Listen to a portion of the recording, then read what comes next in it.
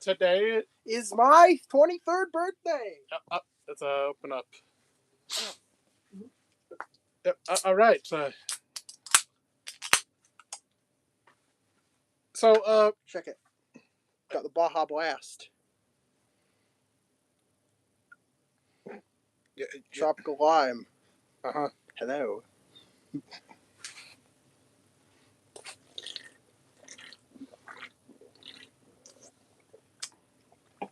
So, my birthday video, and yeah, it's been about it has been a month since we uploaded. Maybe we'll have some more stuff this month. Yes. I'm thinking about it. I see. Interesting. It may involve there may be a blue rat involved. Mm-hmm. There may be a blue rat appearing at some point this month. Or a certain plumber. Mm-hmm. We'll figure something out. Maybe. I want to have a more consistent upload schedule this year. Yeah, it's possible. But last time for my birthday what were a few of Mel's favorite things, and also a reveal. Mm-hmm. Also, her coming out video for this channel, effectively. Yeah, happy Pride Month. It's Pride Month now. So yeah, I figured Alex could do the same thing. Yeah, I don't have as many things ready. I didn't do a lot of the things. I only had a few things. Yeah, but yeah, I don't have as many. I have a few fewer than Mel did. I didn't prepare much in advance for this. Yeah. But I do have two of the lists that she did. So he did this one first, actually. My could you move the pillow, please? Thank you. A favorite Pokemon grid, which he did first, and then I followed. Yes. And after he sort of begged me to. So yeah, basically, 15 Pokemon on with I'm trying to read the middle one. Let me see. Best. Oh yeah, I see it. Okay. So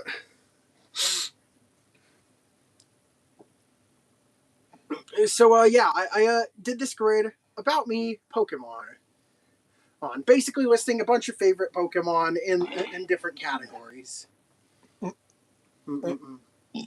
Going from left to right, top to bottom. We're starting with the very favorite to kick off the list. And by kick, I mean thunderous kicks. I fucking love Gyarados. Galarian Zapdos. Yep, this fucking guy. Look, I've always been biased towards Radites and other flightless birds. I just really like their vibe. We have some Michigan here has well, sandhill cranes aren't flightless, but like running birds, like birds that you like see you running around. I'm a big fan of them. Yeah, again, I know cranes aren't flightless, but I do like them. Yeah, we've had a personal experience with them. I'm just very amused by birds that tend to spend a lot of time on the ground. And Galarian Zapdos is my favorite flightless bird Pokemon. Yep. I just like it more than Dodrio and Espathra. Even though both I do like quite a bit. Mainly Dodrio. Dodrio. I don't really have super strong opinions on Espathra, but Dodrio is cool. Dodrio is underrated. As far as normal flying types from Gen 1 go, I think Dodrio is the best of them. Yes. But yeah, with Farfetch'd as a close second, because it's just, they're both goofy. Farfetch'd is just funny. No, you're... And, now my second favorite, based on an old list I found deciphering my favorites. Well, I couldn't. Well, the thing was, I had I did a list where I did like that favorite Pokemon picker website where you try to figure out your favorites by pitting them against each other. Mhm. And what it spat out as my second favorite is Slitherwing. He's also. I also really like bugs. Uh-huh. And I like big bugs. I especially like fluffy moths. Uh-huh. So like you have this big fluffy moth dinosaur thing, and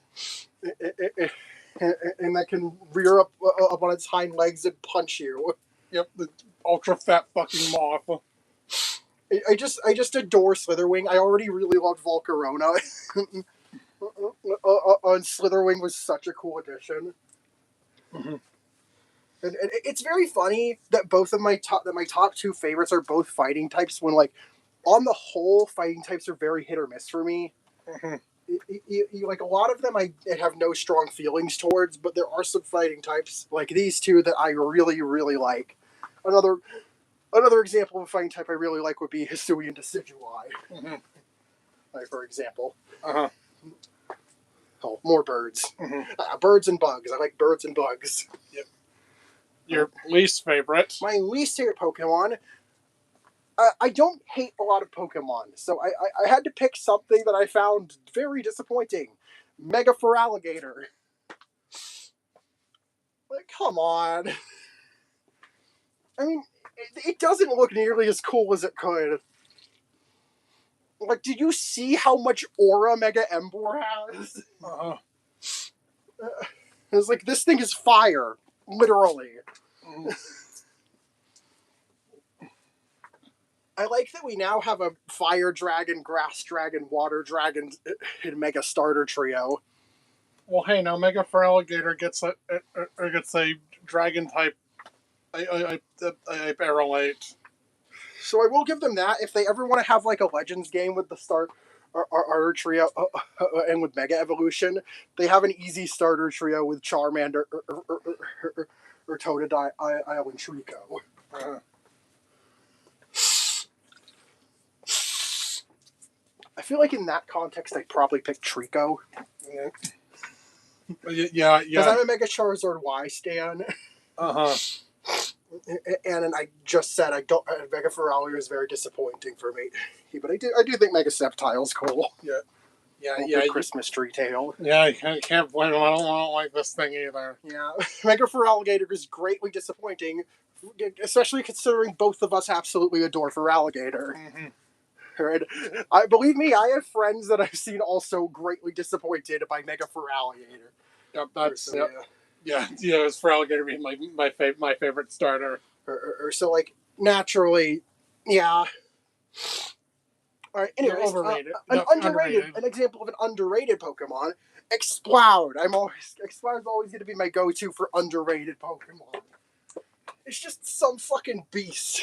It's a pipe organ. It's this weird pipe organ dinosaur beast thing, and I just think it's really neat. And also has a shocking level of moveset diversity. I mean, from the normal, it's a special normal type. Yeah, it's a normal type that has good special attack. You don't really see a lot of those compared to the physically attacking normal types. Which I think, it's actually pretty good both physically and specially. It's just kind of a really good, well-rounded Pokemon that you can easily fit on the most playthrough teams. Mm-hmm.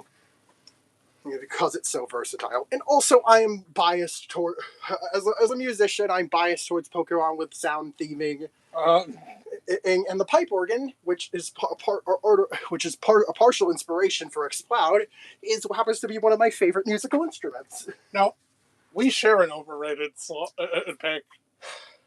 3, 2, 1. Greninja. Do I need to say more? Voted favorite Pokemon of the people. And look, I don't hate or even dislike Greninja. I just don't care about it. Like we've talked about Greninja at length. The most I can say about Greninja is I think it's fun to play as in Pokemon Unite. That's the nicest thing you can say.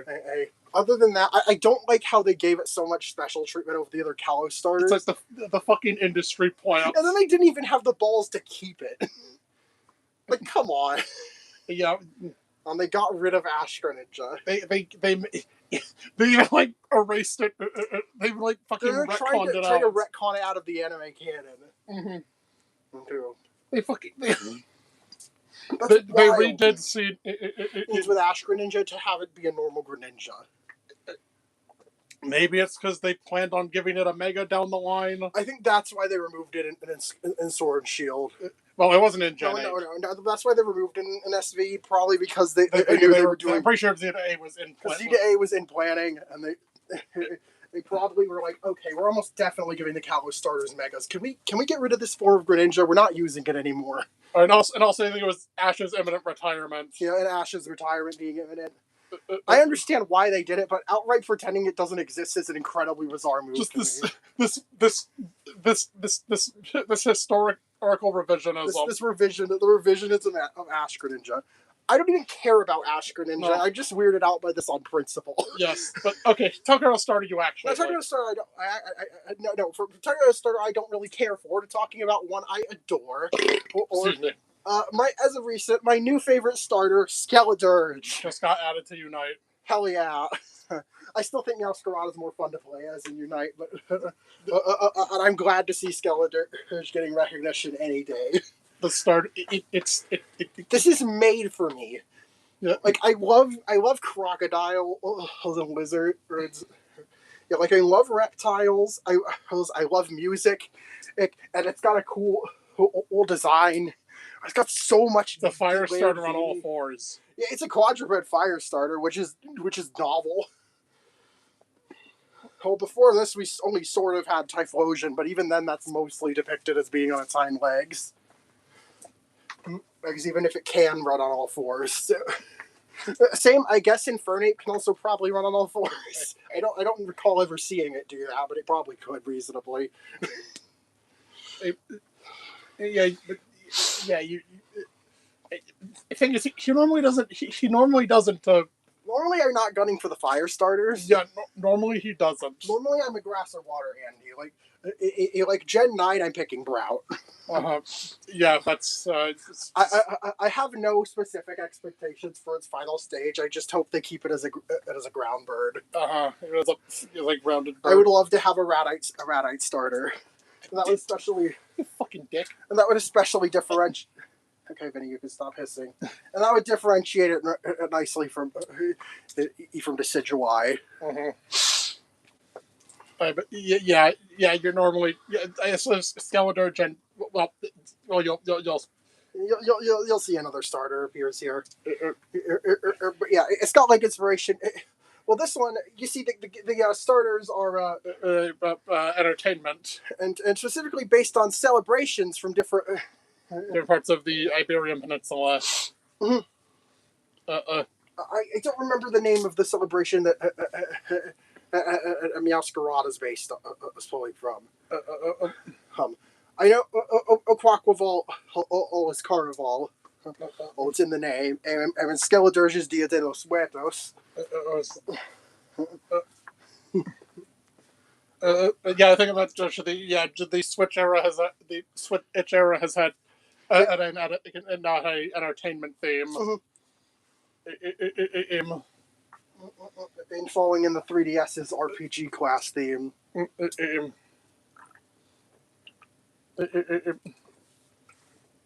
Don't do that. I wonder if we're gonna get a new theme in the Switch 2 generation.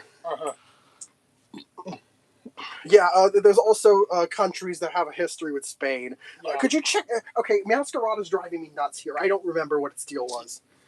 Brazil was. I think Meowscarada. I don't remember what country Meowscarada's history is with.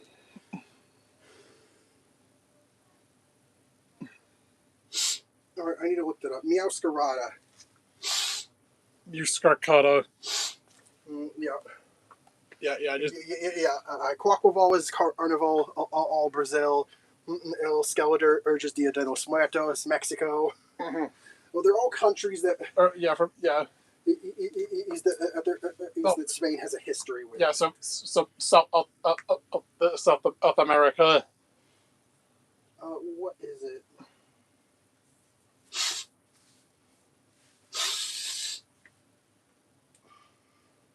like trivia or something, or origin. No, it's like Mardi Gras. Mardi Gras. Mardi Gras, which began in Burgundy and spread to France. Yeah. That's what it is. Yes. That's Mardi Gras. I don't know where Burgundy is. Burgundy. Dutchland. Dutchland. Okay. Yeah. So it also belonged to France. So Masquerade is French. Yeah. Yeah. So you have So Masquerade is France. Mardi Gras. Skeledirge is Mexican. Dia de los Muertos. Guacaval is Brazilian in Carnival. There we go. Finally got that. Yeah. But yeah, I've deliberated. Like I've tried to remember the origins for the Paldean Star. Or it's for too long at this point. Okay, yeah, but point is, Skeledirge is sick as fuck. I love this thing so much. And also has a little bird friend that doubles as a microphone and is like a spirit, so that's where its ghost type comes from. In addition to, the whole Dia de los Muertos theming. Yes. This skull patterns and its name. And it's just, this design comes together very nicely for me. And apparently, the upper, a bird's eye view of its head. Yes. It is like a real concert hall in Mexico. It's like the floor plan to a specific concert hall, which is fucking insane that they did that. Yeah. I think we spent a bit. We spent a lot gushing over how cool Skeledirge is, but yeah. Next, we have a Pokemon I like for a lot more of a simple reason. Best Dynamax. Gigantamax Alchemy. Like, come on, it's a giant cake. That is why you just... I needed to have Alchemy on my team. For one, I just love Alchemy in general, and how... and like the whole customization gimmick is super fun, and I'm biased towards food-themed Pokemon. Like Slurpuff, Vanilluxe, and of course Alchemy. Yeah. And Gigantamax Alchemy he takes that to a whole nother level, literally. Yep. That's a 4 or 5 tier cake, depending on whether or not you count the upper cream portion as cake. As a tier. I can't tell if there's another tier resting on top. I think it's 4 tiers of cake and then the head and arms, which are cream. It's got all each sweet, and it's got all 7 Alchemy sweets featured in the design. As well as a variety of different colors, meaning the Gigantamax form is one that will make sense regardless of which form of Alchemy you have, which I think is awesome. He's speaking as someone with a full Alchemy collection. Yes, I really love what they did with this design. They baked even with the G-Max Alchemy. Yeah. Moving on. Best Mega. I deliberate on this a lot. I couldn't tell, but currently I really like Mega Clefable. It's silly. It's got this alien fairy vibe, which is like exactly what Clefable is. Yeah, that's why it is. It's just they nailed perfectly. It's got these cool butterfly wings, and it gains the flying type. I think they gave it magic bounce. That is awesome. And of course, this game, or Zeta A, they also gave Clefable Air Slash, so it actually has stab to use. Pinsir. Pinsir just gets Aerial Ace, I think. Yes. Since Oops abilities aren't in the game. So Mega Pinsir is supremely underwhelming in Zeta A. All they did was give it Aerial Ace. But yeah, Clefable at least they gave it that. At least it has probably the best flying type option that's not a signature move. The best special flying type option that's not a signature move. I say the best and not a good one because there are no good special flying options that aren't signature moves. Well, accuracy ain't a thing in this game. But yeah, accuracy isn't a thing in Zeta A, so that's a relative non-issue. Yeah, I remember. Yeah, Lyra the Clefable. Yeah, Well, I think she was my first team member to reach level 100. She was a monster. Fucking fast growth. Yeah, I already Clefable was already one of my among my one of the Gen 1 Pokemon I'm more fond of. Of and seeing it get a Mega was so cool. And again, they absolutely cooked with the design on this. Continuing with Yes, the and I'm also kind of biased towards Megas that have new types. continuing with the fairies. Is I've got a huge streak of fairies, and it's not stopping for a while. Little spoiler alert. Peter. Yeah, Peter, the horse is here. Galarian Rapidash. I just think it's neat. It's cool to have like a fantasy unicorn Pokemon. It's sort of playing up that aspect of Rapidash. Like, aside from just having a horn, Rapidash just isn't very like unicorn coded. I really like the nice pastels and flowy hair of Galarian Rapidash. It's very elegant and charming. And also like being immune to poison. Yeah. Being poisoned. Yeah, can't be poisoned. Like, it's a fairy type with built-in defenses for poison, in being a psychic dual type and having in the pastel availability as one of its options. It simply prevents it and its allies from being poisoned. And yeah, this was one of the mons he used. This is also a mon I used in my initial Shield playthrough. What I think was a big part of why I picked Shield. Well, I think I was already going Shield because I liked Zamazenta's design more than Zacian. And I just think what they did with the Shield main is more creative than dog holding sword in mouth. I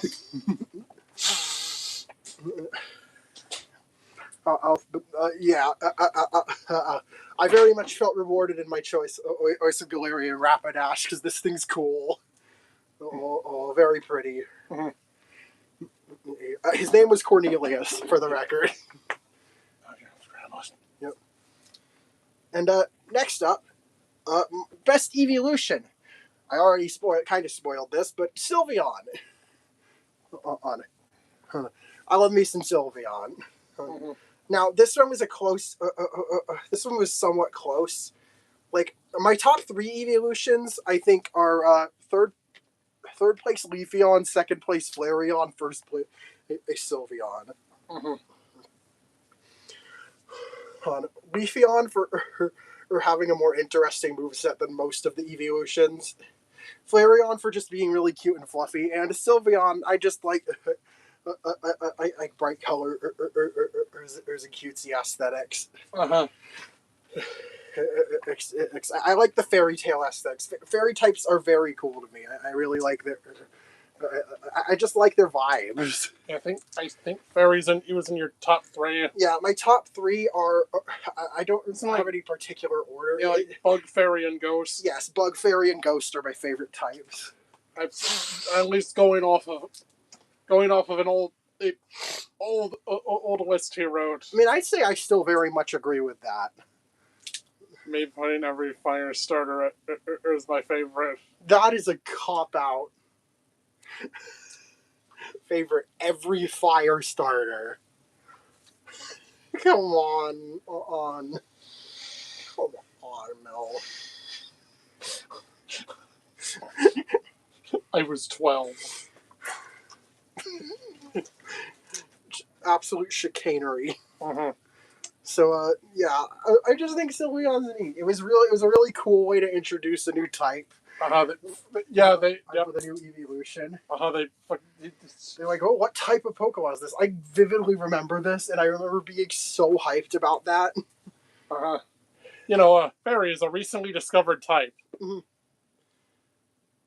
then we have Legends Arceus. Then we have so many legendaries with the fairy type. And then Auraz, Let's Go. I guess if you want to, your tentacle at BDSP, you have you got Legends Arceus. you have mons like Xerneas, literally in the same game. You have Pheasantipity. Yep, recently discovered. Mm. Yeah, the fairy trade doesn't stop.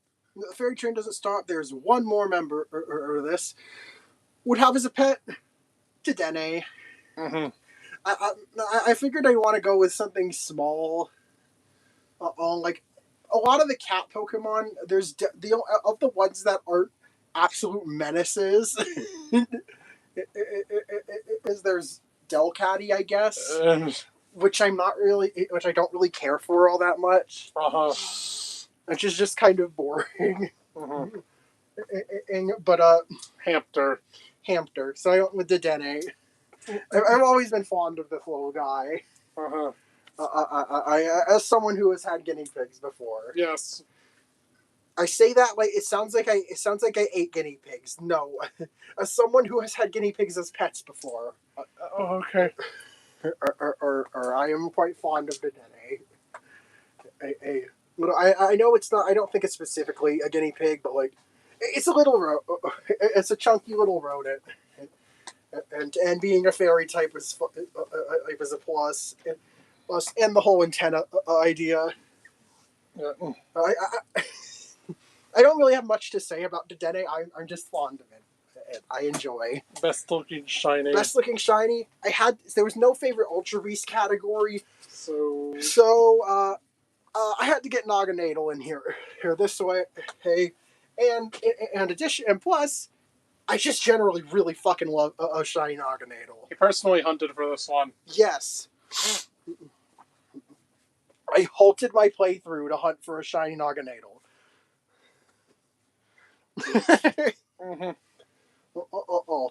Their name is Zinger. And I think they ended up being modest. Which is wild. You got a shiny Naganadel that was also modest. Yeah, with probably the best nature to have on it.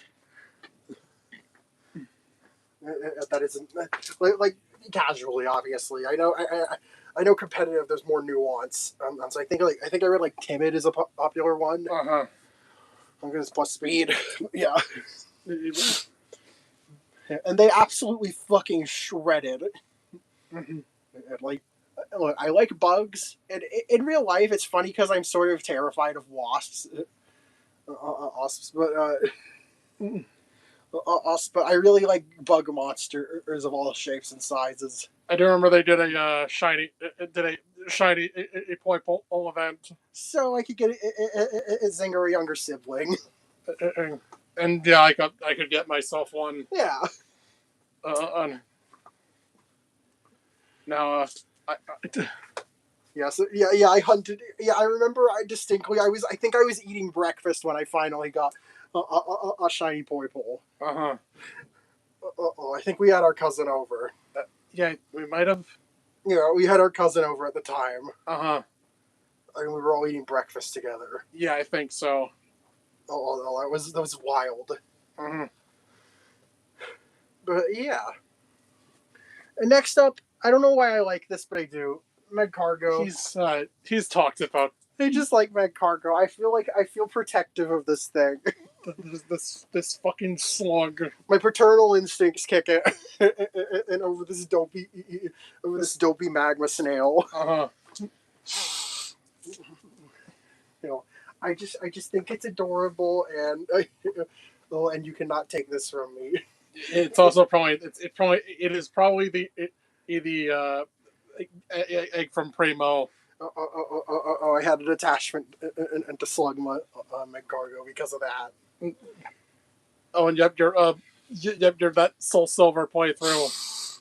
Yeah. Or that I had to finish for you. You know, I don't have the patience for older Pokemon games. I did all that for a fucking Groudon. Legit. And I did all of that for a fucking Groudon. Yeah. Whoops. oops-a-doodle. Uh, And has a personal story behind it. Oddish. Yeah, this is the only unevolved Pokemon on this list, and you may be wondering why Oddish. Well, Oddish is actually the Pokemon that got me into Pokemon. That sounds probably insane, but so for some reason, you watch like when I was like a little shit ass contrarian child, I disliked Pokemon just because it was popular. yeah, And because I like occasionally watched Bakugan on Cartoon Network. we watched fucking reruns. Not sure reruns of Bakugan. Yeah, I thought I claimed Pokemon was a Bakugan ripoff, even though that made no sense at all. They both have fundamentally different concepts, and Pokemon even came first. I'm pretty confident. Pokemon came first. Yeah, so like, But yeah. Same with me calling Adventure Time a Johnny Test ripoff. Because it had a boy and a talking dog doing wacky shit. Alex, yeah. Listen here, you little shit. Yeah.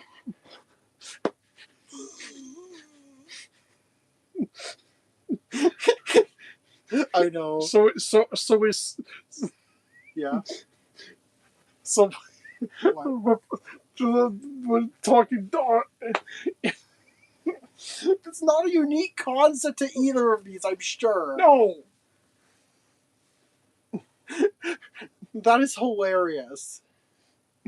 Redress-me. What? Redress-me. Redress-me? Scooby-Doo. Oh. Oh, well, talking dog. Oh, address me, yeah. Address me. Yeah. Yeah, Scooby-Doo. By that logic, Johnny Test is a Scooby-Doo ripoff. Yes. And I feel like you can make more of a case for that than you could make for Adventure Time make a Johnny Test ripoff. But back to Oddish. Yeah, back to Oddish. I got sidetracked. But anyways, you were what? I was actually interested in Kirby before I was ever interested in Pokemon. Yes. And so there was like this YouTube video. I have no idea if it still even exists. And if it plush video. And if it does, I can't find it. It was like cooking with Kirby or something along those lines. And it was and Kirby was like cooking an Oddish. And the Oddish didn't know.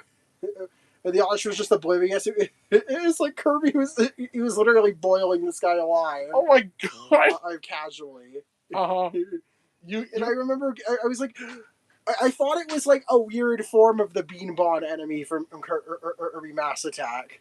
Yes. Like you can't look at a Beanbon and tell me you don't see the resemblance. It's their little ball guys, their little armless ball guy as leaves on their head. Yeah. And because the distinguishing trait from the Beanbons that I saw was that it's blue, I started calling Oddish Blue Gary. Like Blueberry, but Gary. Yeah, what? Fucking yelling. Oh. So, and because of that...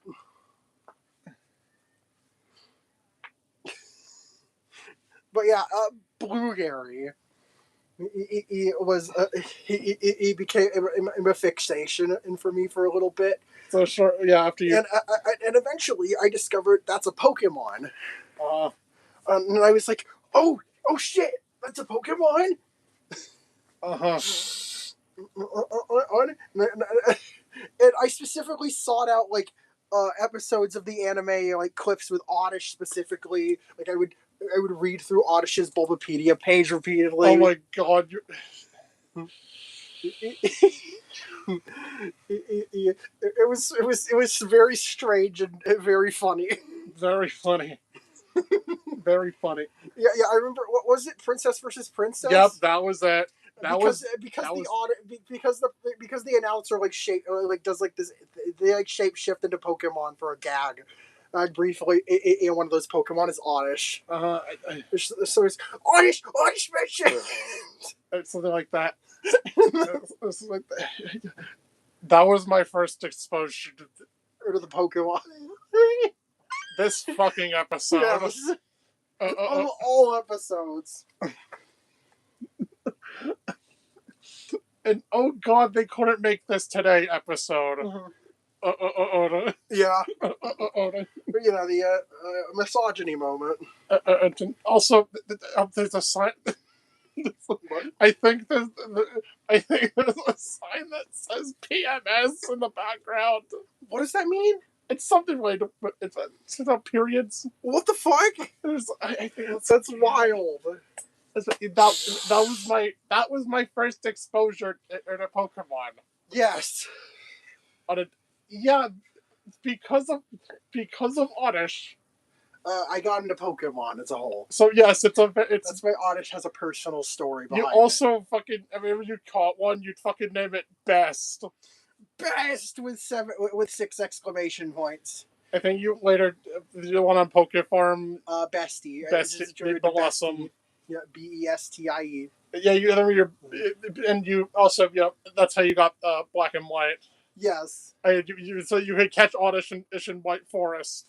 Mm-hmm. And I happen to be lucky enough to both to still have Oddish at the edge of my White Forest by the time I finish the game. Because remember that operates on a clock, on a timer. Yes, I had Oddish, and I also had Happiny. Because I remember also finding Happiny through this method.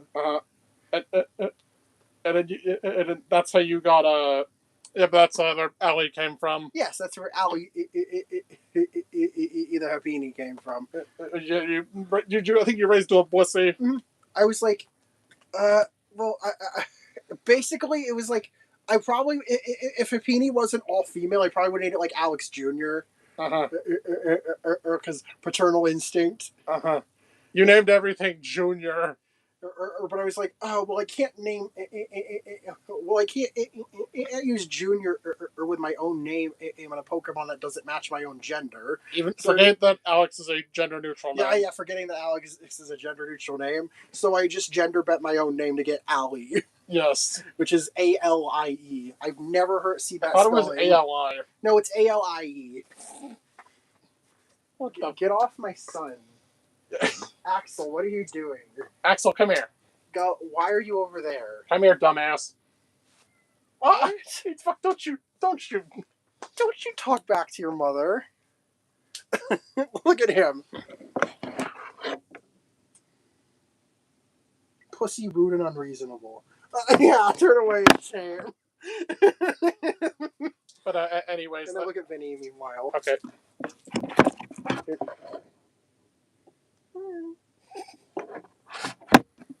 Yeah, the little man break there, but yeah, I think between the, I think you liked Blossom more. Yeah, between Vileplume and Blossom, I just vibe with Blossom. I carry sort of more of the cuteness of Oddish. Vileplume creeped you out. Yeah. I think overall, Oddish is my favorite member of the line, but Blossom, I do prefer between the final stages. Yeah, I think Vileplume scared you. Yeah, I was slightly intimidated by Vileplume and its creepy red eyes. I remember, I came out of Giratina's vagina. I came out of it. That was from me playing Insurgents. And right as she ran from the Vileplume, she ran for the Vileplume as I was saying that. It was a randomizer. Yeah, it was a randomizer. My first playthrough of the game was a fucking randomizer. Why? I don't know, because I wanted to be quirky or something. I guess you wanted to be able to experience or to find more deltas and stuff. Yeah, that's probably it. Although I don't think the trades were changed. Yeah, probably not. Because I think that Delta Scyther was a trade. Yes. But either way, yeah. Oddish is a very important one. Very important to me. And another Pokemon who's important to me for a different reason. And, very nostalgic to me is Charizard. As I'm sure is the reason most people who like Charizard like it so much. Yeah, it's very much nostalgia. Like, I think there are much more interesting in Pokemon that are arguably deserving of love too. Because as someone who likes Charizard, I don't like how clearly it is treated as the favorite child. Yeah, we actually saw Charizard and Blastoise today.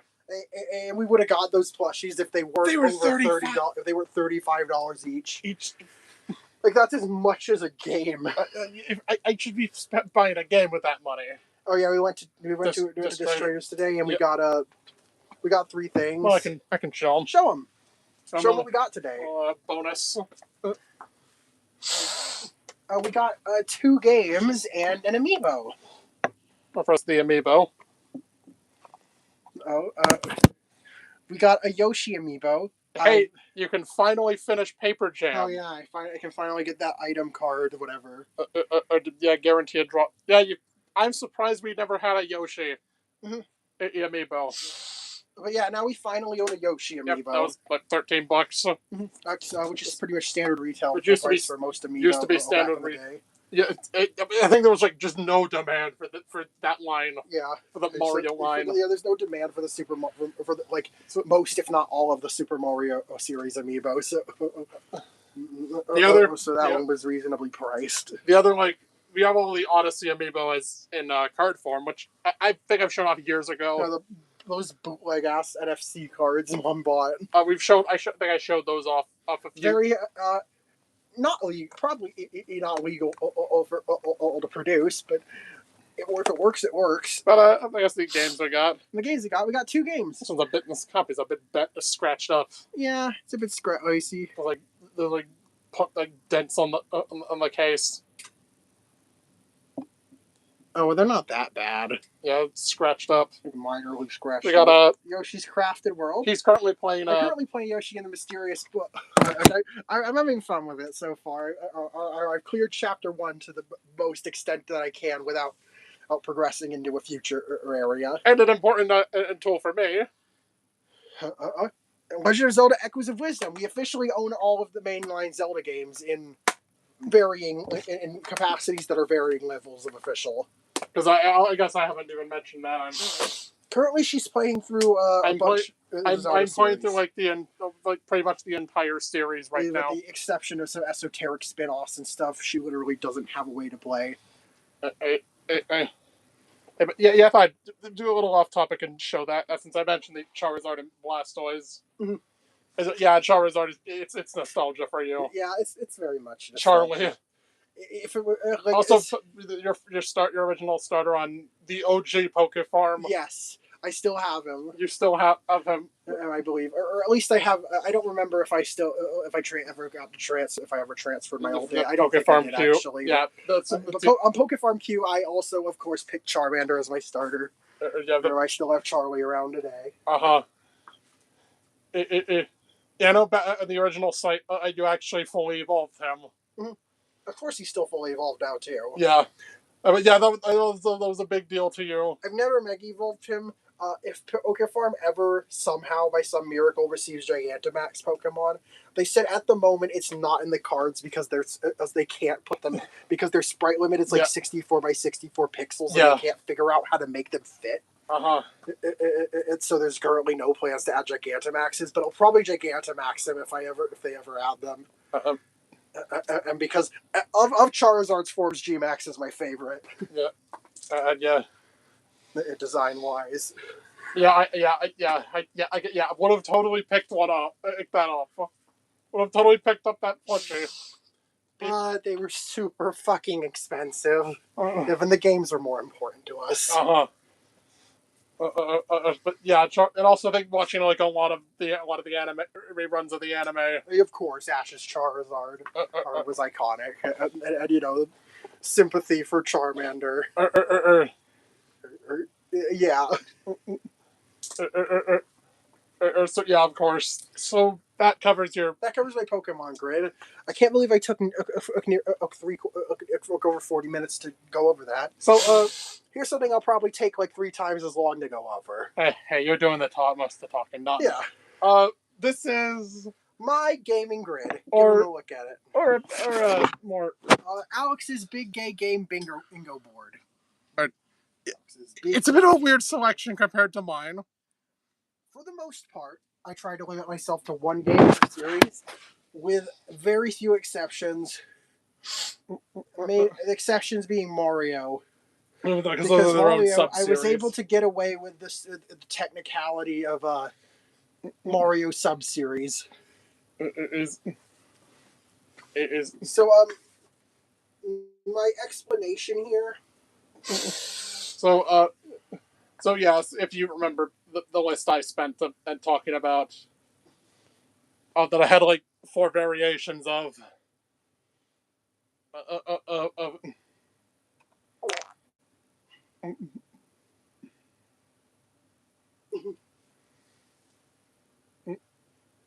I was I talked Like I about. said, I tried to avoid too much overlap in source series, but the number of games or franchises I'm super passionate about or have at least had some period of my life where I was deeply obsessed with them is relatively low. So I took to counting Mario's different sub-series as their own thing and picked a mainline and spin-off game for Pokemon. Places are mostly random with a few stipulations, such as I put the game I'm most passionate about in the middle, 4 bingos go through it, and a variety of games that I consider to be truly among my top favorites. In the case of ZA, it's mostly like that slaw is in practice, whatever the most recent mainline Pokemon game is. She doesn't really have a exact favorite. Because my fixation on Pokemon exists mostly within the context of the whole set of mainline games, or on the diagonals. 3 bingos go through them. I also avoided putting the Mario and Pokemon games in any of the same bingos as each other, Luigi and Donkey Kong notwithstanding, for more variety. Okay, so yeah, I guess as a. So yeah, as usual. Now, how should I approach this? Oh no, I sort of just.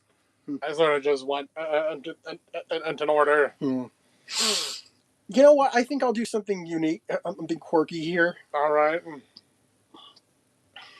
I'll start at the top left and do like a count, like a clockwise. I go in clockwise. Okay. I used to end with my my favorite. So starting with that is Super Paper Mario. A very nostalgic game for you. Yes. Out of the Mario RPG spin-off series, Paper Mario specifically, out of the Paper Mario series, that's my favorite entry, easily. Even if it plays the most, it's the most different. For the record, I also like both of the games before it and most of the games after it. I'm conflicted because I generally like Origami King quite a bit, and I think Color Splash, I like how the overworld plays and the writing. And then you put Color Splash and C. But yeah, the battle system weighs it down a ton. Sticker Star just... Sticker Star, we don't talk about Sticker Star. We don't. It has some decent music. Yeah, it has some good music, and that's about it. Yeah. But yeah, Super is the only one you've actually like replayed more than once. So Super and Thousand Year Door are the two that are Paper Mario's that are most heralded for their narrative. Heralded. Yeah, it's not that favorite. Yeah. That's not like an extreme mispronunciation. Yeah. But yeah, these two are often celebrated for having the most memorable. Like the original trilogy is the ones people will tend to like more. Super is more on the divisive side. I'm personally both very nostalgic for it and just really appreciate the game as a 2D platform or RPG hybrid. Which is such a novel concept. I know. I know. When you were younger, or you mainly liked it because it was a platformer. I wasn't much of a turn-based RPG guy when I was younger, outside of Pokemon. I'm a lot more open to those nowadays. I don't know how much you were. I don't know how much in terms of the story you were focused on. But like, I just really like playing this game and like.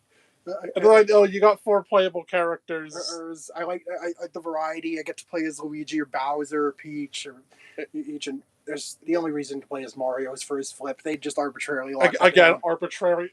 Mario gets. It's like the wall jump in 64 DS. You wouldn't have a reason. Just so you have an excuse to have to play as Mario. Also, the pixel was offered the pixels. Oh, you like the pixels? Yeah, the pixels are fun augmentations to the platforming gameplay. I like Thoreau, Carrie, Thudley, Boomer, Dashel. Fucking Dashel. Piccolo's charming. Piccolo's funny. Or even if I've recently discovered that I think Piccolo was a girl. Yeah. I recently discovered that she can and heal heal negative statuses. Yeah, so that's nice. So if you get like poisoned, you can recover that without a healing item if you use if you use Piccolo. So that's news to me. So she does actually have a practical gameplay, and also against the Underchomp. And also she completely trivializes the Underchomp. Piccolo, the unsung hero. Yeah. Yeah, I think you just like unsung. Yeah. I know you just like the character. I really like the unique jingles each character got. Those are super charming. And like Mario gets gets this jazzy thing. Yeah, they get like the main motif of the game. They like the flip side motif. Yeah. Yep. Yeah, Mario gets like a dirt. It gets like the trumpets. It's like jolly. Peach gets like this little plucky string in twinkling melody. Bowser gets it's a guitar, an electric guitar cover of it, and then Luigi get a sort of city city jazz vibe with his. Very Gambler-esque. Yes, yeah, that's a good way to describe it. They're all really nice little encapsulations of the four characters. I think it's also I definitely think you fucked with the. No, I definitely know you fucked with the story. Yeah, at that age. Yes. I was really attached to the character as this game introduced, specifically Eblek and his minions. To the point where Dimentio in our like play pretend universe, or IRL fanon, if you will. As funny of a sentence as that is. But where Dimentio became like a core antagonist. Yes. It's like Dimentio especially left an impact on me. To quote his autobiography. Yeah, here's what I said. Superhero. If I was a superhero, I would have the power to teleport, make objects out of thin air, be invincible, read minds, and help solve world problems. I would practically be a god. I would bring all my favorite characters to life and build an infinitely expanding HQ. I would fight the evil jester Dimentio if I was a superhero. It would be so cool. Jesus Christ, not even... Jesus Christ, you make Superman look normal. Yeah, that makes Superman look like your average Joe. Oh, Jesus Christ. What the fuck? What the fuck? Yes, you got evil jester Dimentio. Yeah, the evil jester Dimentio. And I think he was like usually like the fucking cop-out villain. Yeah. We had him like, what are you doing jumping around over there? Axel. Are you okay, sir? He's going nuts. Axel. You're like jumping back and forth over Bo. Axel. What are you doing, sir? Axel. Yeah, I mean, he's sitting in front of the computer. But like I think our Mario stories. Mm-hmm.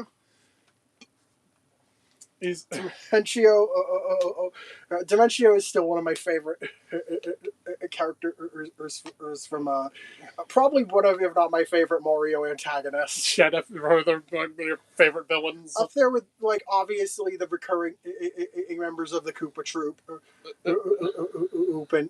Hoop and Fawful. Oh yeah, one of Mario's best villains. Yes, Fawful and Dimentio, I've heard them be referred to as ensemble dark horses. Yeah, Fawful especially.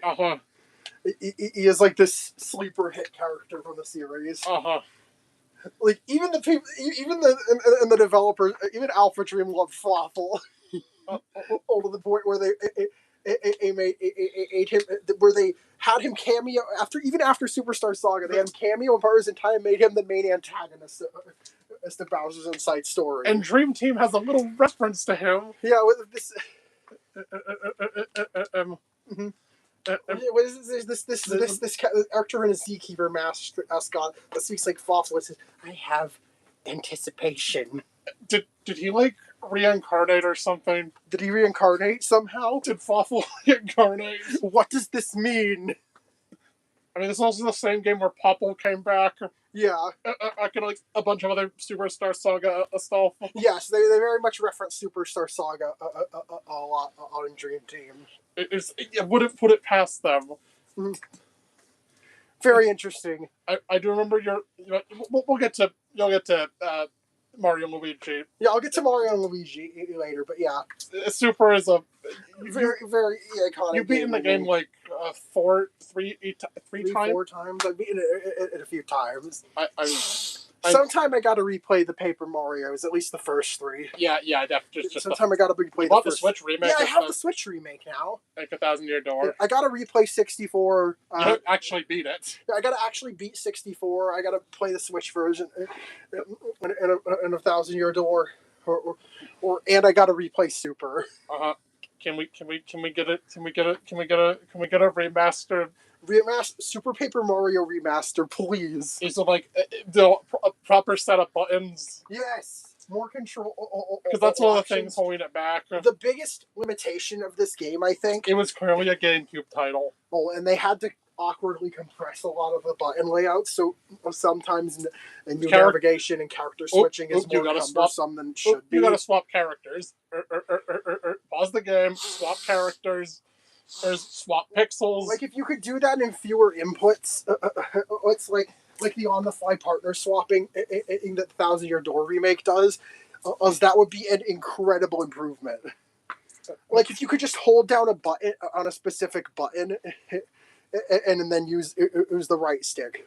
Like, literally, you have 2 triggers. One trigger can be for a character hot swap. One could be for a pixel hot swap.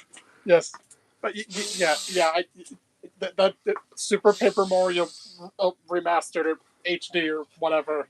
Like, that would be awesome. Because look, you already got the original game on Nintendo Classics. X and 1,000 Year Door straight up got a remake. Yes. Actually, I think 1,000 Year Door. I think Super is like the best-selling game in the series. Oh, yeah. Well, I mean, of course, it's on the Wii. Yeah, but yeah, 2007 on the Wii. Please, that's a game that I would really adore seeing a remake for. And I think fans probably reevaluated the game. Yeah. As of late, I've seen people a lot more positive about the game in general and overall. I think also like, with Super, with the direction. I think only the direction Paper Mario took after that. Yeah. This is like the last creative as Paper Mario before. I think it's the phrase corporate mandates. You start to appreciate it when you did it when something worse comes along. Yeah, or something like that. And I see a lot of criticism of its art, and I remember watching a video that was analyzing. Well, this game's going for its own aesthetic. It's going for a digital art aesthetic. Heck, which is the whole deal with pixels. And how the game is like you see like mouse cursors, or is it like the whole UI is like the whole computer? There's like a lot of mechanical and tech stuff. Oh chunks! Oh chunks! Oh chunks! Oh chunks! Yeah, oh chunks! Yeah. And Mimi is like personified copy paste. Does that make Dimentio spyware or malware? Dimentio, yeah. Dimentio malware theory. Dimentio, and also like Castle Black. It's like, it's sort of like a. Basically, Black is performing a factory reset. Yes. With the void. The heart are the. The pure heart. The monitor. The heart pillars are giant computer monitors. Is there like data centers or they're like data centers or computer monitors. Once you know, and like literally, like when you switch stuff off or flip, it's like a character's being selected with a mouse cursor. Like you see a box you dragged around them and then they're flipped. You're right. It's very charming. It's very charming. They very much had a specific design direction they wanted to go through. within this game. And while I will agree that with the criticism that a lot of the rando NPCs don't really have as much character as the one or as the variants on the different and existing Mario characters that 64 and Thousand Year Door had. Mm-hmm. And I do think this game its aesthetic are at least good enough up to the point where I'm okay with that. Yeah, especially with such a strong group of antagonists. Hey, remember you wanted to review the Paper Mario series? Yeah, I know. That sounds like a daunting task. And maybe you will do an RPG. Maybe you'll do a Mario RPG ranking sometime. I mean, if you actually, finish some games. Mm-hmm. Maybe replay some. Actually finish replaying the rest of the Mario Luigi series. Yes. These again. I only replayed 3 of them, I think. You replayed Dream Team, finally beat Partners in Time, and reevaluated it. Mm-hmm. And then you got stuck on Paper Jam. Yeah, I think didn't my opinion go up on Partners in Time? Yes, it went up to like a B, I think. Yeah, I previously rated B or A. Yeah, I think Partners in Time in the past, I think I judged too harshly. It's because you weren't. I was playing the game in a way where it was way more difficult than it should have been. You were avoiding. If you're engaging with the combat in the game, if you fight everything you see, you should be. And you're decently good at seeing enemy tells and also their attacks. You probably weren't managing equipment very well. Then you're engaging with the equipment system and the shops, and actually exploring. Then the game is pretty reasonably balanced. Miss Thwomp. Yeah, I know. I replayed it on the PAL version, in which with the ROM of the Miss PAL Thwomp version. is also comically. It was also comically hard for you. Yes, when you were younger. But yeah, the PAL version of Partners in Time it's more finished. It's more finished because the North American version was infamously rushed. Well, I guess not infamously, but it was rushed because it came out pretty early. It came out it came out first in America. Yes, and later in Europe. Up there, they'll patch some stuff out, Miss Thwomp's drop actually worked. If they're actually being assigned to the correct form, or she dies in. Mm-hmm. And so you'd actually receive the drop when you beat her. But yeah. Paper Gem, I don't think your opinion changed much. No, it's still the weakest Mario Luigi still game. Still a fucking mid-tier. I don't think it's necessarily a terrible game. But it feels like the devs didn't enjoy making it very much. Alpha Dream was facing financial trouble. Oh, and I think it shows in the game how cynical the game feels. The crossover elements was just to reuse assets. In general, this game lacks creativity and any direction. In any direction, and it just feels kind of soulless. Look, at least it's not a Bowser does a thing again. You take a series on for its wild, creative, and innovative world and character designs, and design, character design, weird plot hot moments, and replace it with very standard cookie cutter Mario stuff. There's 2 Bowsers, 2 Peaches, 2 Marios. Fuck Luigi. Yeah, this game really hates Luigi for some reason. No Paper Luigi either. Yeah, I think he's only occasionally alluded to. Not even doesn't even make it. Come on. He doesn't even appear. Come on, Paper.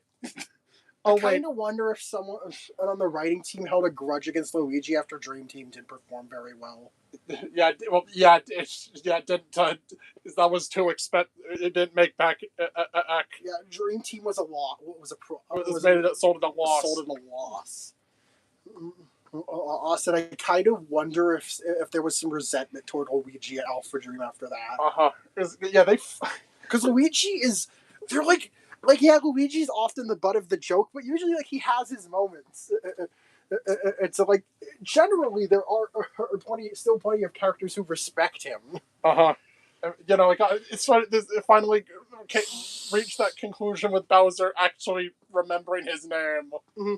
And by the end, End of which game? Dream Team. Yes. Like that's a really cool moment of Bowser acknowledging Luigi as a worthy opponent. Yes. Like I adore that little detail. Yeah, He curses Mario and Luigi. yes.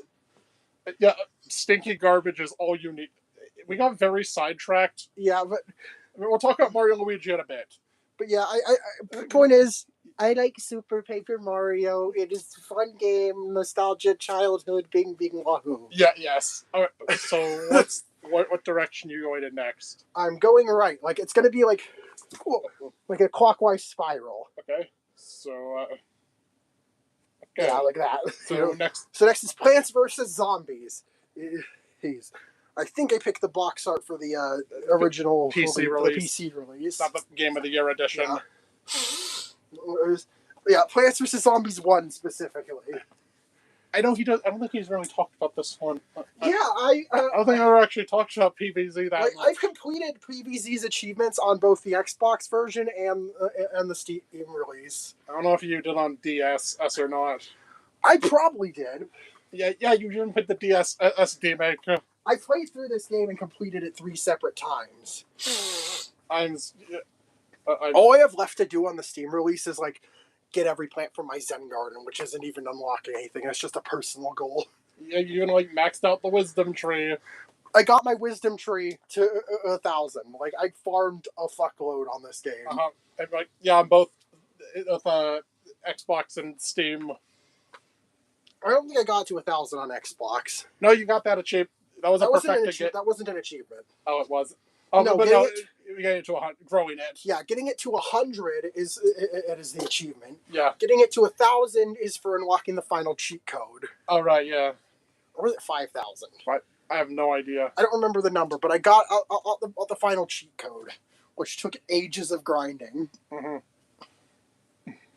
Yeah, no, I think it might have been 5,000. Yeah, So yeah, that was hours of grinding. Days of grinding, even. Yep. Weeks. Months. Yep. It was a lot, but I did it. But yeah, PVZ is the original game is. The original game is also it's also another nostalgic game. And like, this is one that's difficult to talk about because it's both such a simple game and one that's also pretty well known. Yeah. It's like, what is there to say about Plants vs Zombies? It's a novel. It was a novel concept at the time. It's funny because I don't think you really. I'm not usually much of a tower defense guy. PVZ is very much the exception to that. Yeah, or tower defense, or I don't know, real-time strategy. Yeah, RTS. RTS or tower defense games aren't usually my forte, but PVZ is one of the few times that clicks for me. I just really like this game. It's got to be like the art, and it also has just such a charming art and music direction. And like this game's soundtrack is shockingly good. And like in a vacuum, if you were to hear most of the tracks from this game, you would have no idea it was from this quirky 2000. It's late 2000. This quirky late 2000s PC game. Yeah. We saw PVZ play a sheet. Mom asked if that. Mom saw. I think it was like a jester zombie. I think it was. And Mom picked up. Is that Five Nights at Freddy's? I mean, that series does have a zombie. Yeah. Like maybe 2 of them. Pain. Yeah. You don't have much to. I don't really have much to say. I think there are cool plants. Shout outs to Starfruit and Wintermelon. And my beloveds. And Cattail. Also, Crazy Dave is funny. Yes. He, I believe, was based on an actual PopCap employee. Yes. I think also named Dave. Who has embraced this comparison. I think they nicknamed Crazy Dave. So that's iconic. But yeah. Moving on. Super Smash Bros. Ultimate. Do you need to Do we need? What do you want me to say about this game? We've talked about this game like we put a lot of time in this game. It is the Smash with the most stuff. Of every character that has been in Smash to that point, and the majority of the stages. Is into fucking over like over 1,300 spirits. Yeah, and over 1,300 spirits. It's like it's most of which have battle scenarios to them. I mean, also like an entire adventure mode. That strings these battles together, or with overworld aesthetics and a few cutscenes and unique bosses. That's pretty. That's kind of underwhelming. You played through it twice. Yeah, I couldn't even finish one on run of it. Mm-hmm. So Space Emissary had more flair to it. Even if that also does get repetitive. World of Light, I think it is a good way to start up your spirit collection if you're playing the game, though. It has all the boss fights. Fun fact: this is the only way to get spirits for boss characters, and because if you want a living spirit collection, if you want a living spirit collection like me, you have to play through World of Light at least 2 times to get because Dracula can be upgraded. Which means you have to have to reach Dracula, who's in the second half of the game. Yep, the World of Darkness. Who's in the second half of World of Light twice. The fucking Dracula, the fucking puzzle to get to Dracula is. This one is the worst section of the game. And like the stupid ass cannonball puzzle. Where you have to do things in a very specific order, or there's a lot of going back and forth. I kind of wish you got the boss spirit if you played the classic mode with it. Yeah, I wish you could get boss. There was even maybe a 10% chance to get a boss spirit for the boss you beat in classic. Like maybe the chance would go up based on difficulty. Yeah. I also kind of wish that having the spirit will let you just rematch the boss anytime. Yes. With any character. That is a huge missed opportunity. Boss spirits should have had spirit battles that in the spirit collection book that just let you fight the boss with any character. Yeah, that would have been perfect. Or like a dedicated boss rush mode would have been. Yeah. We got our boss rush mode. Sort of. With just one character, with just Sephiroth. Because that's Sephiroth's classic mode, and also it doesn't include Golem and Darkon because they're from World of Light. Yeah.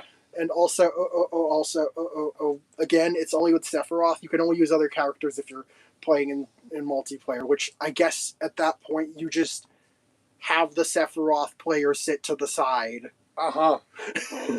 Yeah. Although as a result of being exclusively bosses, it's a really easy, it's a pretty easy 9.9. Because there's a lot less randomness than other 9.9. You just have to beat them quickly. You just have to kill bosses quickly. And Sephiroth, he's comically overpowered. Yes. And so I think Sephiroth's classic mode is probably one of my favorites. Yeah. Maybe sometime you should tier every classic mode. That would be fun. Resurrecting rate that classic mode. Oh, I forgot that was a thing. I planned on doing that at some point. Because after I is you gotta hit it at the highest max score with all of them, which she did for the record. It was a painful experience. I regret that. You can replay through them, and obviously not going for 9.9. I'm going for the highest score. High enough to reach Crazy Hand in the classic modes that have him. I guess that's just starting at 5 or higher. Stay above halfway. Which shouldn't be too difficult. Well, but yeah.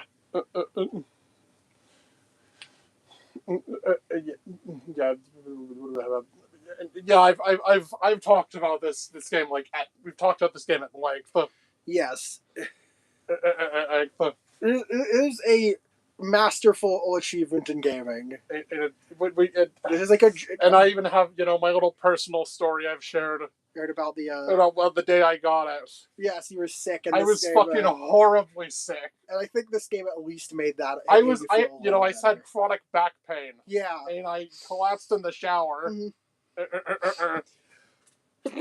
I don't know why her back was so fucked up that day. But I don't know. I had to go to the doctor the next day and to get some medication. But yeah, and I was effectively bedridden in that because day. she could barely walk. So I sat on the couch with mom. Mhm.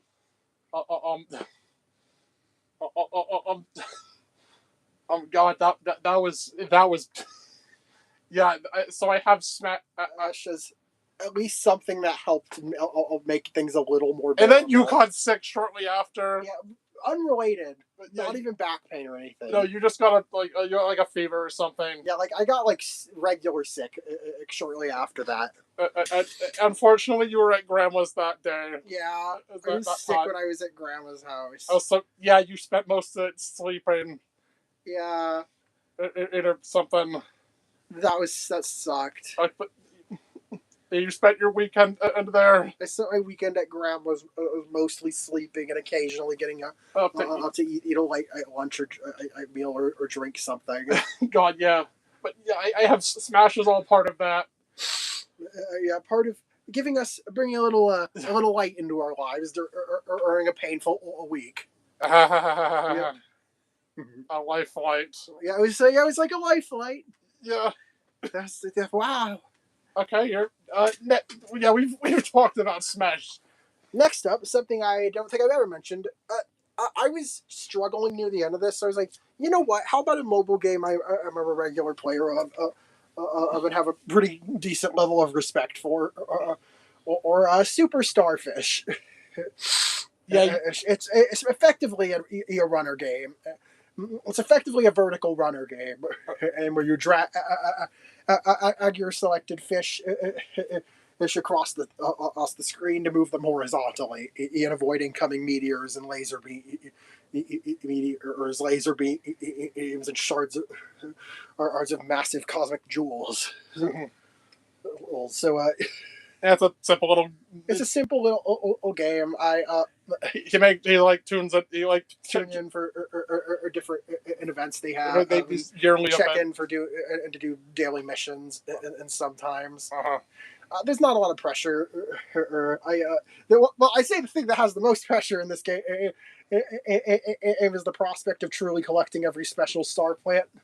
Which is because they have a different Chinese New Year lantern every year for each animal. So it takes 12 years to fully collect them. Yep. Effectively. Mm-hmm. So I think we have. I don't remember how many we have now. How many you got? I don't know how many there are, but I haven't missed a single one, and I don't plan on missing a single one. Yeah. And I've got all the lucky lanterns so far. Yeah. And also, I appreciate how like the game has ads. It's not like aggressive, but it's not like even like it's stuff not as that's predatory. Like stuff that's that they offer to sell you is stuff that can be earned with dedication. And like for example, all the Funcles, which are little mini game star plants. You can earn them by getting lucky in the prize Kano, which is like this little pachinko mini game you can spend your shells on that you collect and earn. And the newest starfish. I don't remember her name. I think it was Stella. Which you can choose to just play as this starfish, or select an option that has her transform into a random other starfish in your collection in each run. And for the record, every starfish is cosmetic. It's purely cosmetic, and for if you want to collect them, you get like little facts about the fish the organism they're inspired by. There's not just fish. There's like starfish, crustacean, and sea slugs, octopi, octopodes. There's a lot. Octopuses. There's a lot. As Stella is also obtainable by getting most of the game's achievements. And it's once you reach a specific achievement threshold, you can earn this otherwise in-app purchase exclusive fish for free, which I did. And they recently introduced like a daily gift system where players can send each other random gifts. So that's cool. That's a mobile game I'll happily recommend. I'd have to shout out Super Starfish. Mm-hmm. By Protostar. You probably know them for Sling Kong. Oh yeah. Yeah. Yeah, right. So yeah, that was a little brief thing. Next is The Legend of Zelda: Tears of the Kingdom. I had to put either this or Breath of the Wild, and this game's pretty much a more updated Breath of the Wild in terms of the content within it. Mm-hmm. So I went with Tears of the Kingdom. Yep. But like, I adore both games, and they both have different things that make their vibe different from one another. You know, you've spent like close to like 800 out, maybe like over 800 hours or so on these games, collectively. Yes. And you've 100% them too. Yes. Ignoring Master Mode on Breath of the Wild. I'll eventually play through Master Mode and collect every Korok again. Fun. This time I'm going to have the official tracker though. Yeah. Because I got the Switch 2 upgrade for Breath of the Wild. Didn't get one for Tears of the Kingdom. I haven't considered that important enough to get. Because you've done everything in that one. If they had a Master Mode in that game, then I would be more inclined to buy the upgrade pack. Take note, Nintendo. I know you don't want to do DLC for this game, but surely you can at least add a Master Mode, yes? It's not that much effort. Or you just have to add new enemy tiers, port over the mechanics. Like taking double damage. And having enemies regen. And please, I want to be able to get gold monster parts for my weapons. Mm-hmm. And that would be so sick. There's actually a fan-made Master Mode mod out there that does indeed have custom. That does indeed have custom monster parts you can use as fusion materials. Mm-hmm. And I think that is sick as fuck. Yeah. Tears of these games, you can also describe this game as the legend of going to bed at a reasonable hour. Yeah, these games are a time sink, and if you are easily prone to, if you have ADHD like I do, who I don't think I'm diagnosed with ADHD, but I would not be surprised to learn I have ADHD. I just get kind of trailed into doing one thing after another. Or there is no stopping me. Yeah, that's how they are with fucking open world games. I'm usually better about games that are more structured. Like Yoshi and the Mysterious Book, for example. When there's not clear stopping and starting points, I tend to get and to play for an unreasonable amount of time. You play fucking up to more than 12 hours a day. I play more than 12 hours a day some days. This happened. I think I completed this game in like 2 weeks. 2 weeks. No. I don't know how long it took me. No, it took you like 2 months, like a little under 2 months. I completed this game in a little under 2 months. I think same happened with Breath of the Wild. Yeah. Which is unusually long for me. Because I know some. That just kind of goes to show how expansive these games are. I think it's back then with when you played Breath of the Wild. You said this is like your favorite. You had your favorite game of all time. Yeah, it's definitely up there. So they make a sequel to like one of your favorite games. Fuck. You got so hyped when I showed you the direct that announced this game. Yeah, so he's like, "Oh fuck, there's a sequel coming." Because you were away when I watched this, so you didn't need to be spoiled. Yes. So you couldn't be spoiled by that. Mm-hmm. Because you weren't active. You weren't I wasn't very active on socials. You weren't really active on Discord. I was mostly someone who was like. I'm trying to think of how I would describe my. What I was like. Because I know you had that iPad by then.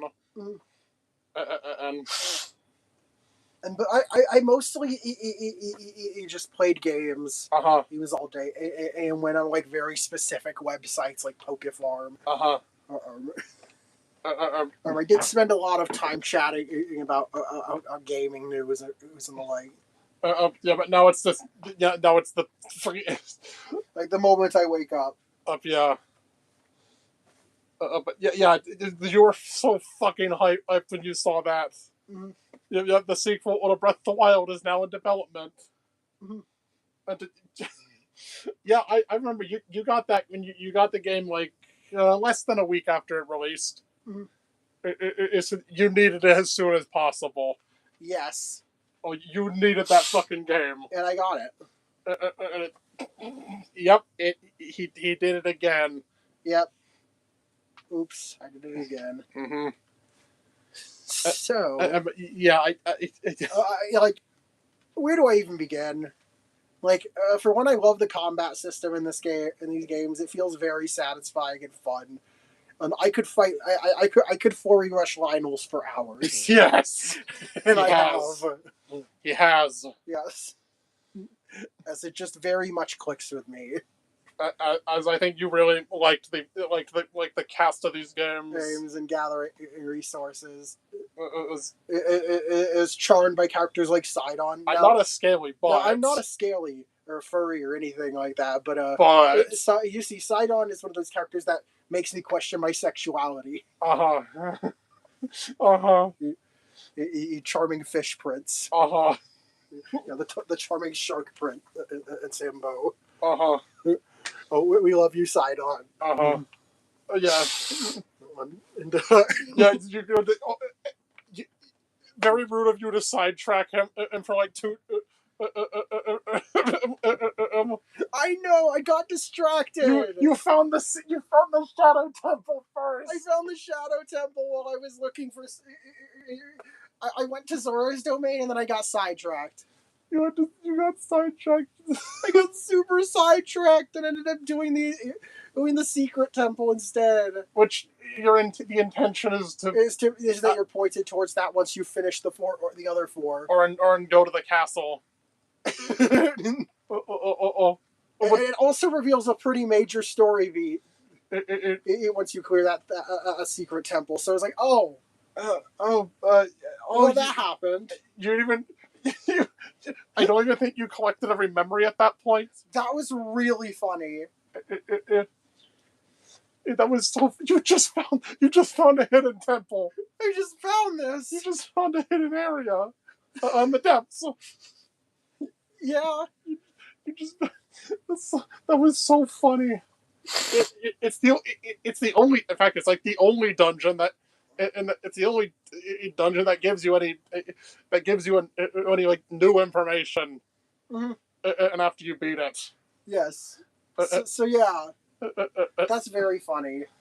The game's nonlinear story delivery was handled in a very strange way. In this game, like there's an intended way to progress through the story. There's absolutely nothing stopping you from doing it way out of order. I mean, yeah, just like they want to keep it as open as the last game, which I'm conflicted about in terms of story, at least. But, like especially with the memory, it's just like getting unlocking memories. Yeah, unlocking these out of order kind of spoils a lot of the major moments in them. At least with finding Link's memory, is out of order. There was one final memory that showed something really important and climactic. But that was after you got everything else. And the others were just kind of out of context world and character building. I think that one not only triggered after you unlocked everything else. Yes, after you unlock all the other memories and like clear all the divine beasts. I don't remember if you have to clear all the divine beasts. But yeah, then you get that message you get the telepathic message, go to Hyrule Castle now. Yeah, you can only get the final memory in Breath of the Wild after getting all the others. This is a clearly Tears of the Dragon. As it's called. Yeah, as the quest line is called. It is a pretty much very linear story. Or that you can view in any order. Oops, the queen is dead. Yeah, sorry on that. Oops. Major spoiler is about dragons. And if you haven't played the game, I'm not going to mention that, but like, what in the hell? Yeah, you can get memories out of order. Gain memories out of order is a bit weird. Yes, but I did. I was.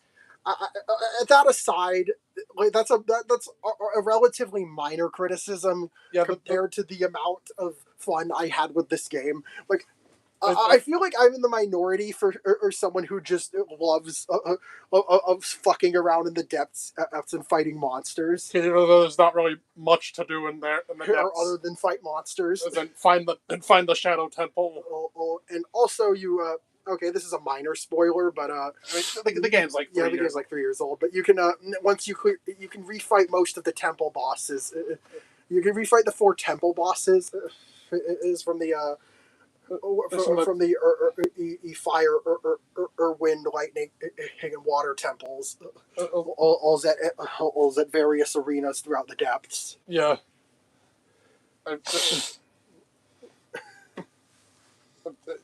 Perhaps like there are multiple arenas with each boss. Mm-hmm.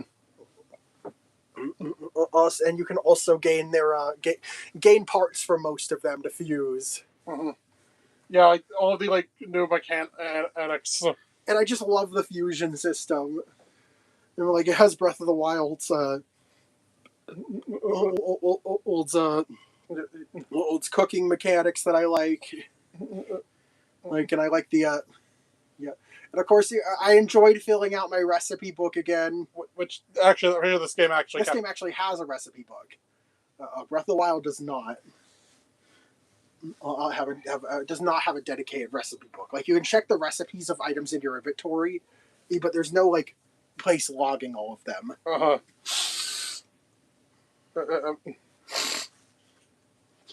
And you even fucking upgraded every. You upgraded every armor again. Yes. Which meant all the amiibo stuff. Yes.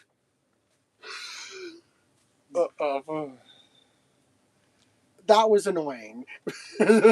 Don't do that. Don't do that. Don't do. It's not tracked for 100%. For the record, just upgrade the armors you use. You don't want to grind. Or at the very least, ignore the amiibo, or ignore the ignore the hero sets. All of the links. Yeah, all of the links. All of the slight variations on the green tunic. Yes. At least ignore those. Just upgrade your favorite. But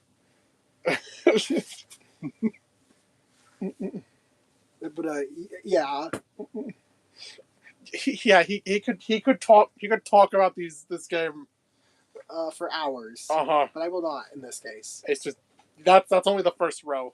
Well, you're only 20% of the way through this. Mm-hmm. Next is Minecraft. Oh yeah, which is something I've had a major fixation on for a while. Well, not for a while, but at some point in my life. Look!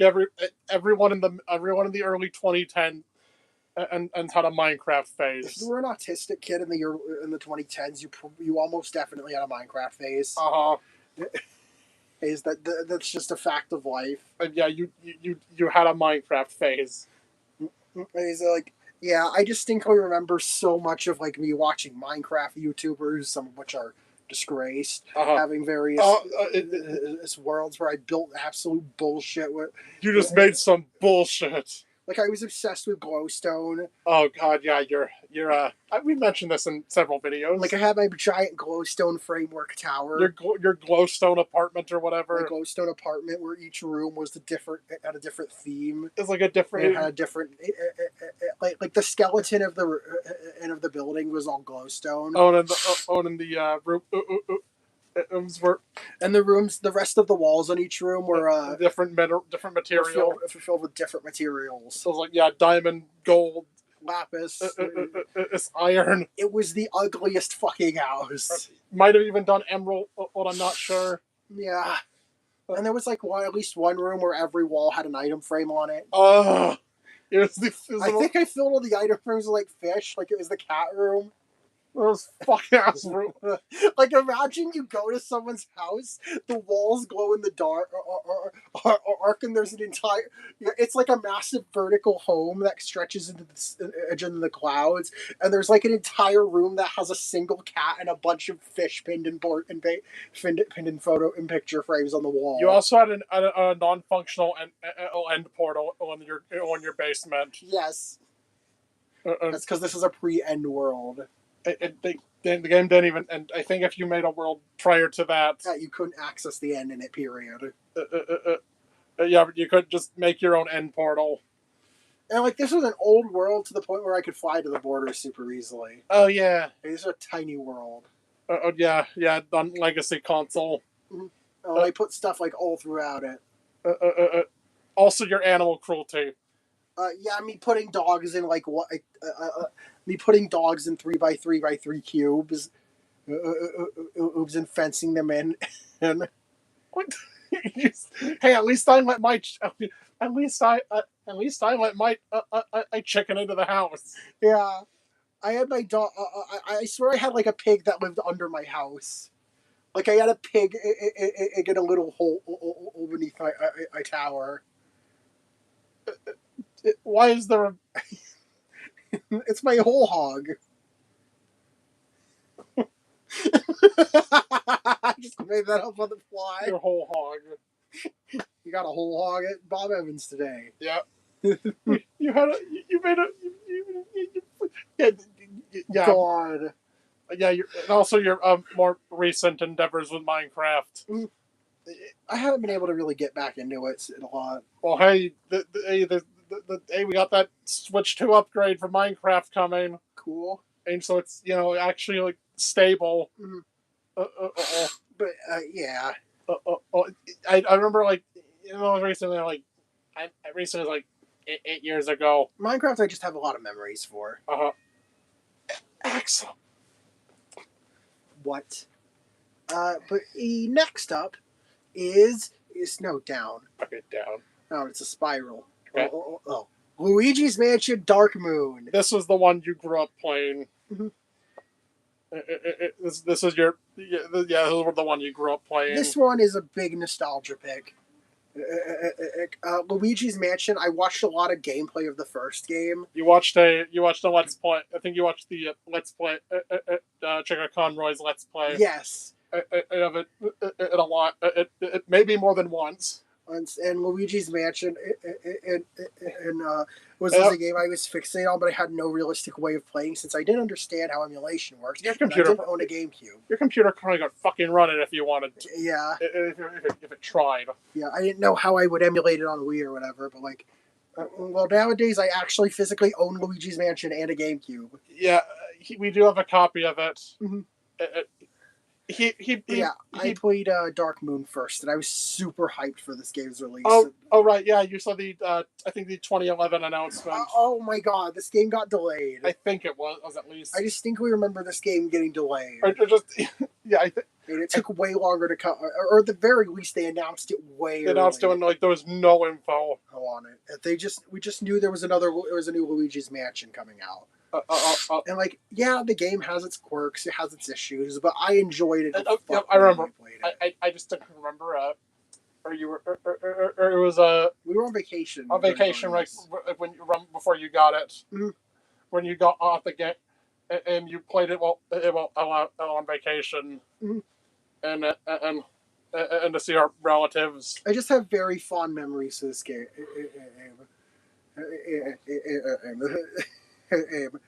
Probably a strange game. This game just makes me feel warm inside. It's a very comfort. It's a very funny game to have as a comfort game of sorts. But it very much is one to me. Just no, he never gold ranked every mission. And I am insane, but I'm not that insane. Look, you don't get anything for it. Yeah. You do not get anything for gold ranking every level. Yeah, the game being a departure from the more non-linear structure. But what I did do was I did mostly complete my.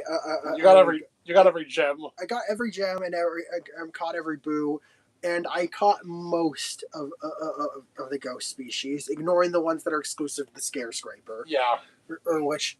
It's random which one you get. Yeah, because they're Scare Scraper exclusives. So you have random ghosts.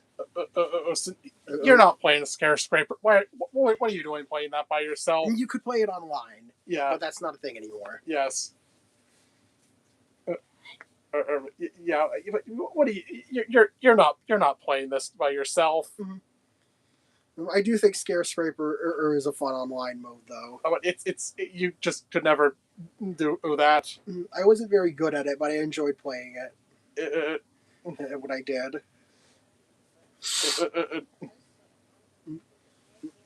But yeah, I don't mind the mission structure, even though I do definitely 100% agree the game should have had more unique ghosts, which is something, thankfully, Luigi's Mansion 3 he came back to. Like, we got actual unique ghosts in that game instead of just common mooks.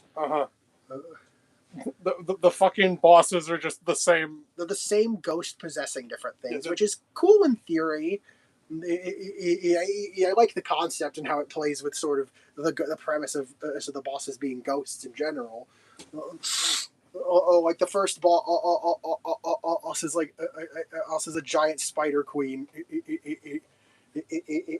in that sort of in that you know once you capture the possessor or she just retreat so Luigi gets frightened by the swarm of babies. Because I remember that. The second boss is the I don't remember, the staircase. The stairs. It's like stairs. The stairs. That's really funny. The evil stairs. Third boss is the clock tower. Right, I think it was like the clock hands themselves, like the clock tower itself got possessed. The fourth boss is the most infamous one. And it just sucks. I don't remember if Treacherous Mansion had a possessor, right? The knight? The knight! Yeah, the knights. The nightmare. The nightmare, that's what it was. The nightmare night. The nightmare knight. But yeah, the giant knight. You had to like trip up. Okay, now I remember. That was a cool one. And then the final... The boss fights are mostly cool in terms of gameplay and what they do with the ideas. I just think they don't quite have as much personality as the unique ghosts from the from the games that came before and after. And the final boss of is of course King Boo. Which, like, nothing wrong with that. Of course, he's going to be the final boss. I don't know if you remember much of it. Well, like when Luigi gets intercepted, and he's trying. What's the term for it? He's trying to teleport or whatever. Pixelate. When he's getting pixelated back to the lab, King Boo intercepts the signal and drags Luigi to his nightmare realm. You're going straight to hell. When you have to fight your way out of it. And then rescue Mario while you're trapped in there. Yep, a nightmare to remember. That was a cool sequence. And also, the ending. Also, I think you found the ending very, very memorable. Luigi has a new friend. And the Polterpup that bought others, the Polterpup that causes is trouble throughout the game. Once it's no longer misbehaving because of the Dark Moon's absence, and also the Gold Bone. Yeah, and also it does the ambivalent Polterpup. Yep. Up comes home with Luigi. Follows Luigi home. He has a new little ghost doggy pet. And I'm delighted that the Polterpup they remembered carries over into Luigi's Mansion 3. It is actually a part of the gameplay mechanic. I think. Yeah, like there's like a chase with Helen Gravely's cat. Yeah. Where the Polterpup, where you have to follow the Polterpup.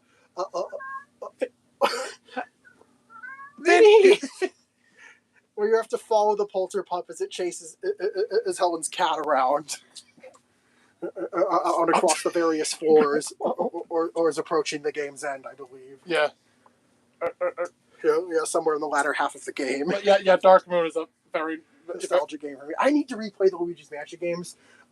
And maybe pick up Luigi's Mansion 3's these multiplayer DLC.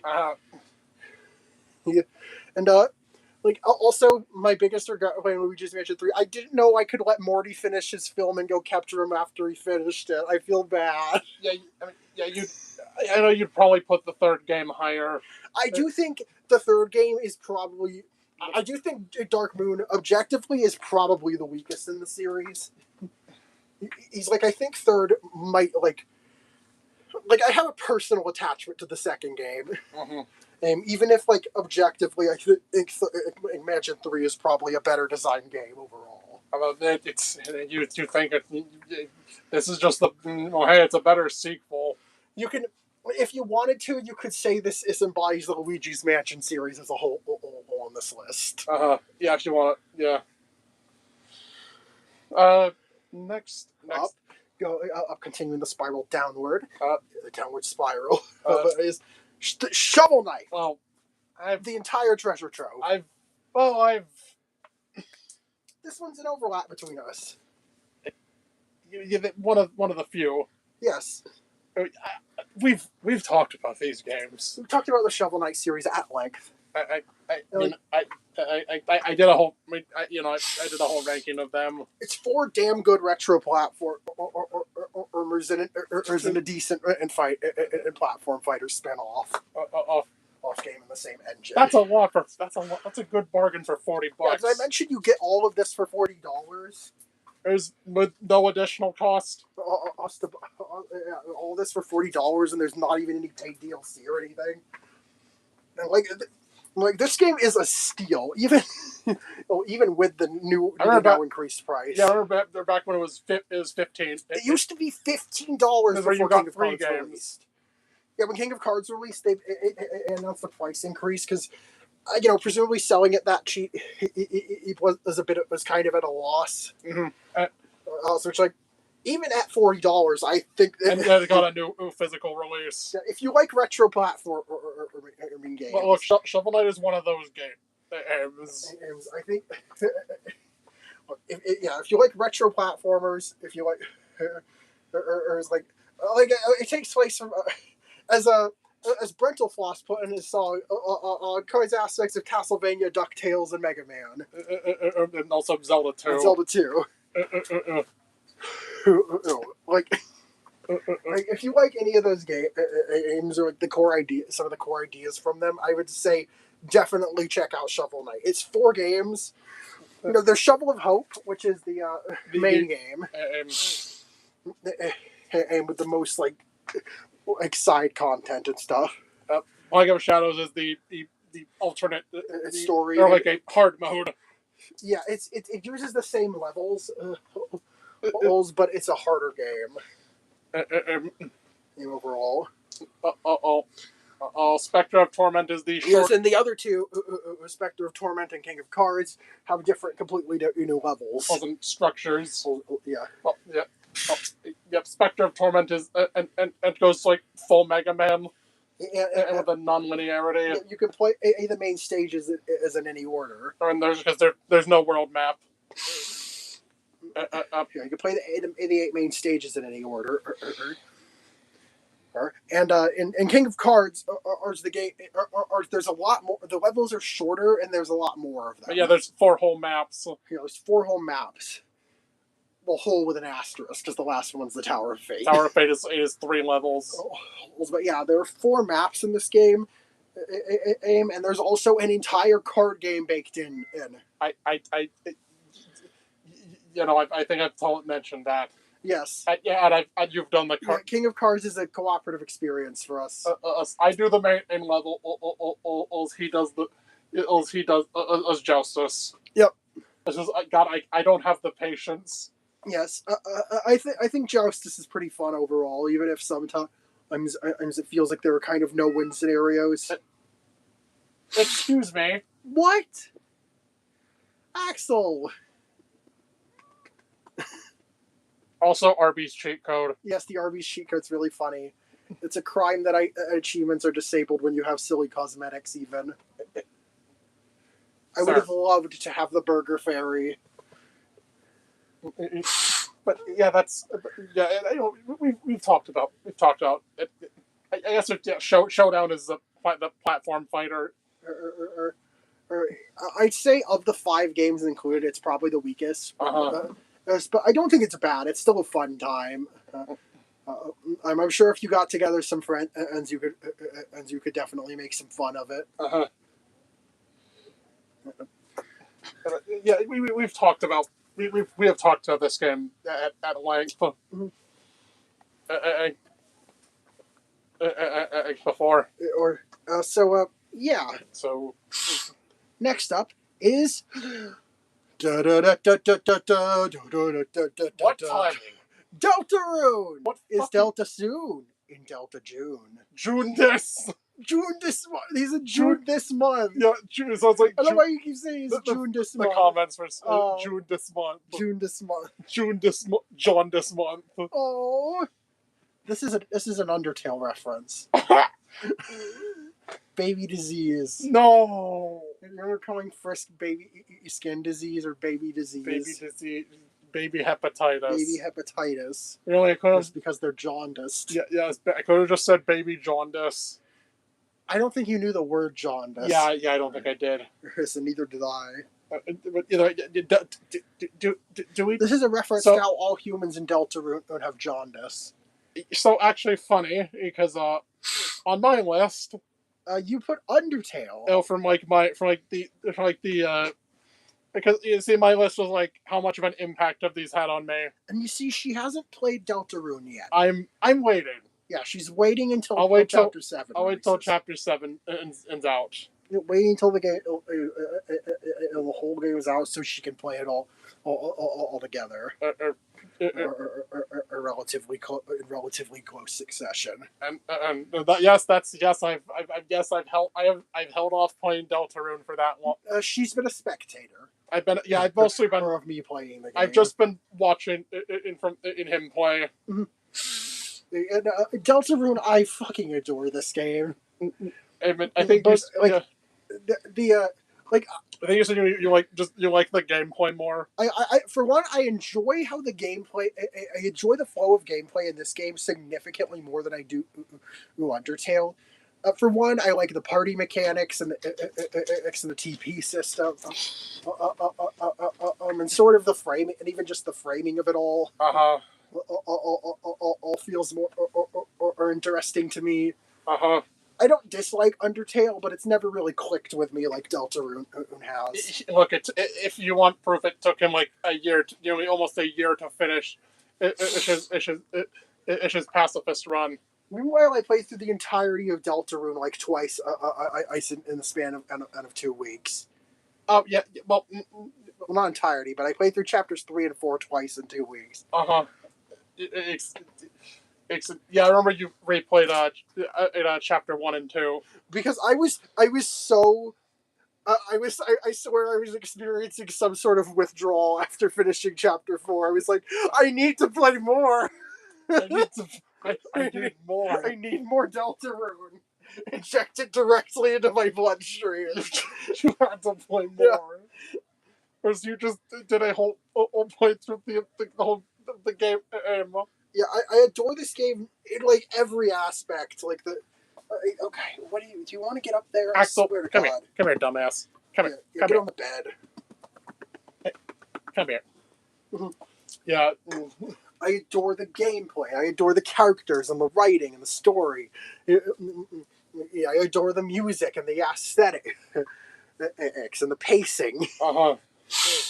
Deltarune genuinely is one of my favorite video games of all time, and it's not even finished. This is a fucking game of the decade. Yes. Like, genuinely. Deltarune, I think, by the time this game is finished, it better be... This should be eligible. This should be eligible for Game of the Year once the final chapter releases.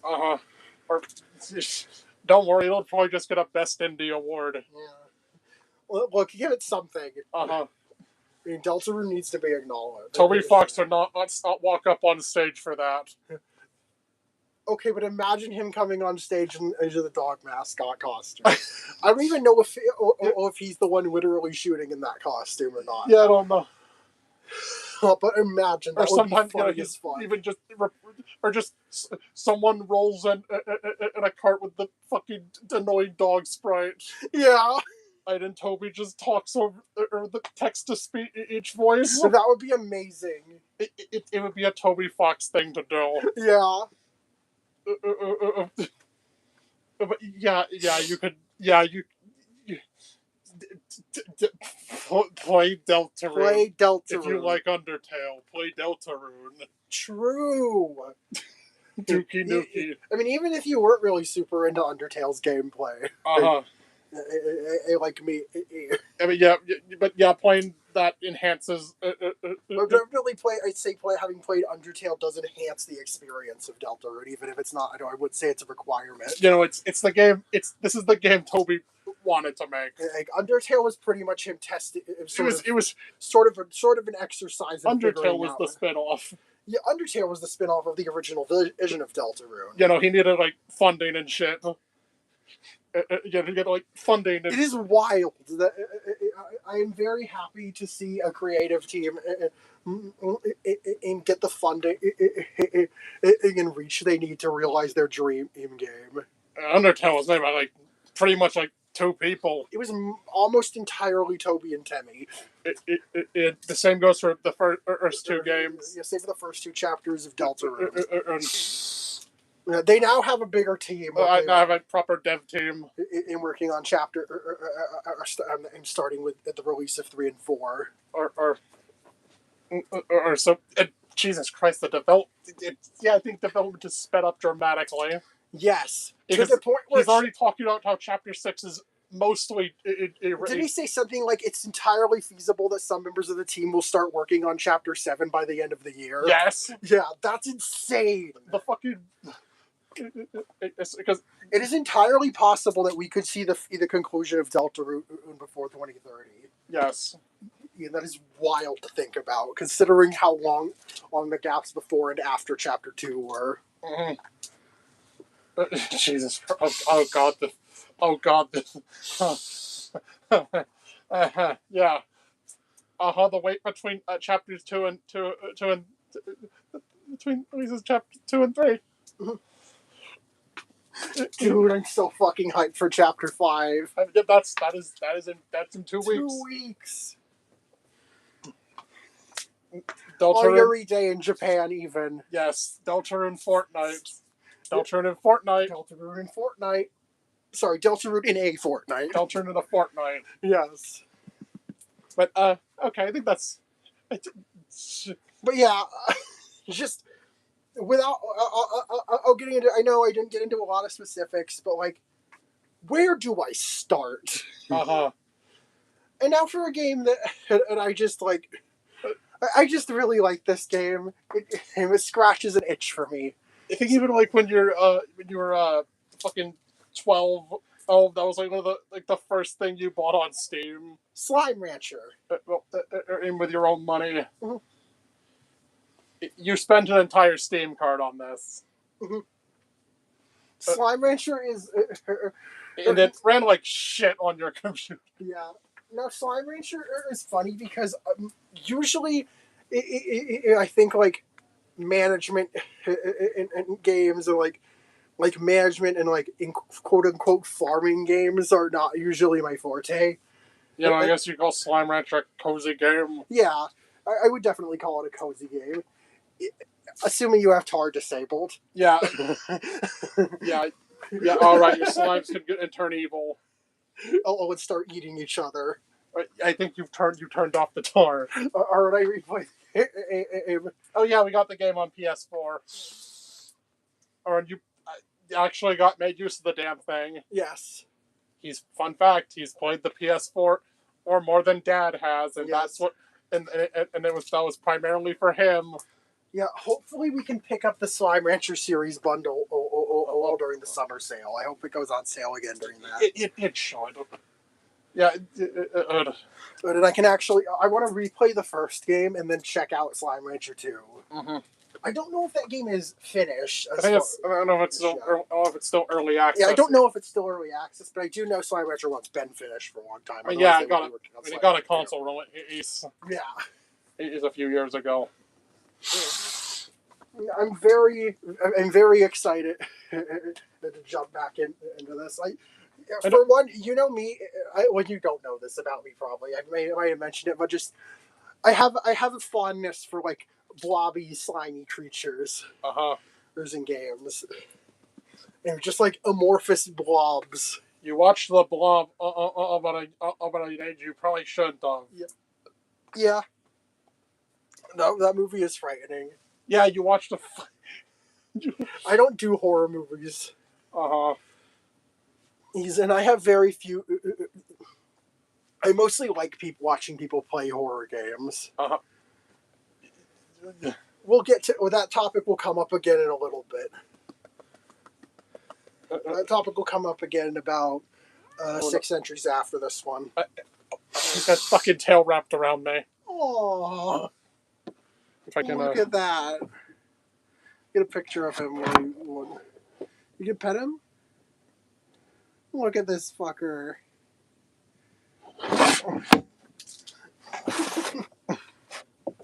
God, he. Yeah, Axel likes to wrap his tail around Mel's arm when she pets him. He's got a prehensile tail. Yeah. That boy loves affection. He is a lap cat through and through. Yeah, Slime Rancher. Yeah, I think I've sat up there. You played on the PS4 version. I really like Slime Rancher. He's got his thumb out. Oh my god! Look at his thumb. Axel. Yeah. You're gonna fall. You're gonna fall, dumbass. You idiot. Hey, if you fall, it's not her fault. Uh-huh. Ow. Yeah, Slime Rancher.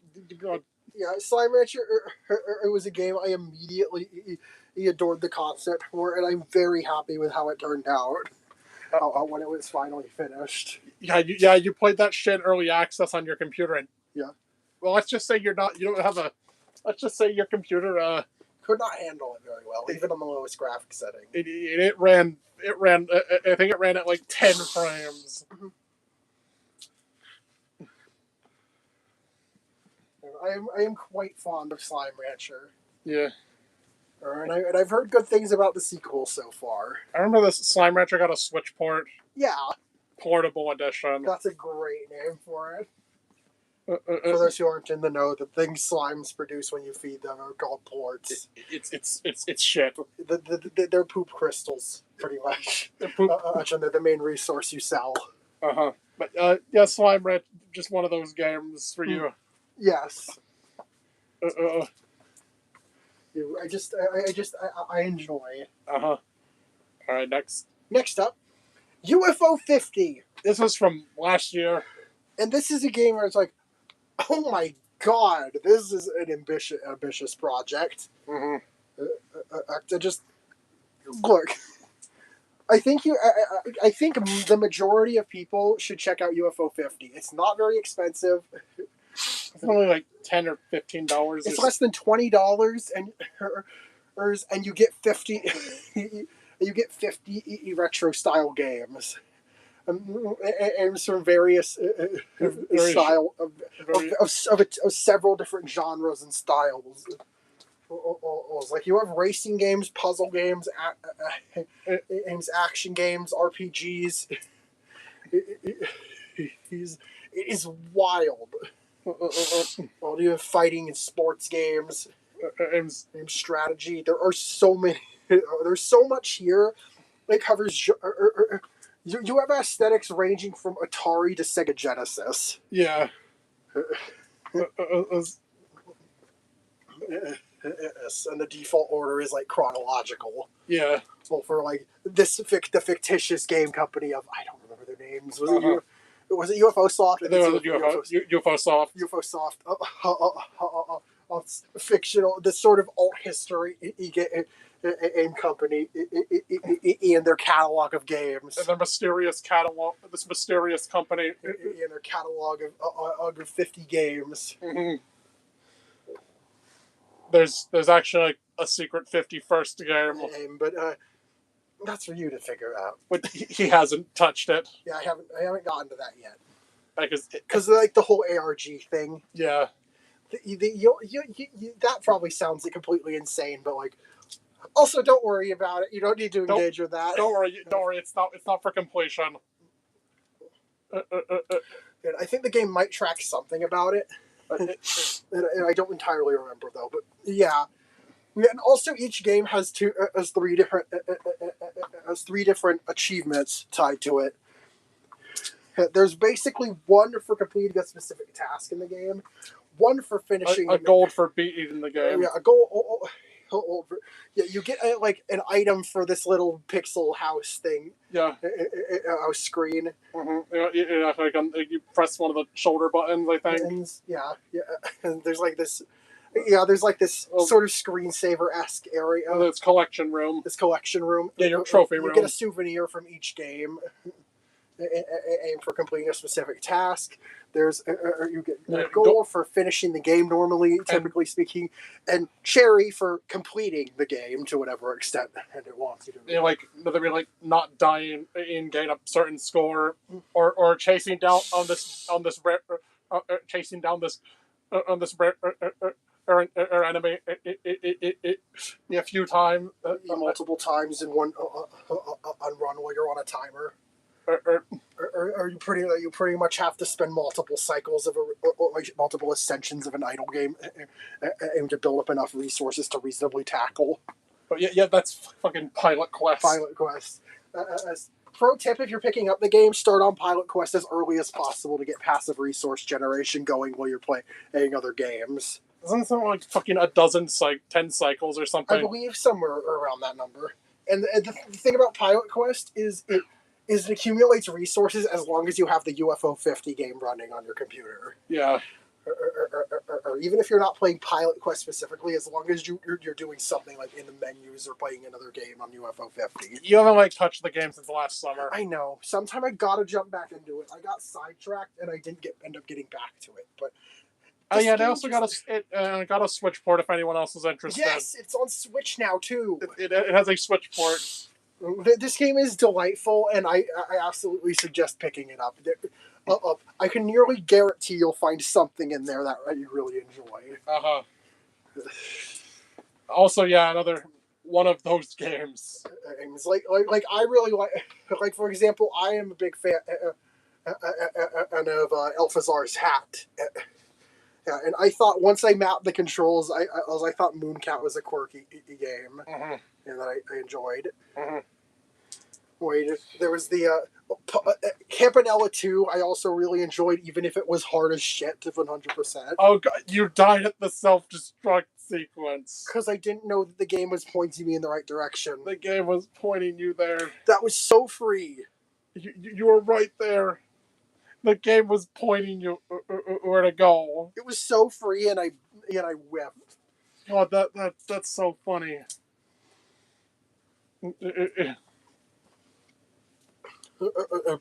Yeah. Check out UFO 50. Mario Kart World. If you had to pick a favorite Mario Kart. Yeah, I wanted to include a Mario Kart here. I'm an open world Andy. I love open world games. Especially when they're filled with Quirk Chungus missions. Yeah. Mario Kart World will definitely keep you playing. Just in general, I love how racing feels in this game. And the parkour system is super fun.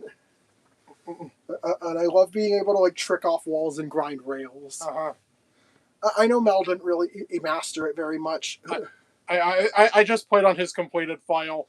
Yes, to rack up more races to get all the stamps. Which I did. Yes. I did 500 races. Woo! She didn't enjoy a knockout tour very much. No. But I believe she put Mario Kart World at an A tier on the tier list. Oh yeah, I haven't even done a video on that. Yeah. I haven't done it. You should wait till you've done your item and do my item and track tier list for that. I guess a track tier list. Yeah. Yeah, I've ranked every game and even written a review for each of them. At least for the games after Super Circuit. After post-Super Circuit.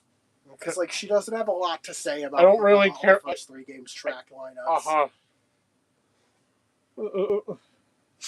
It's more than half of them would be just be this is either boring or annoying. Especially the fucking flat ones. And she actually starts having interesting stuff to say with Double Dash. I'll consider it. Because I'm someone who self-admittedly isn't too huge on. I don't really like Mario Kart that much. Mhm. Which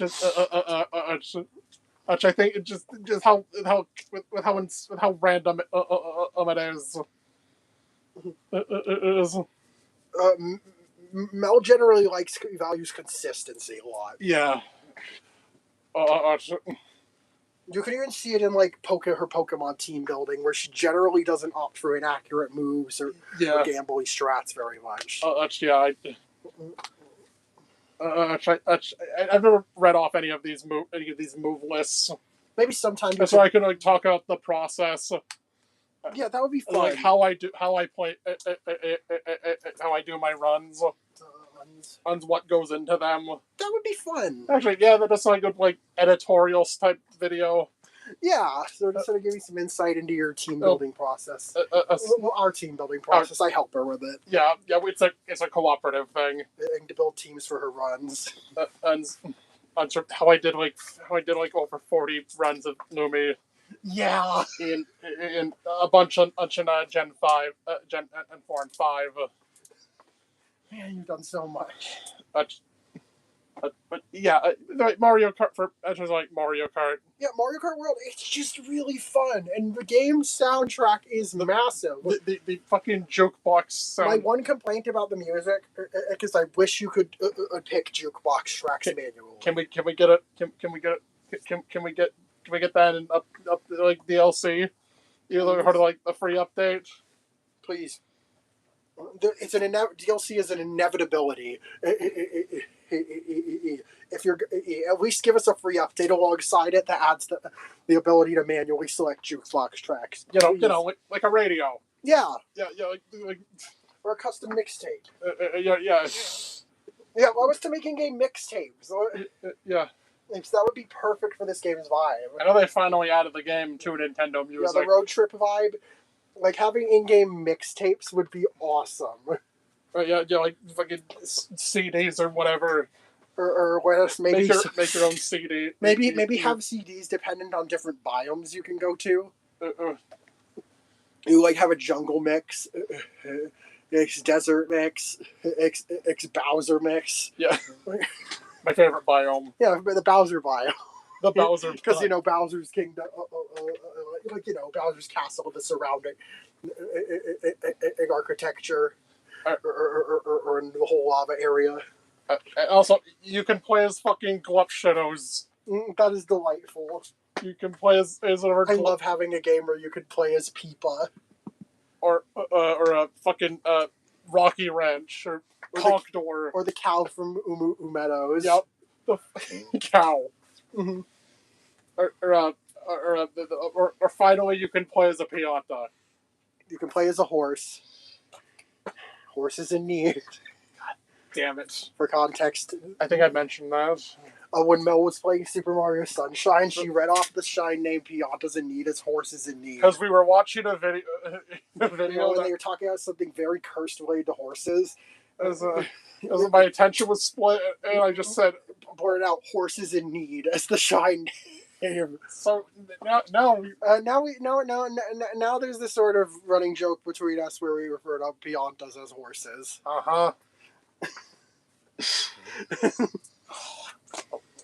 Yeah. So now to me, Piantas and horses are synonyms, which is hilarious. I think my friend said, "No, I can see it." Mixing up horses. See, they're big and fun. They're both big and funny. Sure. But yeah, you can finally play as one. Mm-hmm. Also, the costumes. Even if the amount each character gets is a bit lopsided. Wario gets 7 and Bowser gets 3. And your character's Shy Guy getting costumes over Nabbit. Because Nabbit's a mob character, an NPC. Mm-hmm.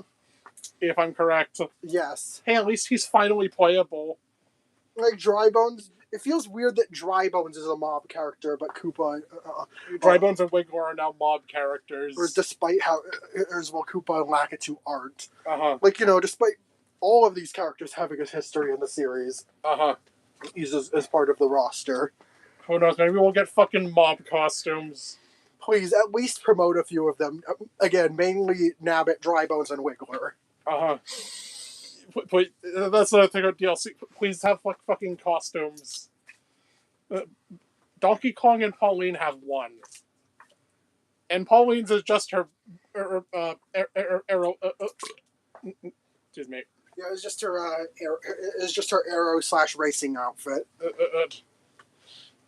Donkey Kong just gets the. It just gets the. And yeah, Donkey Kong just gets one.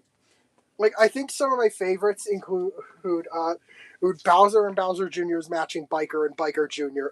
Costumes, which are actually the ones we used. For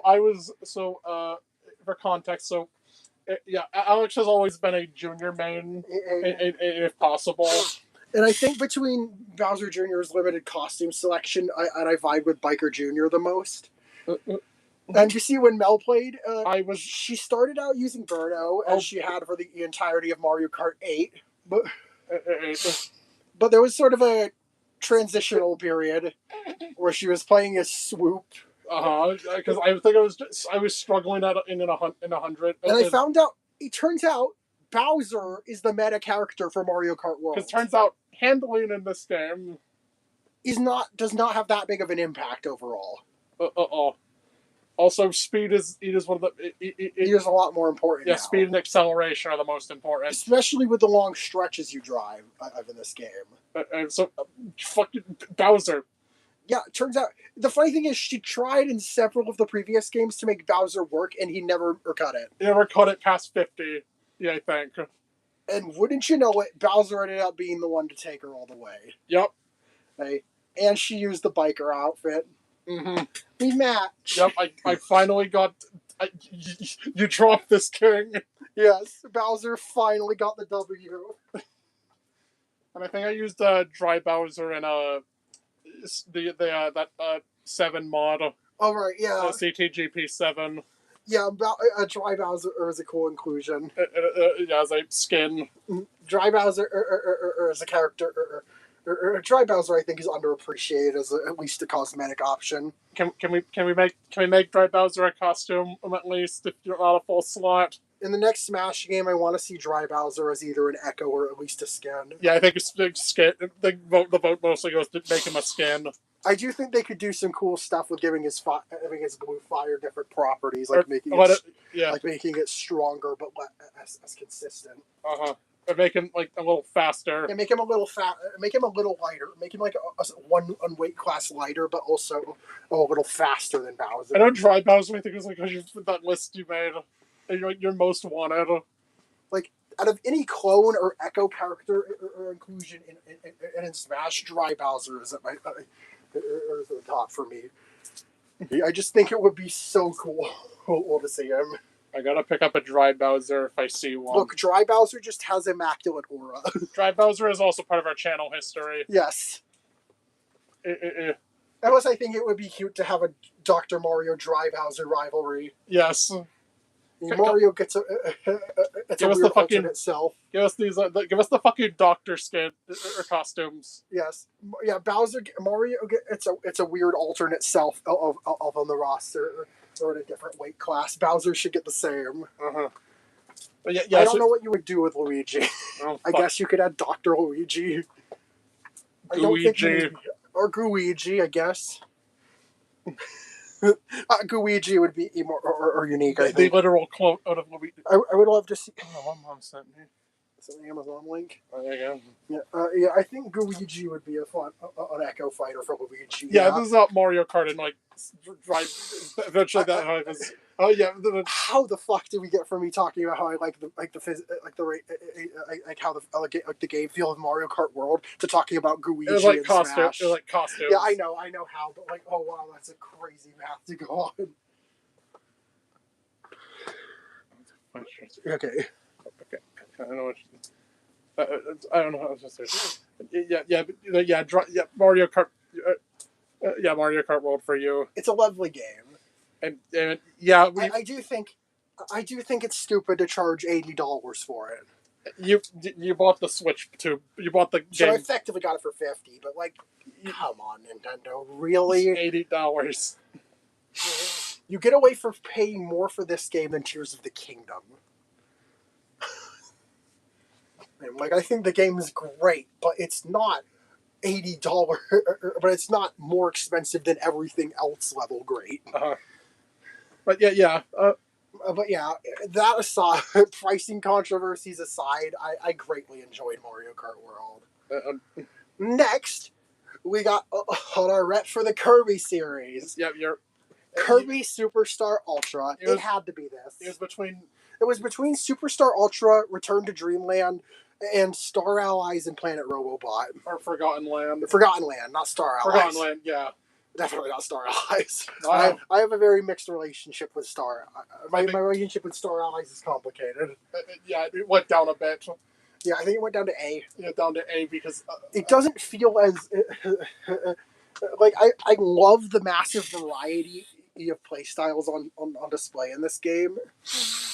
You know, like the Dream Friends. Him and the Dream Friends, their unique things, and the post-launch ones having unique guest star layouts. It also does feel like a true celebration of the Kirby series, and I will give it that.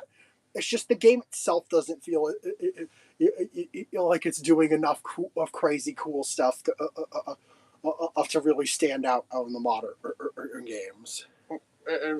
Like I think I greatly prefer. Okay, well I think Hypernova is probably the weakest of. I think the Robobot armor is my favorite of these gimmicks. Mm-hmm.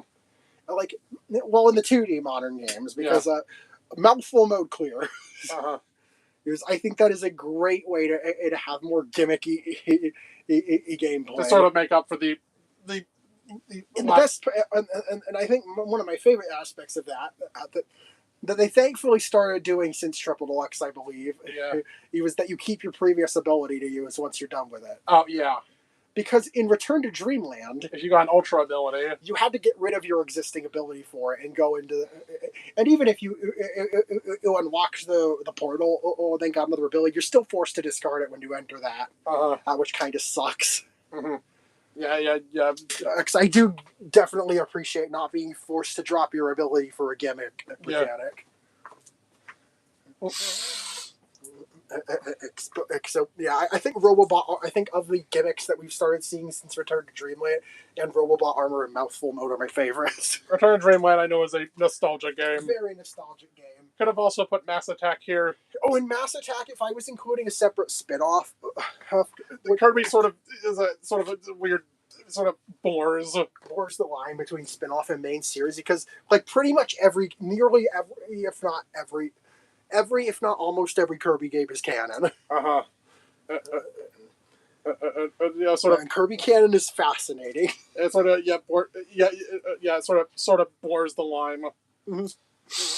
And yes, Mass Attack is also a game worth considering. That's another nostalgia game. But Superstar Ultra, I've replayed several times. You made to like play it like at least once a year. Mm. He has a history with this game that dates back to as a childhood memory. Yes. Watching like playthroughs and shit. Mm.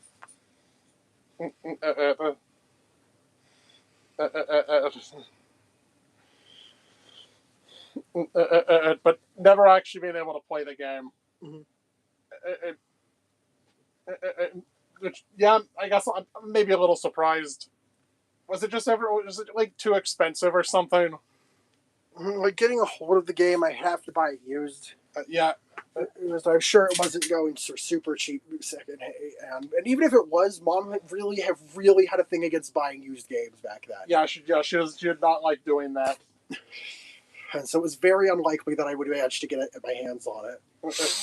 I still don't own the game physically, but thankfully emulation exists, so it's readily accessible. I think it was he first played the game back in 2019 on my computer. Yes, I played it on Mel's computer. On my old red computer. Not a very powerful computer. And also a pretty small one, if I recall correctly. Yes. So you'd steal my computer. I would hijack her computer to play a Superstar Ultra. You did it twice. Yes. And then around that time, I Eventually, she modded my 3DS Yeah, for me. after I modded mine, and I was like, "Can you mod mine?" yeah, And she did. Well, I found out. Oh shit! I can. I found out about the DS injector. I was like, I could have. I could play. I could play Superstar Ultra on action on the hardware it was meant for, and also on your own time, and on my own time without bothering you. Yeah, you could actually play my. You actually play the game without stealing your computer.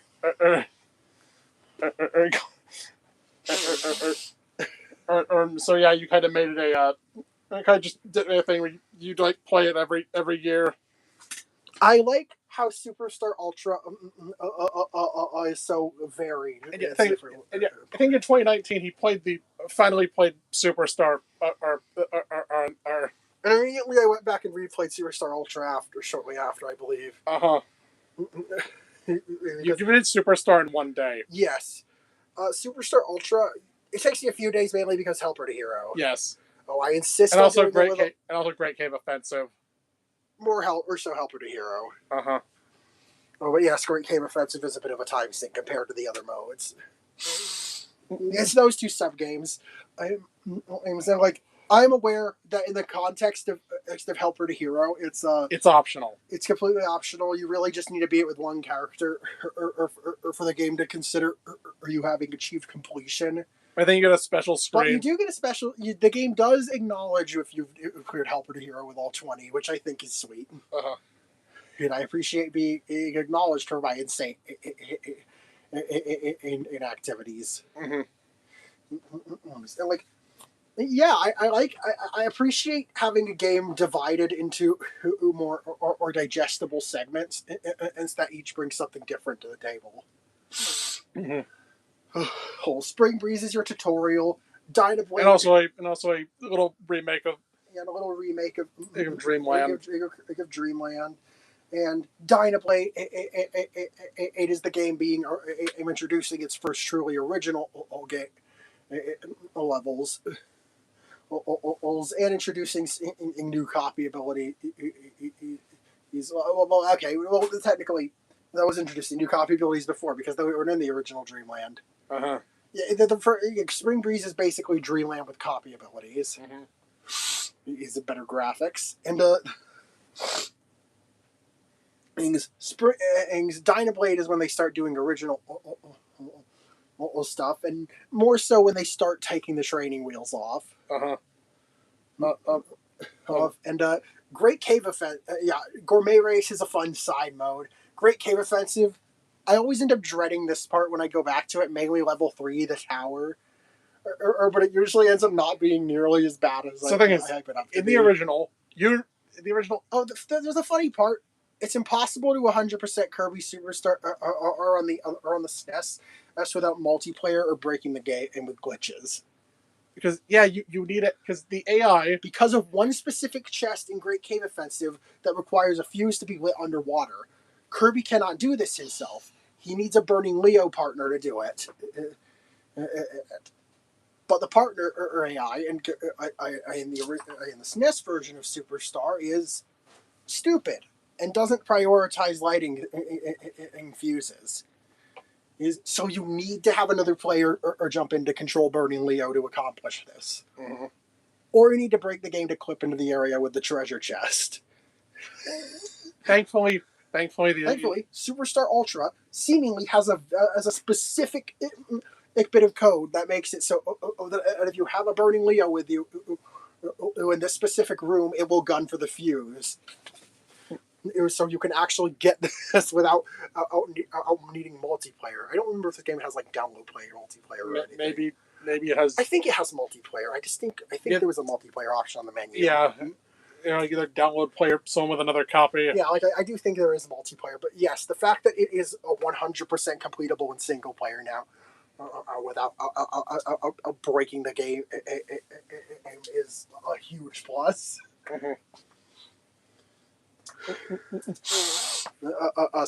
Yeah, and okay, and Milky Way Wishes is Revenge of Meta Knight. Revenge of Meta Knight, right? Revenge of Meta Knight. I sort of cemented Meta Knight in the series. It sort of after one appearance. After one appearance and not really doing too much in Kirby's Adventure, or just this mysterious, this ambiguous, this morally ambiguous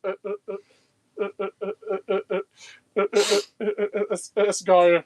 That sometimes help him through your power up, and sometimes sicked his henchmen on you. Sicked the Meta Knights on you. Who, yeah, now he's looking out. He's out for revenge. And yeah, also seems to look like Kirby. Yeah, and he destroys masks. He seems to have a face similar to Kirby's. Yep. I wonder what the connection is there. Yeah, but yeah, then he wants to take over Dreamland so he can force people to stop being lazy. That's really funny. Yes, he has a motivation. And so yeah, you fucking storm the damn you storm the game that introduced the Halberd and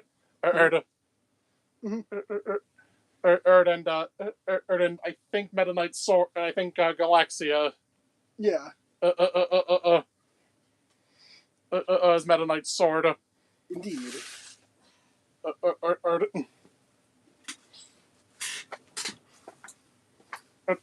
It's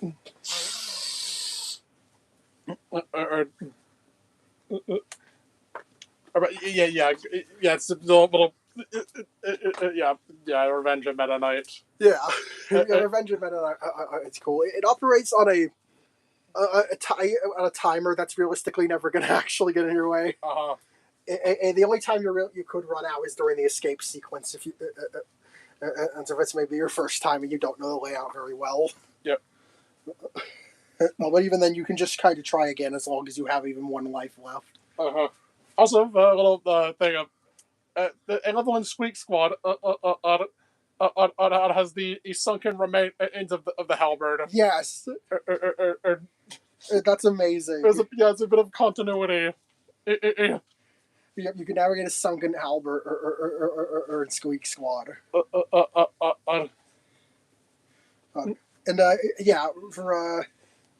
Milky Way Wishes. I love Milky Way Wishes so much. Yeah. I really want them to revisit this concept. Kirby Metroid. Kirby Metroidvania with the Milky Way Wishes copy pedestal system and an actual good map would be peak. Like, literally, even if you just remade an Amazing Mirror with that. That to set it apart. Or that would be incredible. I would be so stoked to see that. Because my biggest complaints about Amazing Mirror are, one, the map system is confusing and not very helpful. What are you supposed to make out with this map? Like, you need to look up how to read this thing, and even then it's not fully helpful at all. But and the fact that for a lot of collectibles, you need to do. Sometimes there's like one-way paths that you need to go into with an ability, and it's annoying to bring some abilities to specific places. You gotta backtrack all the way. And if you had the ability to just select abilities on the fly, like the game already has, like in the hub, there's each warp you unlock has two copy pedestals. Or just sitting there or in the arrival room when you warp to them from the hub. Like in the hub. So what they could do is have of the different warps you unlock, each unlock different copy essences is that you could switch to. Wow, Milky Way Wishes. Right, Milky Way Wishes. Yeah, and also introduced one of Kirby's most iconic, yet not super recurring antagonists, Marks. Yep. The Milky Way Wishes that you going from if you're playing like each segment into the previous sub games. Yeah. I mean, it sort of has aesthetics to them. It does have harder versions of the bosses from previous sub games, yes. And doing all that gives you the arena. Which is a boss rush mode. But Superstar Ultra adds 2 more modes. 3 more modes. 3 more, yeah. 4 more. 4 more, yeah. Helper to Hero, which is the arena, but... There are 2 new versions of the arena. Okay, so there's Revenge of the King. Which is a hard mode out of Sweet Spring Breeze. is that also that's also very important for DDD's character. Or because this sort of highlights when Kirby beat When DDD gave up, so DDD gave up on villainy. Like he sort of came to the realization. Fuck, it's not worth it. Yeah. You have this ending as he just sadly walks. I believe they're in the ending, like the Waddle Dee is joined behind him, like having legitimately grown to respect DDD. Yes. Yes. It sort of begins. It sort of represents a new chapter of DDD's character, which I think, which is sort of retroactive. It's sort of. I think this game fits fairly early in the timeline, and since it's I think before the Dark Matter trilogy. I mean, it's pretty much like the direct sequel to Adventure. Yes. Or even Dreamland one. Dreamland one. Yeah, I think it would be Adventure. Yeah, it would be Adventure. Well, D&D wasn't really an antagonist in Adventure. Yeah, Dreamland, yeah. It's early in the timeline. Yeah, or just decides, it's not worth it. Yeah. And eventually he and Kirby became allies. Star allies, even. Son of a bitch. But yeah, it had the iconic cage fight. With masked DDD. He with his turbocharged hammer. With this hilariously over designed weapon. It's really funny. There's and Meta Nightmare Ultra. You remember Meta Nightmare in Return to Dreamland? It sucked. No, Nightmare in Dreamland. Nightmare in Dreamland. That was stinky. It was. You played as Meta Knight, but it was pretty much a weird sword. A weird version of sword, or with a couple of distinctions. Also, you can't save it. You can't save, and he has a bigger hitbox, so it's harder for him to navigate. Also, there's still switches, by the way. Yes, this game has collectibles, but you can't save in this mode. Yes, you could save in Nightmare in Dreamland as Kirby, but not as Meta Knight. And even in EX mode. Thing is, in the original game, in EX mode didn't allow saving. Yeah. Now Meta Nightmare doesn't allow saving. Yeah, it's the first mode that lets you. It's the first bonus character mode. I feel like they should have just nixed the hub world entirely. Yeah. Like they did in. They did in like they did in future or bonus modes. Bonus modes for the most part. With exceptions like and like how Star Allies.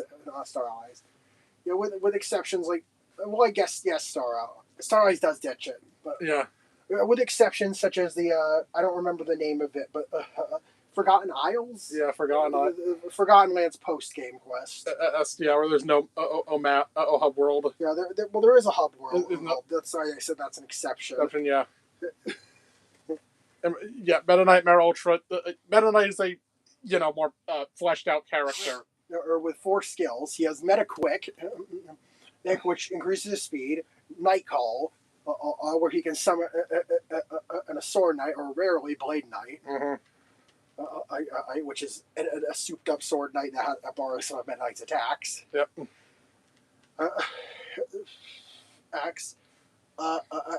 There's a heal. Yep. Heal and Mock Tornado, which is a screen nuke. Yep. Or Ook attack that uses all of it. I think it's either all or half of his energy. You get energy by collecting it. I think you collect it, or at the very least, you do get it for destroying enemies. So, yeah, and it sort of becomes a bit of a speed run mode, which eventually you can save. It does have checkpoints between different sections. Yeah, it's a time attack mode, or where you run through all of the areas. I think from the original Superstar. I don't think it has as Revenge of the King. No. Oh, and at the end of this game, introduced potential. I mean. Galactonite. What's funny to me is that Galactonite's never had a canon appearance. Yes. What's very, very funny to me about Meta Nightmare Ultra is that in the section for Great Cave Offensive, you pretty much don't play level 3. You skip level 3. Because in Great Cave Offensive, you can just ignore the tower entirely. Yeah. You're never required to enter it. You can just go to the left and continue on to level 4. Meta Nightmare Ultra gets up the standard of bonus modes. Yeah, and because there aren't any collectibles in Meta Nightmare Ultra, they just block off the tower entirely because there's 0 point to going in there. Yep. So just run Which through. also means he doesn't fight Chameleon Arm. Yep. Just a You might fight him in the Milky Way Wishes section. I don't remember. like a condensed version of the main game, and with an alternate final boss. Us instead of Marks. In this case, being as I mentioned, Galactic. potential boss. And you also have, of course, Helper to Hero, which I think unlocks alongside Meta Nightmare Ultra after you clear Revenge of the King. Yeah, and the true arena. Yeah, Helper to Hero is a condensed arena with fewer bosses, with all the brand new bosses. Which includes some brand new bosses. It's all the Revenge of the King variants. Mm-hmm. If I'm correct. As well as the new Wham Bam Jewel, version of Wham Bam Rock. Mm-hmm. As Helper to Hero's final challenge. Playing Helper, I know playing Helper to Hero with every character. I've gotten better with it. Most characters aren't too bad. What about Rocky? Rocky, I hate. Prior to Return to Dreamland, Stone had one move. And it was just Return to Dreamland gave it this close range fist attack. And the ability to have a stronger stone attack if you shake. Imagine that. Yeah, some of these bosses just suck to fight with stone. Because there's a lot of the bosses are stationary. Mm-hmm. And then there's some other bosses who like to hover on your location. Mm-hmm. And then you need to just wait for them to do an attack that moves themselves out of the way so you don't take damage when you exit stone form. Mm-hmm. It is very annoying to do with Rocky. No, every time you replay it, that always sucks. Yeah. But I think most of the helpers are pretty fun to play as here. And doing all that gives you the true arena. Shoutouts to Tak. Yeah. The copy helper, who's normally Tak just grabs anything that could produce a copy ability, and he temporarily shapeshifts into a helper. So someone pointed out that Tak's the purpose of copy is probably so that player 2 can have and use Tak and have effectively use the copy ability that Kirby has, as in the form of turning into different helpers. Yeah. Which is a cool way of thinking of it. And that's why copy is rare, or to discourage players from just abusing it. So I think that's neat. Yeah. Doing that gives you the true arena, which unlike later true arenas, is exclusively the harder bosses, the new bosses. Yeah, it's exclusive. It's new stuff as well as the big four, I believe. Yeah. Which consists of Masked DDD, Wham Bam Jewel, Galactonite, and Mark Soul. Yep. The second Soul boss in the series. He's after Drossia Soul. Which was part of a spin-off and was just a regular final boss.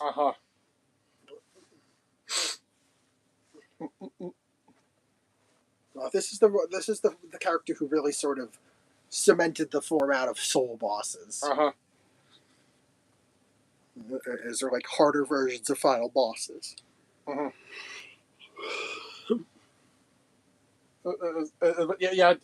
You sure spent a lot of time on Superstar Ultra. Yes, because I had a lot to say about Kirby in general. Yeah.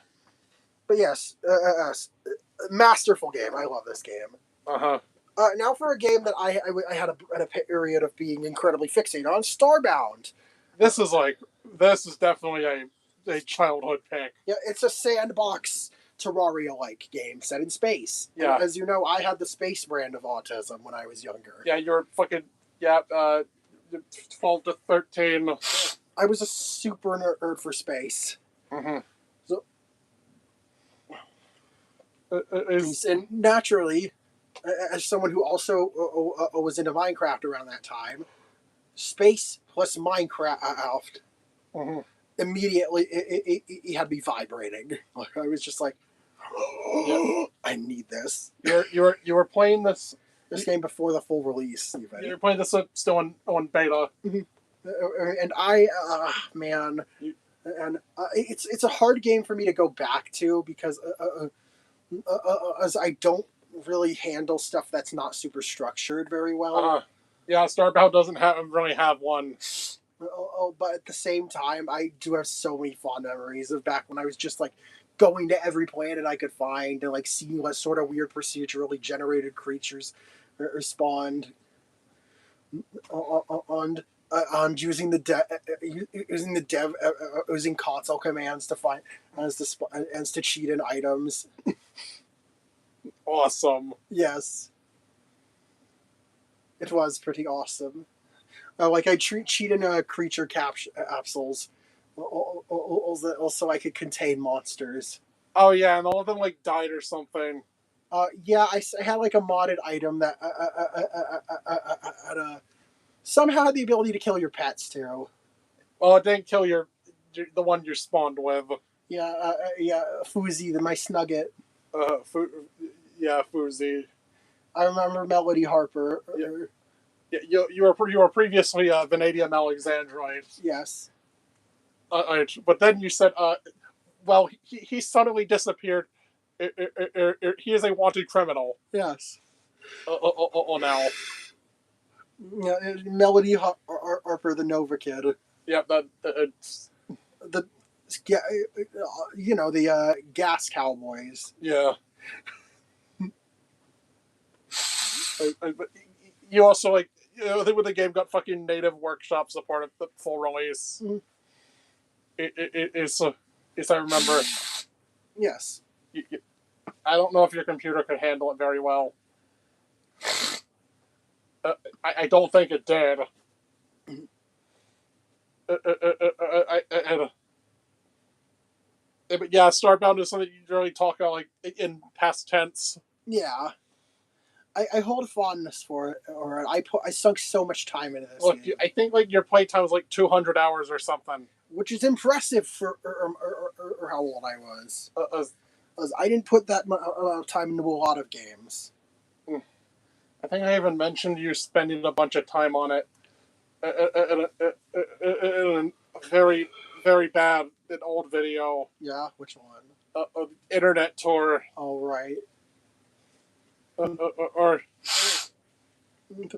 Yeah. I have fond memories of Starbound. Yeah. So next up is Up. Pokepark 2. Speaking of fond memories. Yes. Pokepark 2 Wonders Beyond. Pikachu must save the lost Pokemon. to quote that one ad. That one fucking commercial. Oshawott is cute and he swims. Cool. Yeah, cool, right. Oshawott is cool and he swims. Snivy jumps high to help her friends. And Tepig can smash through anything. Together they make the ultimate team. Yeah. Mm-hmm. God, this fucking ad.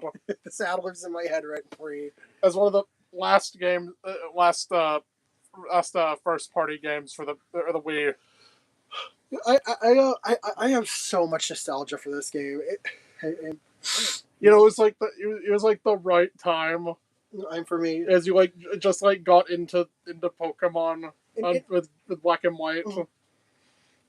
And obviously the Unova starters hold a special place in my heart. And having them all as playable characters was delightful to me. Yeah, yes. Oshawott was my clear favorite. Bebby game. So 100%ing this game is a pain. Hey, there are some actually really hard challenges is to get certain Pokemon on register as friends, and especially once you've cleared the main story. And there's even a post-game storyline where you get to save Darkrai. Yeah, right. This fucking Darkrai is the main villain. Yes. And Darkrai wanting to build a paradise for Pokemon, and decides the best way to do that is to brainwash them. Brainwash them with fucking cake. Or various mini games. Yeah. And all of these were some brand of brainwashing. There was the cakes. aches that got Pokemon addicted to them. There was the dancing minigame that effectively invented the dancing plague. Yeah. There was the block breaking minigame, I believe, that I think got Pokemon fighting each other. Uh-huh. I don't remember if there was a fourth. Yeah. Yeah. Yeah, there were even like story boss fights. Mm-hmm. I think in Starcry's minions. Mm-hmm. And there's Chandelure, Cofagrigus, and Gothitelle. Gothitel's one of them. I don't remember who the third area one was. It might have been Haxorus or Hydreigon. I think it was a dragon. Yeah. But yeah. Like it was. I again. I'm incredibly fond of this game. Yeah.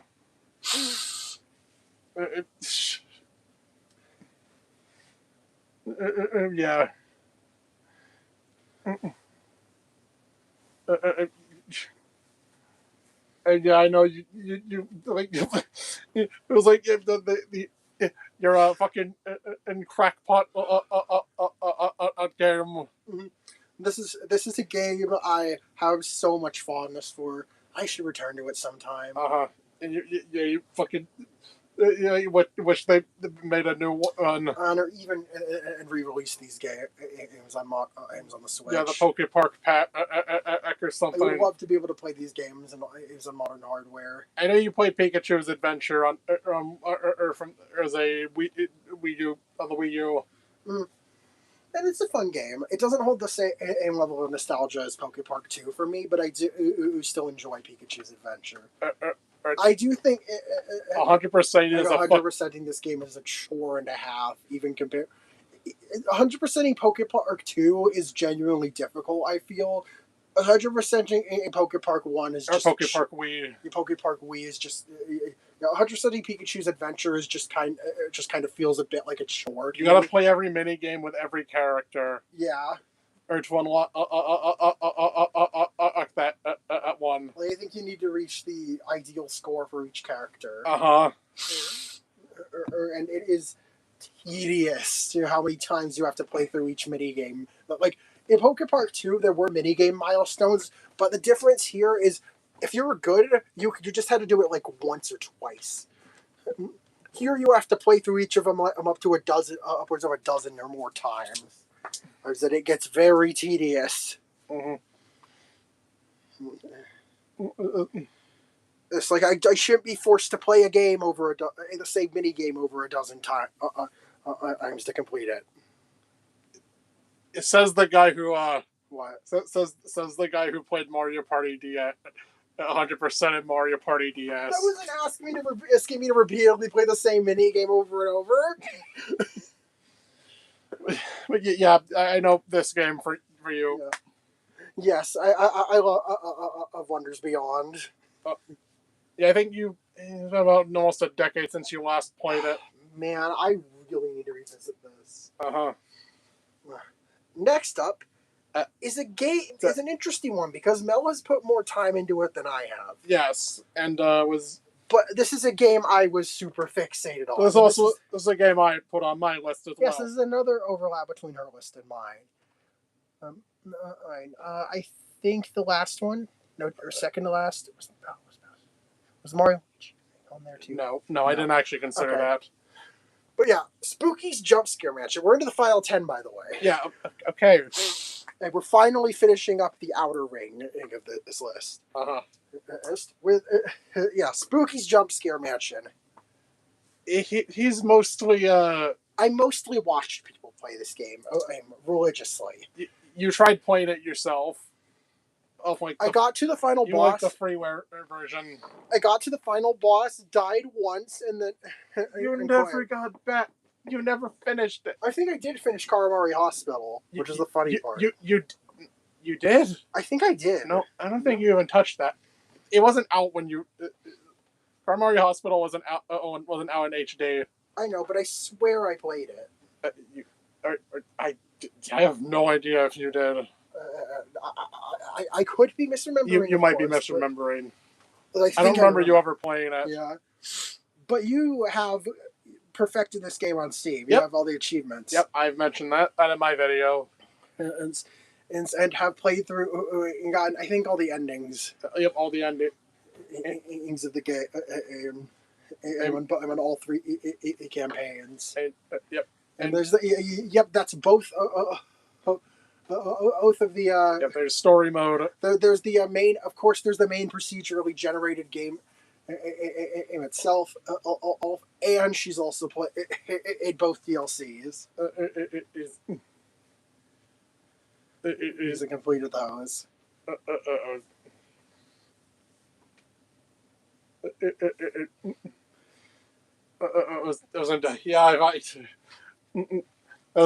think I ranked every specimen. Yes.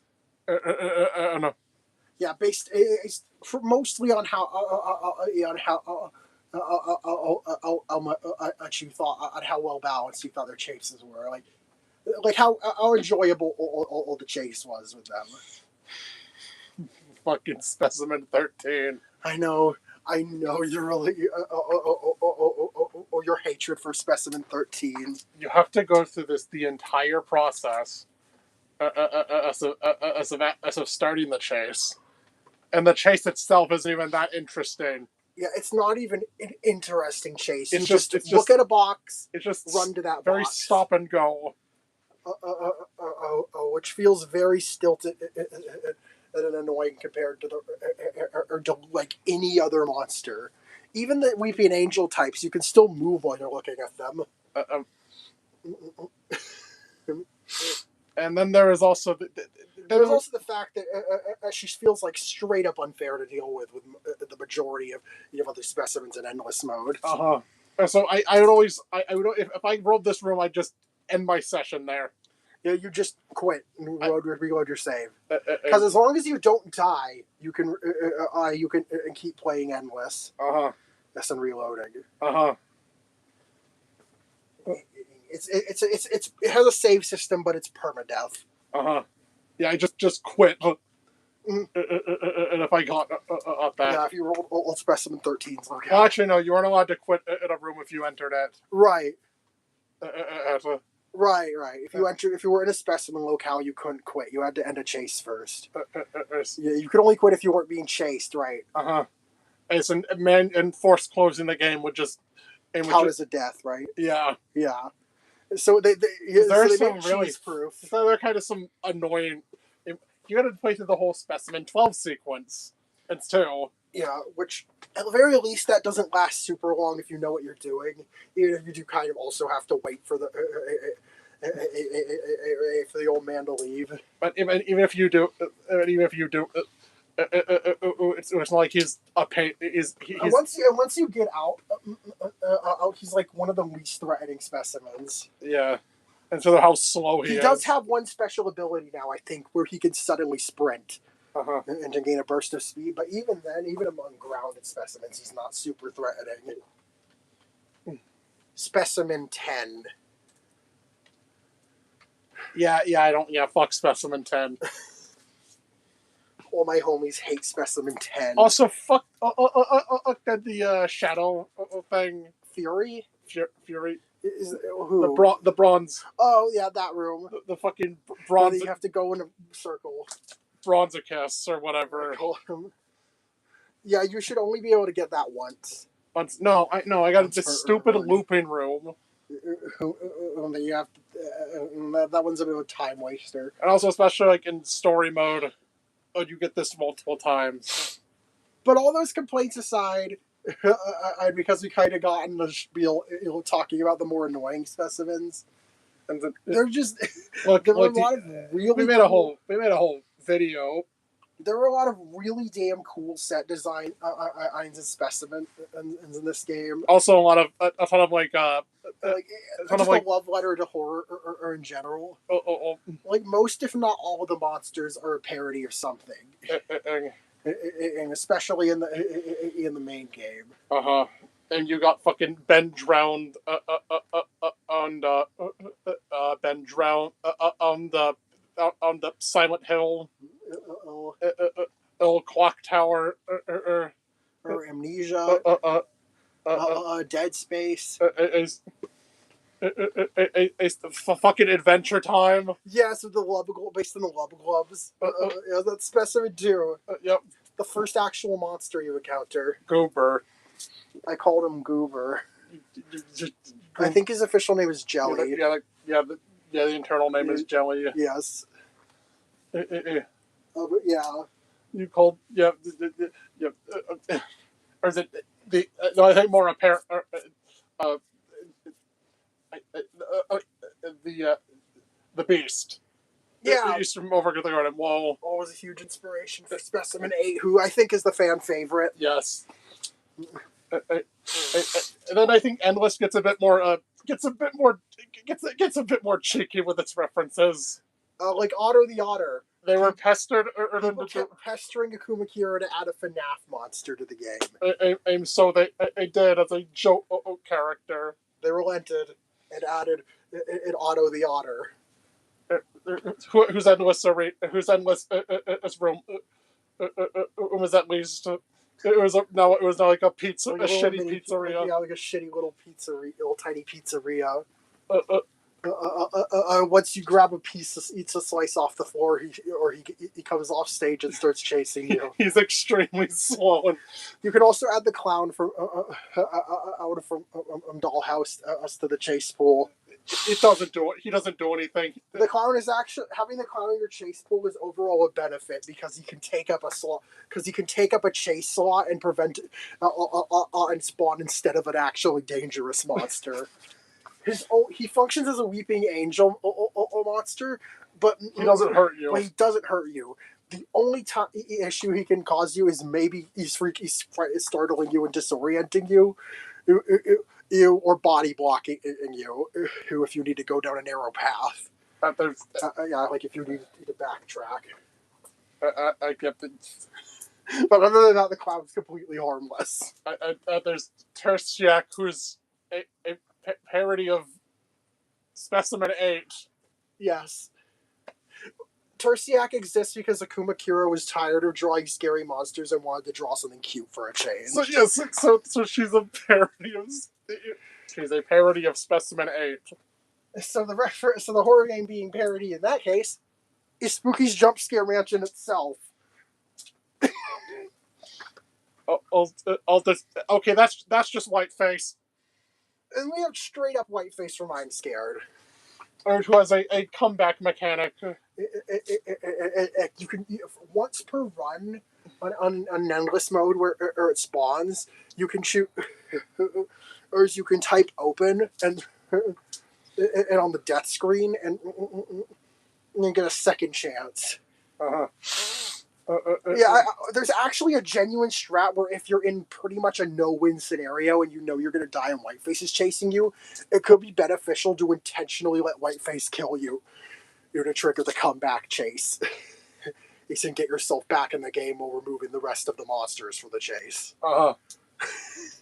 Which is wild that that's actually a strategy you could do once per endless run. But no, I think we made an entire video about how your whole how much your fixation was. I added all the base game specimens to Tomodachi Life. And I think the ones from Karamari Hospital all in endless mode too. Yes. I had like 20 characters. You also put them in Smash. Yes. I'll never forget the baby with the texture, or the baby with the texture. Fucking baby face. Yes, the floating baby head with the texture mapping flicker, or that resembles a vagina. There's the, I called it Vagin-Mab. Terrible name. I should have called it Yannick the Hedgehog.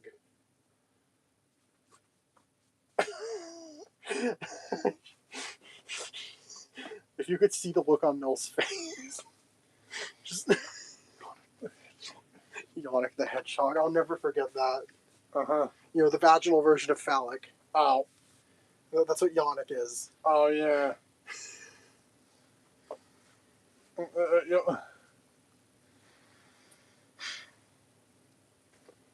Anyways, the next game. I think we talked about that enough. Donkey Kong Bonanza. this game is. This is one of this is what you wanted to switch to for. And man, I was.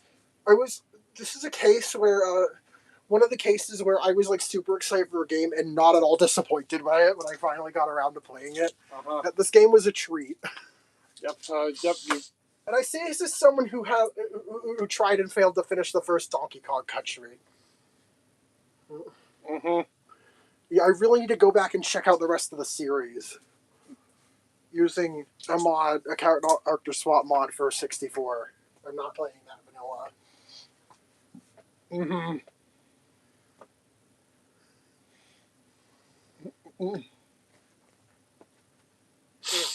But yeah,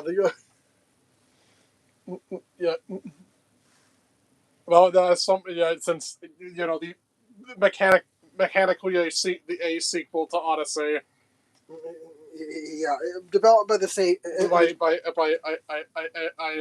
half of the team. Half of the team that worked on Odyssey, and carrying over a lot of aspects of it, such as the collectathon nature, or the theme progression system.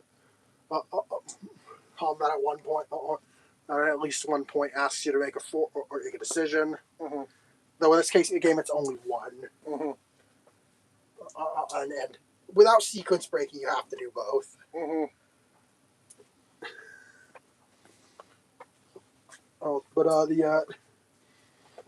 I know for you, you say it kind of it improves on Odyssey's faults. Yes, for one, this game feels like it has way less padding. And also, like 100%ing it isn't. 100%ing it. The one thing I think is kind of tedious is having to farm banana coins to buy out all of the chip exchange bananas. Since you can do that in the post game. But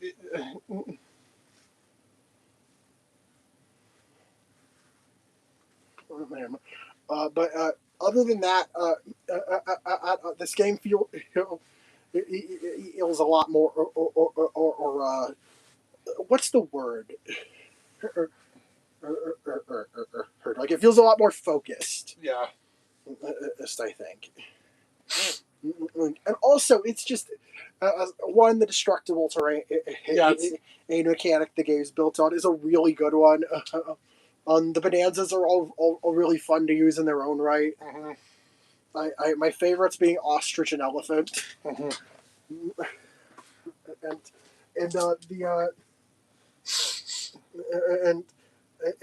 the game soundtrack is great. Yep, as expected of a first-party Nintendo game.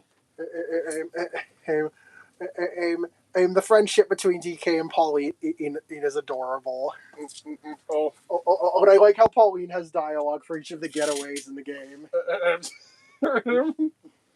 And that's a really charming detail. Put her in Mario Kart. Put young Pauline in Mario Kart. Sure. Give us DLC with young Pauline and Void Kong. Yeah, I know. Yeah, again, yeah. Completion isn't like full usage. Completion isn't a chore. Yeah. Or for some kingdoms, they're not afraid to have some kingdoms have little to no layers. There's layers, right? There's layers in this game. There's some layers have little to no stuff added in the post game. You know. Unlike Odyssey, which insists that every kingdom has to have a fuckload of stuff piled on. Suddenly have like 10 to 20 more or like 5 to 20 more objectives.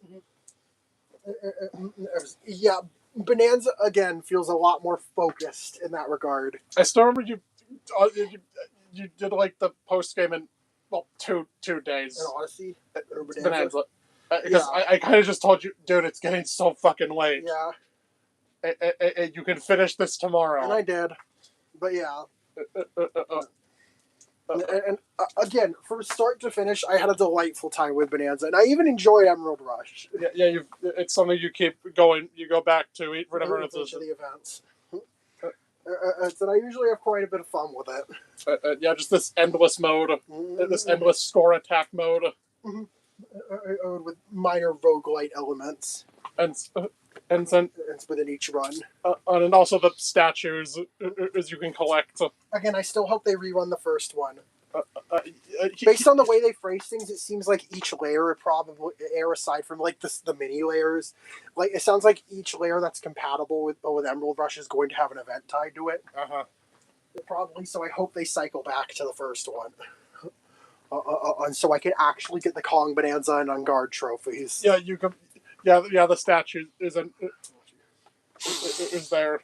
It was just yesterday. I got the Tiki Tak tribe member. The strat was to get hit a lot. Very funny strat. That made it super easy. Yeah. But yeah, if you own a Switch 2 and you don't own Donkey Kong Bonanza, what are you doing? As if you were to say that's one of the reasons to buy one. Yeah, genuinely, I would consider this game a system seller. It is one of my favorite games ever made. Yeah, and well, we'll get to honest. Yeah, we'll get to. I mentioned Super Mario Odyssey. We'll get to it. Next up on my list, Yokai Watch. I put Yokai Watch 2 Psychic Spectres. This represents my fixation on Yokai Watch. And I think Psychic Spectres, Yokai Watch 3, I also really love, but it also feels a bit directionless and bloated in some aspects. 698 collectible yokai. I wonder why this. Why they rebooted. That roster was getting pretty bloated. By Post Blasters 2, they had over 700 yokai. And that was within the so it's to use Pokemon as a comparison. 3 generations. Yeah, three game release cycles. Well, technically 5, but the Blasters games didn't introduce that much. Much compared to 1, 2, and 3. We never got Blasters 2 in North America. In reality, I consider Blasters and Blasters 2 to be closer to some, in terms of generational introductions, they're closer to something like Ultra Sun and Moon and Legends Arceus. Or just a few. And then they introduce a few more things on top of the stuff, into the roster or before the next big wave of them. We never got Blasters 2 in the West. Yeah. That's because, well, by the time the third game released in the West... the series was dead. No, the 3DS was dead. 3DS was dead, yeah. This game released February 2019 in North America. Yes. And barely any copies were printed. And I am lucky to own a physical copy that I think I spent $100 on. $80. $80. Mom spent $80 on it.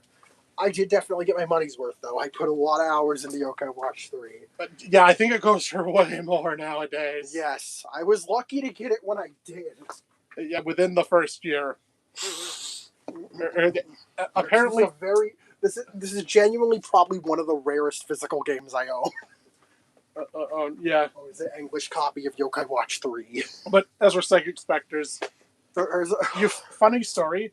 I think this sort of hits the sweet spot for me. I think you didn't beat it the second game. You didn't beat Fleshy Souls originally. I transferred over because it lets you do that. Or eat it on Psychic Spectres. And then I found out I needed a Fleshy Souls exclusive. It turns out when you transfer your file, you don't keep the exclusives that you would have for Fleshy Souls. Only the ones that are directly tied to quests in that game. And you keep Fleshy Souls exclusive quests, but not Fleshy Souls exclusive random yokai spawns. So yeah, you had to do a bunch of metal swapping. And play through Bodhi Spirits. I had to finish beat the final boss in Fleshy Souls again. I mean, yeah. I need to farm quite a bit for that because the final boss was hard as fuck. I might have just had a really poor team comp. You probably did. Yokai Watch is a lot less forgiving for just throwing bullshit on a team compared to Pokemon. You need to you need to have actual, this is a real time strategy. You actually do need to put in quite a bit of strategy to clear. This game has real time battles. And you are encouraged to swap up your team out for the most part throughout the game. That's the whole incentive of the ranking system. When you rank up, you can get more or powerful yokai friends. And power creep is a bitch. Now that being said, story medals are exempt from the evolutions, and story-based friends are exempt from the medal system. Your ranking. And I think also trading and this only applies to yokai you would find randomly, and also certain quests. I don't remember if this game has an obedience cap or not. No, it does not. I distinctly don't think it does. It might for traded yokai. I don't know. I don't know. I do know. It takes one of the stupidest things from Pokemon that you can't rename traded yokai.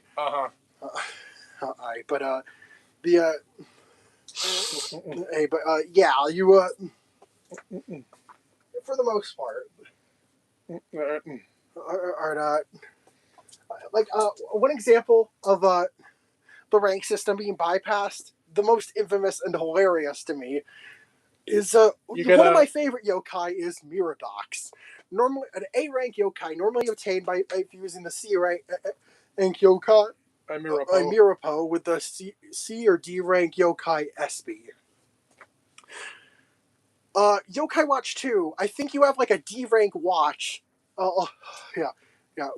While you have a D rank watch, the game gives you a free Miradox.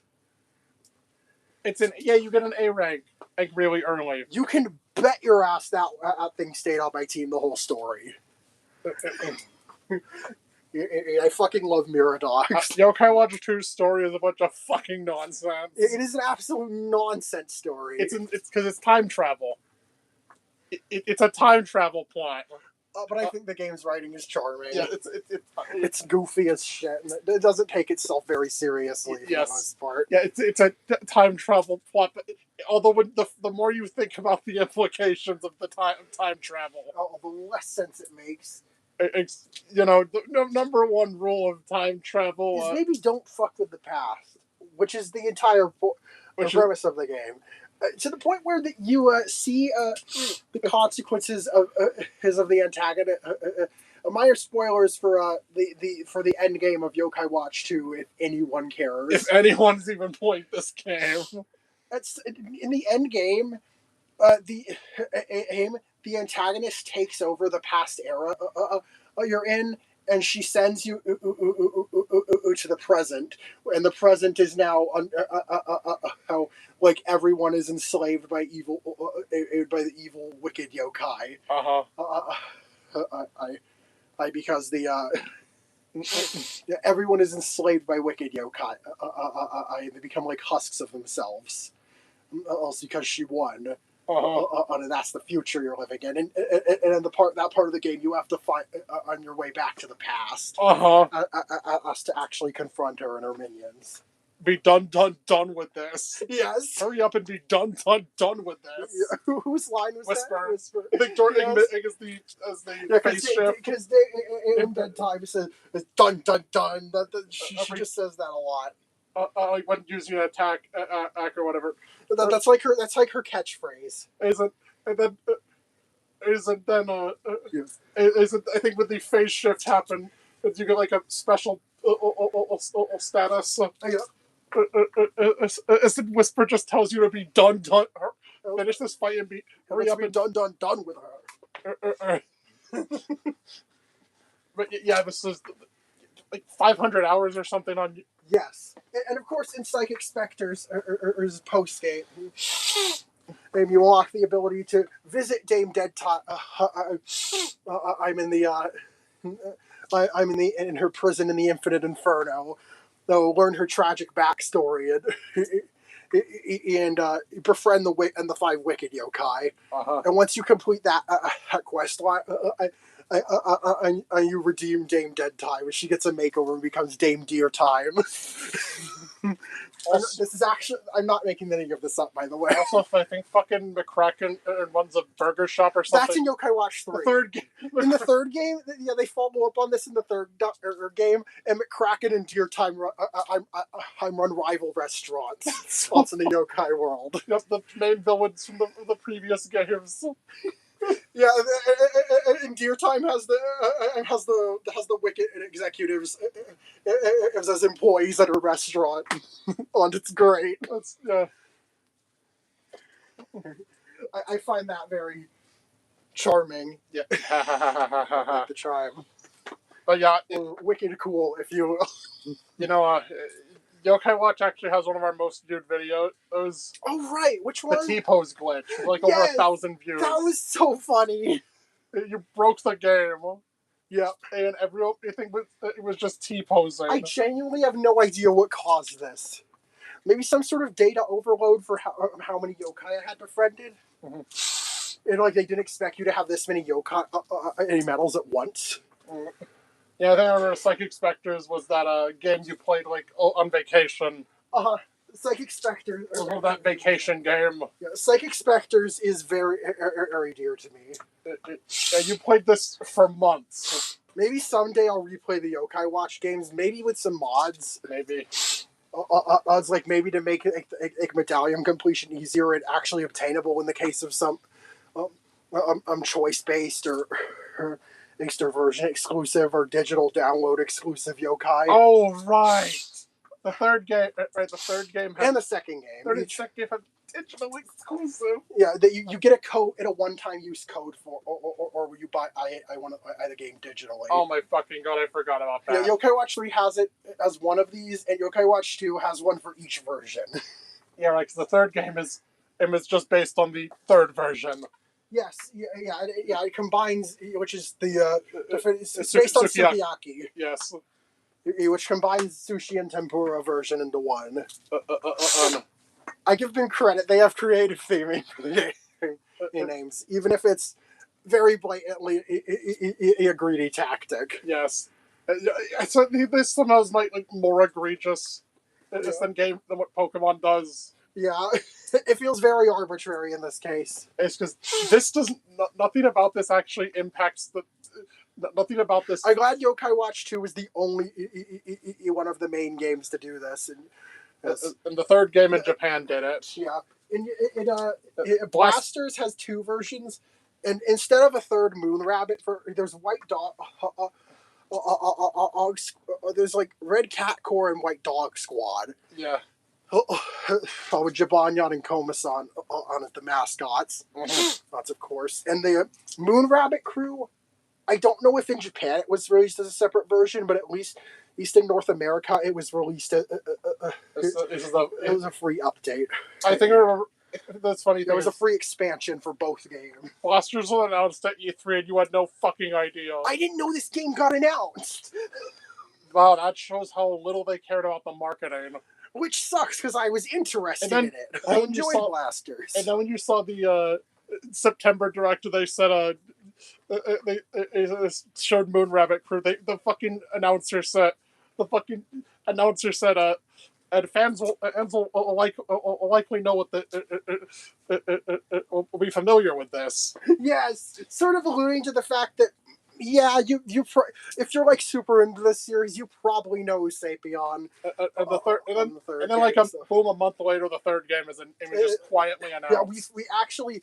It's a miracle that the third game got localized, really. I feel like it was just, like, sunk cost fallacy. I feel like they just did out of obligation. Like, okay, let's push out the third main game. Like, let's finish the trilogy. Let's at least finish the trilogy.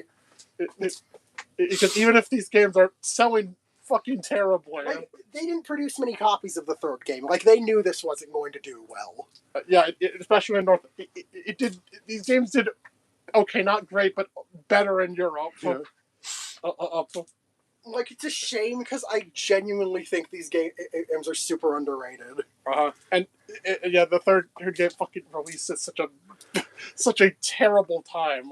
And there was a lot of charm here. And we sadly never got the fourth game in Yeah. the West. There was a fan translation though. Yeah, I don't remember if it's finished. I think it's finished. Yeah, there's a fan translation though.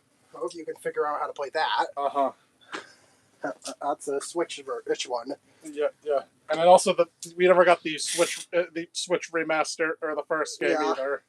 But like that's not as big of a loss. That's just a remaster of a 3DS game. God, Yokai Watch. Yokai Watch was kind of sort of doomed to fail in the West. Yeah, and it became a huge fixation for me for a good period of my life. As tends to be the case with monster collecting games. Foreshadowing is a narrative device, so you know what. Yeah, but Yokai. This is like sort of just encapsulating the series in general. Yeah, like Yokai Watch in general, which again, this same logic between between Luigi's Mansion and main series Pokemon. Like this is so sort of encapsulating the series. Now, next up, Hollow Knight Silksong. Between in original Hollow Knight and Silksong, I greatly prefer Hornet's movements. Like Hornet is just a lot. I like how dynamic Hornet feels. As compared to the Knight from the first game. Yeah, this was would be one of your Game of the Year contenders. Oh, for sure.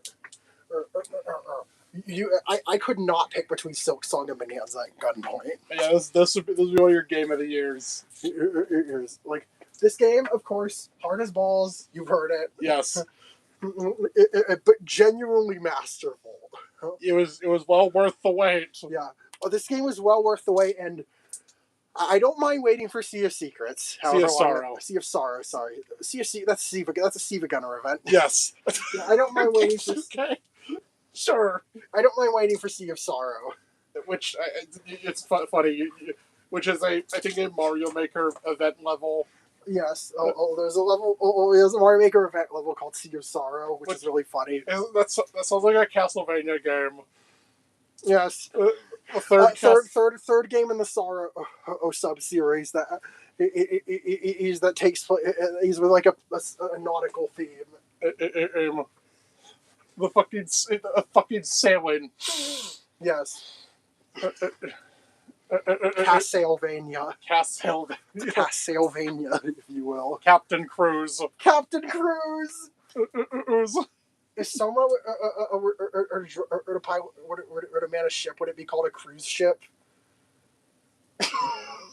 But yeah. So Silksong.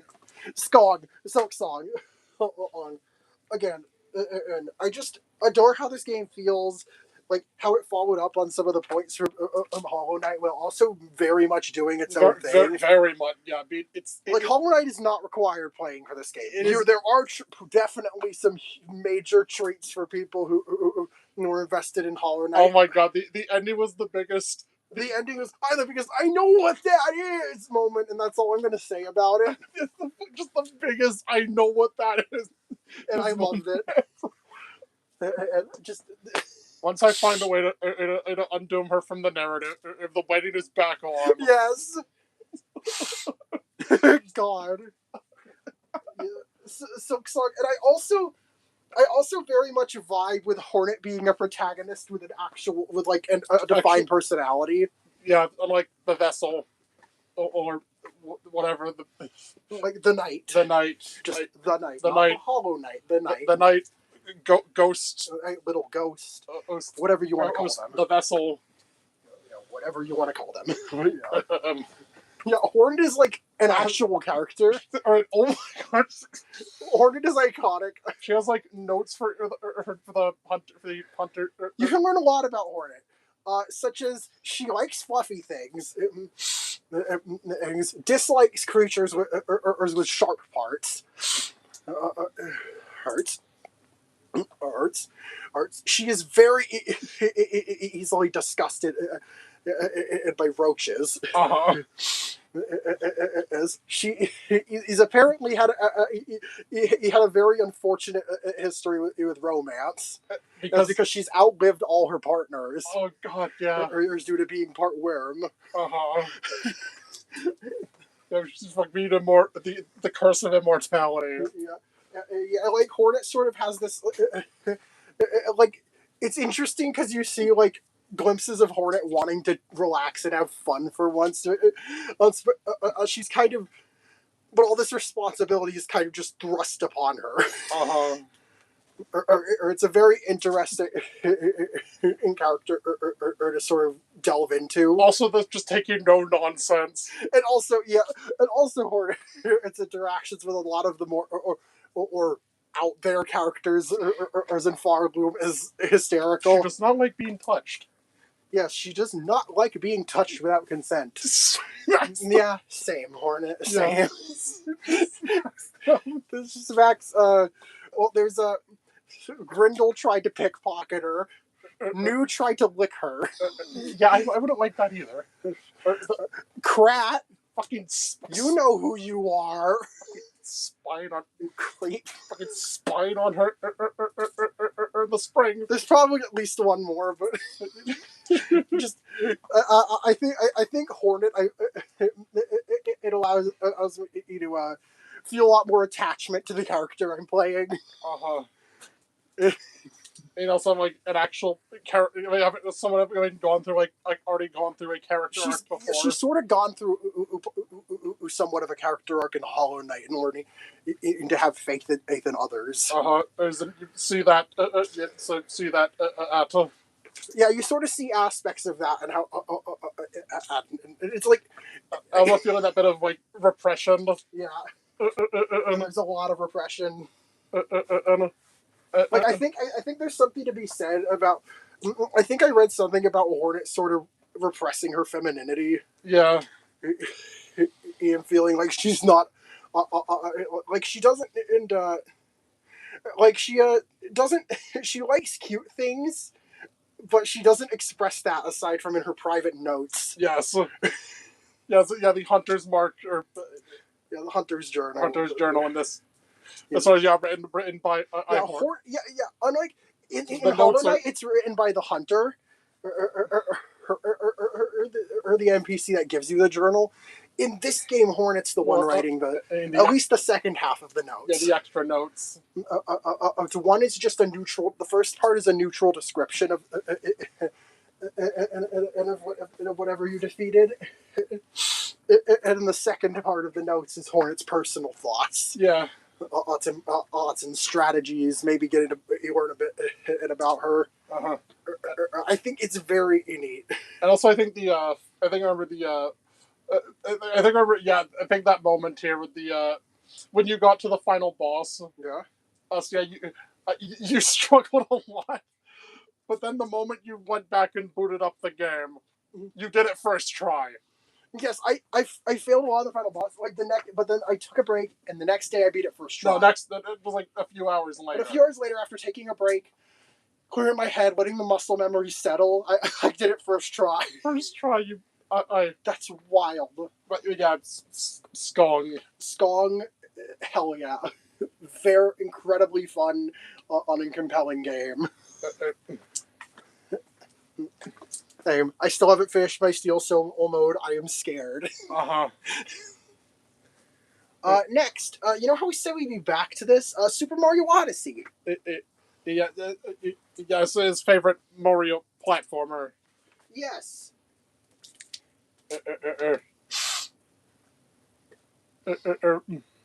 Yeah, my favorite main series, whatever that means. Whatever the hell that means for Mario. Whatever the fuck mainline means. My favorite Super Mario game, or whatever, has got to be. What is that? Tag. Has got to be Odyssey. Like Super Mario Odyssey. It's not even close. Okay, well, it's not that. Not close. I also really, really love Wonder. And also Mario World. World is very nostalgic for me. But I think if I had to pick at gunpoint what my favorite Super Mario game is, like the main 2D and 3D platformers, I pick Odyssey. Yep. he's played this one multiple times. Like, I think I'll start with the obvious that everyone says about Odyssey. Mario just feels really fucking fun to control in this game. Even I'll give it that. Like with the diving, rolling, cap jumps. I'm saying like the crazy shit you can pull with Mario's movesets. As I mentioned when Mel was making her lists back in the when we were on vacation. And a few weeks I ago, was updating my list.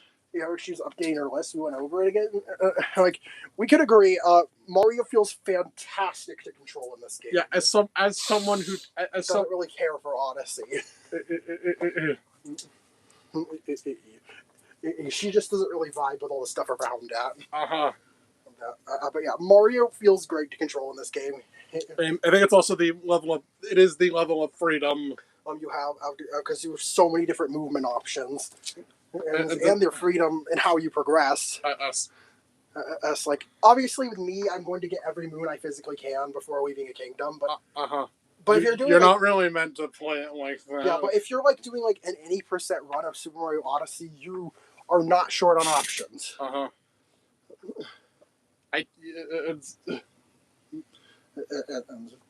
And you can collect. Yeah, usually there's like you in most cases you don't even need half or even a quarter of the moons available to you. You just have to fill the required number. You don't even need to clear story missions in the majority of kingdoms. You just have a quota to meet. You can still roll credits without achieving world peace, i.e., completing all the story moons in each kingdom. No, I know you kind of get. There's like also the costumes. And the costumes are very charming. My loadout is the post-game skeleton and costume you could buy for max coins. And the post-launch axe headgear. From the zombie costume. Yeah, that pairs with the zombie costume. Instead I pair it with the skeleton. Yeah, because that's cool. I fuck with the skeleton with an axe in his head. That's really funny. Yeah. And I also like pairing the crazy cap suit with the caveman and hat. Yes. My other favorite cappy outfit is Bone.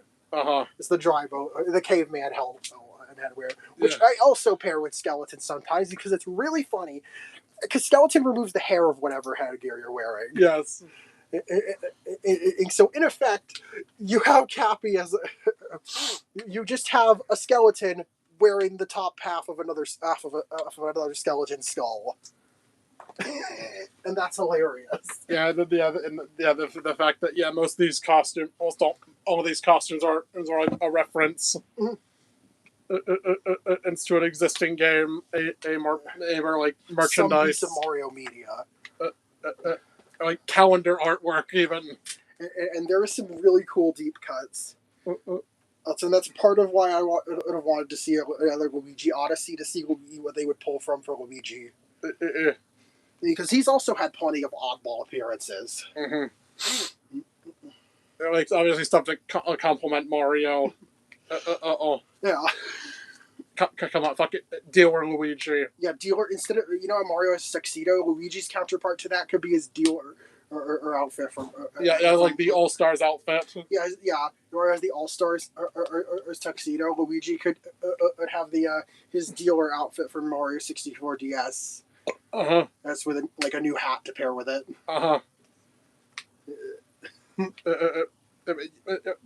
No, I know the thing. So the things you like, I don't like. Like well, again, a lot of the post game. The moon rocks suck. Okay, it really that part of the game does feel mostly like busy work. I like most of the added sub areas. Like if it were just that, like maybe like what I would have probably done is cut most of the post game moons, and instead have the darker side focus on. Instead of the dark side focus on have the dark side focus on more be like more expanded to feature a ton of different sub areas. Like all these moon rock sub areas could have just been part of the dark side. And then the ones that are actually part of the dark side, which are harder versions of them, could unlock when you clear the originals. And then there's the Toadette Moons. Yes. Why can you not get them all at once? There's like over 50 of them. Yes. Like that, or 40 or so. Which is why the Mushroom Kingdom has over 100 moons. Yes. I would not have a problem with this as achievements, with these achievement moons. If you could get them, claim them all at once. Mm-hmm. I swear Bonanza does at least one thing where you can claim a bunch of moons at once, and it gives you them all at once. But you got a bunch of bananas. A bunch of bananas. I swear there's at least one example of that in Bonanza, but I can't immediately remember what it was. Fucking Really freak. clean between his toes. Fucking freak. I was like a little weirdo. Uh-oh. And oh yeah, the purple coin radar being paywalled.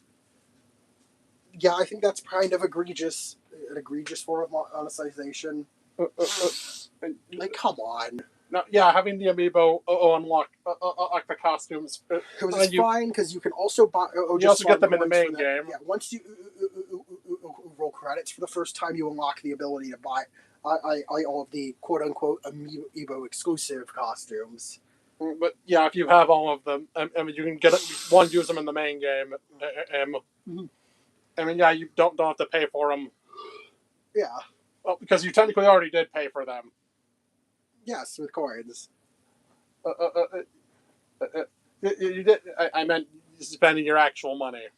Yeah, with the amiibo. Yeah. You just bypass the ability. You can just get them earlier and bypass the ability to need to buy them with coins. Like you can play as fucking classic Mario or Dr. Mario. That's fun.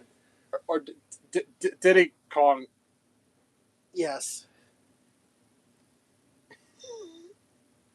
This one is strange. Now you could say the costumes of the other plumbers is yes reference those, but it is also a reference to Thousand Year Door or its emblems. Because Mario can and wear or an L or W emblem. And if you wear both the L and Mario in Thousand Year Door, there's the cosmetic L and W emblems that don't cost any BP to equip. That you can find, and equipping the L emblem gives Mario Luigi's color palette. Equipping the W emblem gives Mario Wario's color palette. If you're both equipped at the same time, you get a Waluigi color palette. So yeah, so Odyssey in a way it's a reference to that. Mario was proportioned and embodied with the outfit colors of the other three. Except in the Odyssey version, you do also get their respective emblems on your cap. Yeah. Which you didn't. Which I don't think you did in Thousand Year Door. No, instead of a recolored M. Yeah, so the M just changing color. The purple coin radar though.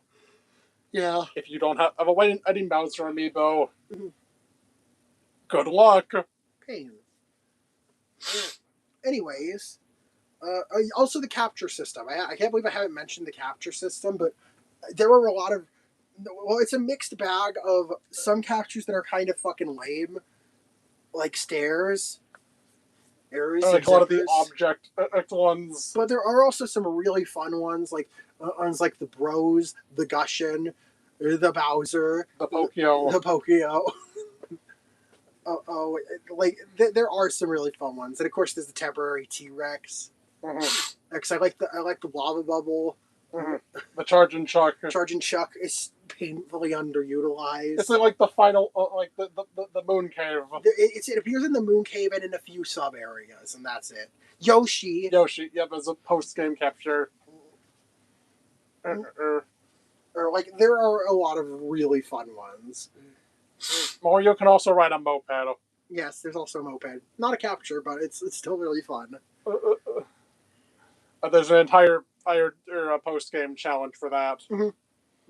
Or you run from a T-Rex on a X while riding a moped. There's a Vanishing Road. I meant Vanishing Road. Vanishing Road. That's what you're referring to. Oh, I know that one was a pain. Vanishing Road was a pain. And then there's a version where you do it without the moped. So you have to master Mario's movements. Honestly, I think both versions are really fun. Yeah. Then there's like the weird mini games, like the bound jumping. Yeah, like the snow bowl. Yeah, bound bowl. Bound bowl. The bound bowl. Oh, the Snow Kingdom. There's the my two loathed ones: the volleyball and the Seaside Kingdom, and the jump rope in the Metro Kingdom.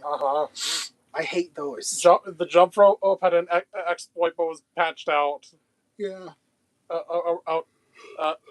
The exploit for volleyball is just grab a second player. Yeah, just use 2-player mode. Have Mario stand off to the side and let Cappy take care of it, because Cappy's movement speed is a lot faster than Mario's. Was at a base level. I think I've said sorry. Let's say this with Bonanza, but I'd like to see a Wario game in this style. And Yoshi too. Wario and Yoshi would both be really good candidates for this style. Good God, Wario has not had a platformer or nearly 20 years. Genuinely, I think Wario should be next in line for a revival. Genuinely, with like how Bonanza has like like the whole Gold Rush aesthetic, in some parts, transformations and stuff like. This feels also just meant to destroy, more combat oriented. Like genuinely, this feels right for Wario to follow up.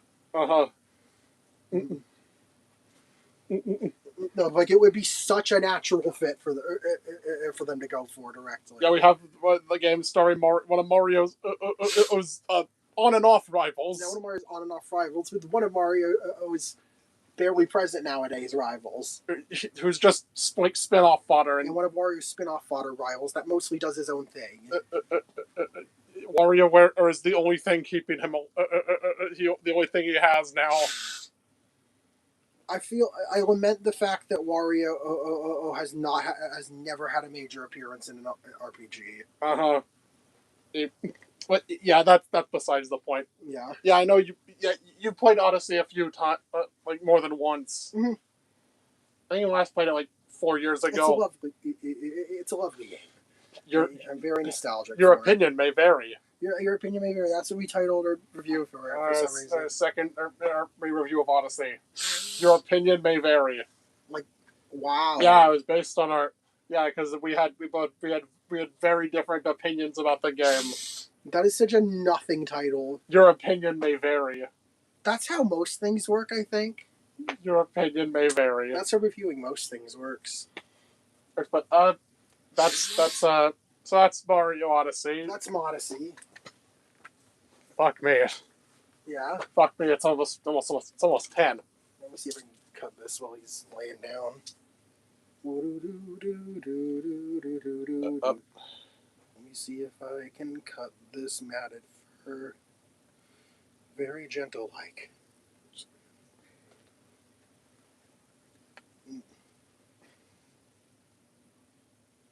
I know those scissors suck.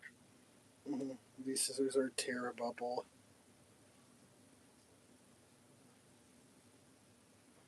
I wish we had better scissors to actually trim them. What'd you say? I think that's helping.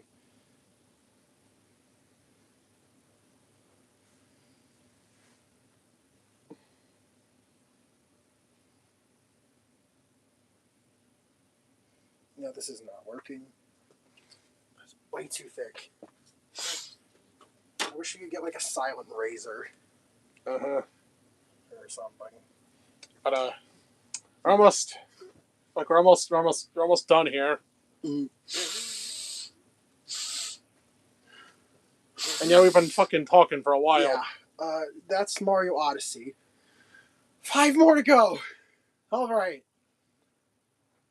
Next is Castlevania Dawn of Sorrow. Yeah, but if you had to pick one. If I had to pick one Castlevania, it would be Dawn of Sorrow.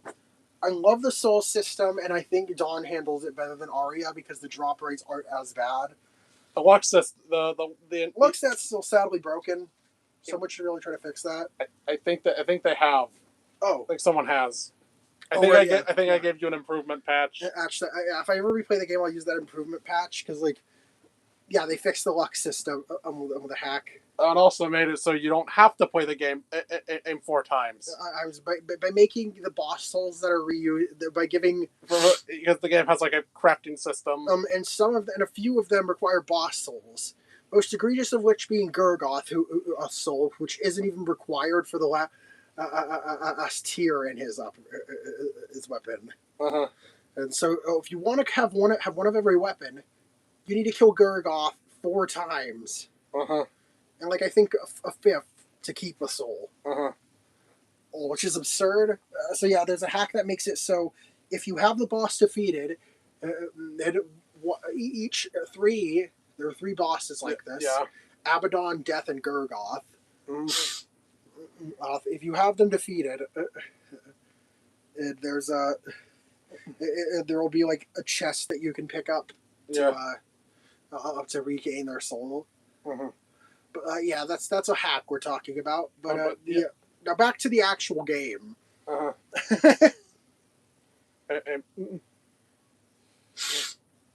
I think this might be it could be Stockholm Syndrome. I played through this game multiple times, like half a dozen. Almost a dozen times. Almost a dozen times. Because you did it on I also did a bunch of multiple playthroughs on that. And on Dominus Collection. Of course. That was also where you did fucking 255 mode. Yes. In Order of Ecclesia. And I maxed out Shanoa's level and all of her attribute points. Uh-huh. That was hell. And you killed Dracula in 30 seconds.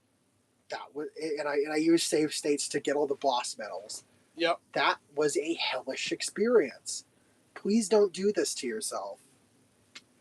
But anyways. But yeah. Yeah, Dawn of Sorrows. Oh, again, I really fuck with the soul system. I enjoy the castle's layout and the boss fights in this game. I believe it's considered to be on the easier side as far as the game. Games in this sub-series are. Uh-huh. But I still had a lot of fun with it. The games in the Igavanias. Yeah, out of the Igavanias, it's considered to be one of the easier ones. You know, compared to something like a fucking Ecclesia. Compared to Order of Ecclesia or God forbid, Curse of the Moon. Circle of the Moon. Circle of the Moon. Curse of the Moon is Bloodstained. Yes. But yeah. I really like this game. Uh-huh. And also, it has that, but you also have an extra mode. Mm-hmm. You play Julius mode. Triggered by getting the bad ending. Yep. Yeah, you have to get the bad ending to unlock Julius mode, which I was not aware of. That's also how it worked in Aria. Yes, which is why I wasn't aware of it. And also, yeah, naming yourself Julius. It's really funny to me. Also, I think the Dominus Collection fixed the turned the seal system. The quick time events. Yeah, and so you press button combinations in succession. Yeah, to make it more console friendly. Yes. So you have to press specific button combinations. Mm-hmm. And so, you'd say the DS the DS trilogy. I love the DS trilogy so much. Yeah, compared to the somewhat mixed bag of the Advanced trilogy. Yes, I really like Aria and Circle of the Moon and Harmony of Dissonance. Yes, yeah. That is the game. Yeah, are both I think they're games I have a complicated relationship with. They both have some good aspects and some questionable ones. Circle is extremely grindy. Yes. And not really well explained. It is kind of a mess. You're just getting lost in dissonance. Mm-hmm. And so, also, Circle has the you infamously sequence breaking. And with the what was it? Carmilla. The sewers. The sewers. I didn't know that I had to get. You had to fight death. I didn't know that I was supposed to fight death. And then get the and to purify the sewers. So you were just as right around on the poop water, which drains your health incredibly fast. And then fighting Carmilla, a very underpowered. Gaining several levels for beating her. I did so much waiting around for cards to heal me passively. I am going to stab someone. That's what I said when I got the crystal to purify the water. You already finished that. I didn't know that I was supposed to do to fight death first. Yeah, but yeah. Yeah, apparently I posted this in like the Castlevania Discord server, and people were shocked. They were like, "Wait, death is optional?" Yeah, death is optional. Yes, but yeah, that's about the advanced trilogies have been a mixed bag. Mm-hmm. Compared to the Dominus trilogy, if we would call it that. Mm-hmm. Going by the collection name. Yes. I mean, yeah, if you had to pick one, it'd be Dawn. Yes. And also Soma Cruz represent. Yes. And he is my current profile picture on Discord. Shut up, you have no skibbity riz. That's all the reason I need. Pain. He would say that. Yes. He is canonically Gen Alpha. He is canonically Gen Alpha. That's insane. Mm-hmm. Okay. Next. Mario and Luigi Bowser's Inside Story. Another childhood game. How many times can I say I really love this game? Yeah. But just, this game means a lot to me. It was my first Mario RPG. Uh-huh. And I was obsessed with this game. I know your original save file, you're like, well, fucking level 59. Yeah, I grinded so much in this game. Uh-huh. And because I struggled a lot on Bowser X, I basically had to get high enough level to brute force the fight. Mm-hmm. And then nowadays I'm good enough to do it somewhat under the level. And then I think you did play the remake. Mm-hmm. Yeah, and yeah, the remake. Sadly, some of the animation and details are sort of as expressive. And so I also think sort of like, and I think even like some of the NPCs. Yeah, but I do think overall I enjoy both versions of the game. Hey, the remake lets you skip tutorials, which is great. That's a win for me. Huge quality of life improvement. And you can skip tutorials. Even if we ignore the obvious, it's a remake of a game that can already be played on that console. It was desperation. Yes, they just had to remake their most popular game in hopes of getting some funding. Yeah, the remakes were desperation. Mm-hmm. And they were the death throes of a company falling under. Junior's Journey failing didn't kill the company. They were already dying. They were already dying in the Dream Team. Even the next 3 releases. And each game and Paper Jam selling even worse. Or sort of killed them off. Their last ditch effort was the remakes, and the Switch was out by that point. Yeah. The Switch was out by the time. So most people weren't buying 3DS games. Yeah, I think Nintendo just still kept making 3DS games in 2017 and 2018 because they weren't as a failsafe. In case the Switch ended up failing. Yes. But, you know how that went. Yeah, because they said, "Oh, the Switch isn't meant to be a successor to the 3DS." That was just them covering their asses in case the Switch did, which was another Wii U. It's not. Hey, at least it wasn't like them calling the DS a third pillar. When it could play GBA games. It could, the GBA and GameCube.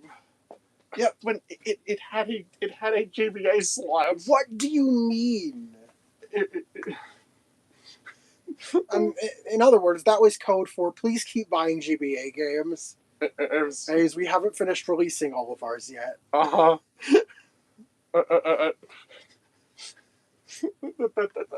That's so funny. Yeah. But yeah, Dream. Yeah, but yeah, Junior's. That's what. Yeah, Inside Story and I guess by extension, Junior's journey, Mhm. which you didn't finish that. Yeah. Because Minion mode is you did want Minion mode out of the last remake. It was hell. Oh, Junior's Journey, I just... It was more of the same. It was more of the same, and I just got fatigued. Yeah. Look, if you want to engage with this mode, just look up all the cutscenes online. That's the only interesting part. You play this. You play this for the story.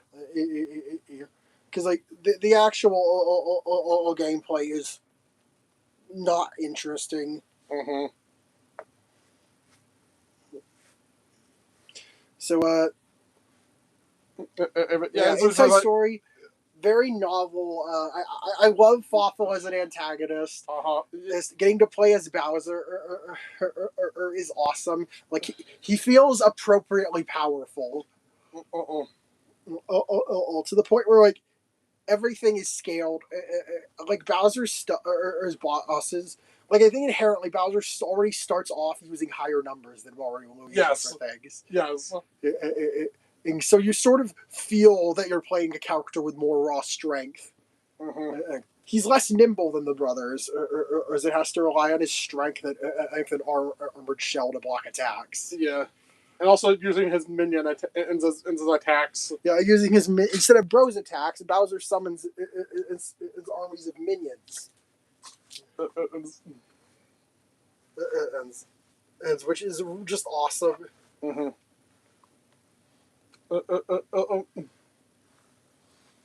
Yeah. And Bowser's ranks are the boss ranks. Like his final boss rank. I guess his hidden one, and his hidden super rank. Mm-hmm. I think that might have been added in the remake. No, they added it in between in rank. Right, what was it? I forget what the in between was.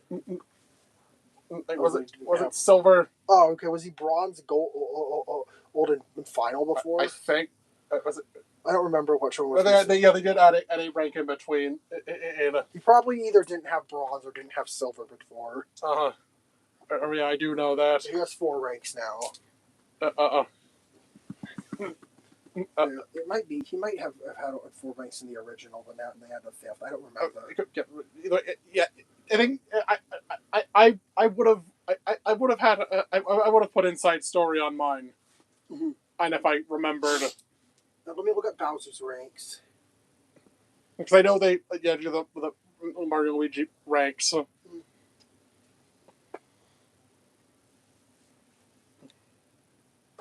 Bowser ranks, Mario and Luigi. Oh, the rank series. Yeah. The rank series, the rank page on Mario Wiki. Yeah, I should tell you.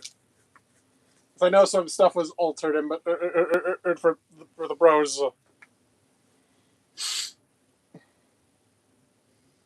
Bowser, okay, yeah, Bowser, the original. Bronze, Silver, Gold, and Final were his ranks in the original. He now has Bronze, Silver, Gold, Master, and Final. There's the Master boss rank. Which is, I think, the equivalent of into Star. Yeah, it's between Gold and Final. I think they also cut down the on the level of requirements. Yes, Bowser consistently gains a rank at every 8-level milestone, at 8, 16, 24, and 32 in the remake. I know it was 40. It was like in the original, it was 10, 20, and 40. Jesus. So it just doubled. Each one was double the last. I know, like the bros' ranks were also cut down. Yeah. Now Bowser gains all of his ranks sooner than he would in the original. Because like there's a long stretch of the game, in where you are once you reach Gold boss rank, you'll have to grind in the post game to reach each final boss rank. You'll have to grind an end game to reach final boss. Because there's a large stretch of the game, and where Bowser's is inactive. In Junior's Journey, the bros rank up at every 6-level milestone. Well, in the original game, the rank ups were at 8, 16, 26, and 40. Junior's Journey. He cut that down. They also added the boomerang rank between shell and flower.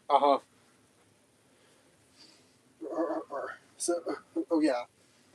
Now both characters cap out around 30. Yep.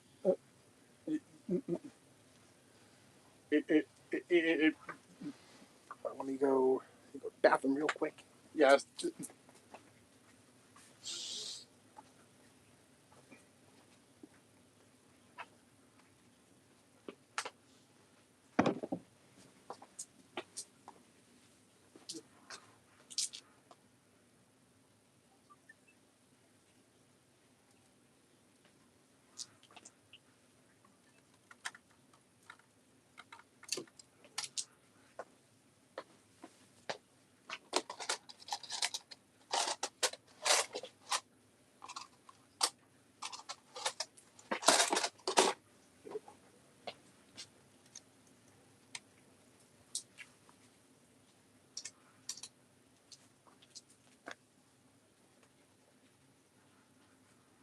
Okay. We'll be right. We'll be right back.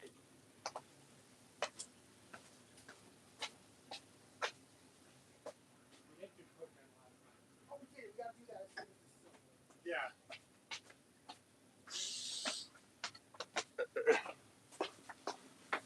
All right, we got 3 more games. Yep. So yeah, that's what I have to say about Bowser's Inside Story. Yeah. Next up is mainline Pokemon, pretty much. So this is a filler space. Legend C to A, I put in there. Like, look, I'm gonna be real with you. We've gone on for this too long, and I can't think of anything particularly interesting to say about Pokemon that we haven't already said dozens of times over on this channel. Probably like over 100. Like over 100 times over on this channel. Just I like Pokemon. It boils down. This is more like an obligatory. And I like a lot of the unique gameplay aspects of Z to A. Yeah, this is like one that that's easy to change, subject to change. This is like probably the most fluid spot on the list, or at least one of them. As in, it'll probably be usurped by Winds and Waves once those come out. Yeah. Next is another monster collector I want to shout out. In Cassette Beast, Which just recently had a sequel announced. It's Cassette Beast 2002. That is awesome. I am very excited for that. They got Johnny Giuliani. Yes. That's the Sonic guy. Yeah, so Crush 40. Crush 40, right. Cassette Beast is an interesting take on the monster collecting genre, where basically you record monsters and you shapeshift. You become the monster. Or you unlock traversal abilities by recording specific monsters. or the game it pretty much focuses entirely on doubles. You always have a partner with you, and also you can romance most of the game's partners, with the exception of the one who's literally a dog. Yes, for obvious reasons. Yeah, you just max out your bond with. Disclaimer: I think DLC post launch has added 1 or 2 new characters or partners. I think Sonny and Frankie. Maybe. But I remember. He hasn't even checked out the. He hasn't even. It's been a while. He hasn't played the update. Yes, but yes, I really. I don't know if you can romance Sonny or Frankie. Yeah. If Frankie's even a character you can recruit. But But yes, I had a delightful time with this game. Very fun. You maxed out your level. I maxed out my level, which thankfully is like, thankfully that's just your level, which is also shared. Something neat is that each cassette has a level that has stars that power them up, but also your character, the player, and each of your partners have their own levels. I thought you and your partner shared a level. Yeah, no. They have their own levels, but they do scale partially off when they're off your team. Yeah. So there's like a slight experience share system. So that partners don't end up being super behind. And yeah, you've also completed your entire bestiary. Yes. And not all the fusions, obviously. Bootlegs, including bootlegs. I didn't collect every bootleg. Not every bootleg. But I did collect the one bootleg that you need for a secret monster. Yes. You'll figure it out. potentially. But the fusion bestiary is like 16,000 entries. yes. Because there's a procedurally generated fusion for every monster in the game. Mm-hmm. You don't have to do this. Don't do this. Do not try to complete your fusion bestiary. Yeah, I know you had. I think compared to like something like I guess other games in this genre, Mhm. I know there was also Koromon. Koromon I also enjoyed. It was quite difficult. And Monster Sanctuary was also really difficult. I needed someone to help me with team comps because that game it does not fuck around. Because like those secret. Not even just secrets, just finish the game. And Monster Sanctuary is a balls hard game. It's a really good game, but it's also really hard. It's a Pokemon Metro, like it has Metroidvania elements. Yeah, it is a Metroidvania. Yes, it's a Metroidvania. And you have a monster taming. You would love Curse of Darkness. Yes, I need to get around to playing that sometime. You would fucking love Curse of Darkness. I guarantee I would become obsessed with that game. They need to please drop the. Please give us the PlayStation games. Give us the fucking 6th gen games. Give us like the Origins collection or whatever. Bundle them with like there's like one other game they should probably bundle with it or something. Just bundle them. Just grab another random game or remake something or bundle something with them. But yeah, between Koromon and Monster Sanctuary is the ones you've like finished. And this one. Yeah. And yeah, Cassette Beast. I think Cassette Beast is the one that stands out most. It's like the fucking just the aesthetics. It has a fucking banger soundtrack, by the way. Like fucking hell. Like most of the also the battle themes. It's go incredibly hard. I was the main boss theme. The same old story is absolutely insane. Any story? Yeah. He was rematching the boss. What were you doing? And I was playing Triple Trouble 16-bit. Yeah. And I got to a Final Trouble. Yeah. Oh, this fucking song was playing. And it fit really well. I was just finishing as I was beating the fight. Yes. Oh, something really cool about this game is with its fusion mechanic. Battle themes have an instrumental version, and the vocal layer kicks in when you fuse. Which is just an incredibly awesome moment the first time it happens, and then it's just a really cool dynamic music thing. Yeah, and yeah, so just the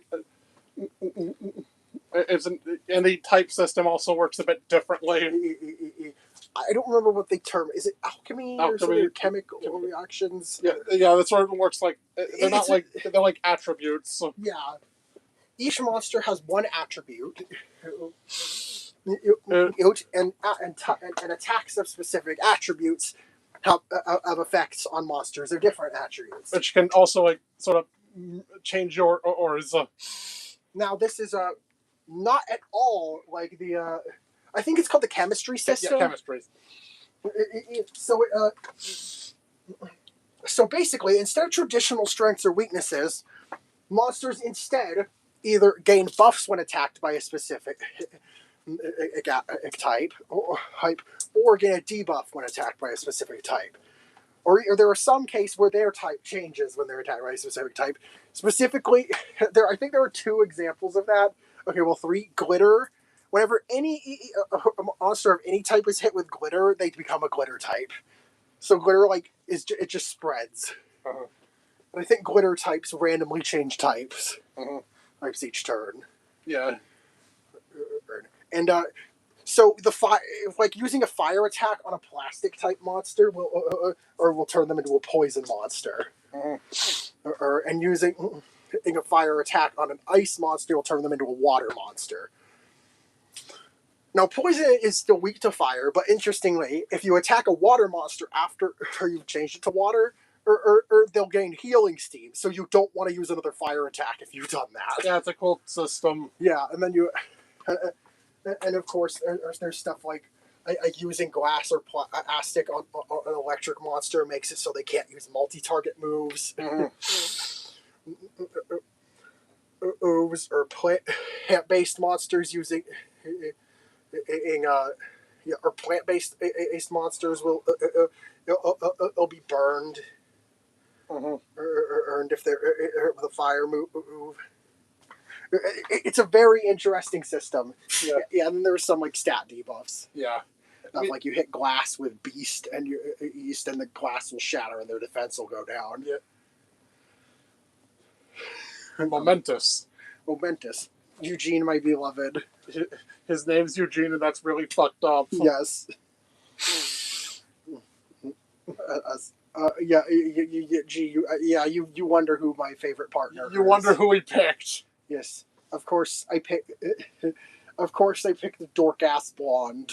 You have a type. Yes. I picked the shonen protagonist. Yes. The guy from the future or whatever. Yes. Or fighting against the landlords. Vampires. Yeah. Vampires are landlords. That's hilarious. Yes. Yeah, you play cassette beast. Play cassette beast. It's a wonderful game.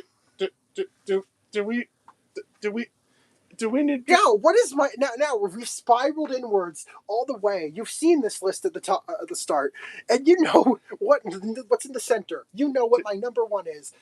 It's Dora the Explorer or for Game Boy Advance, which is a game that may or may not exist. No, it's My Singing Monsters. No, I don't know what that bit was. Do we even need to go over? Look, My Singing Monsters has been my special interest for more than half my life. I should not need to even explain. Have you've seen this fucking channel? Yep. No, we'll have very soon. We're doing a video and we gotta check something. We gotta handle something on a game. We're almost done with our video. Yeah. Yeah, we'll be up like hopefully within the hour. You've seen this channel. Yes. You've seen our content. We've seen our content. And I don't think this needs to be. I don't think you need to explain an MSM.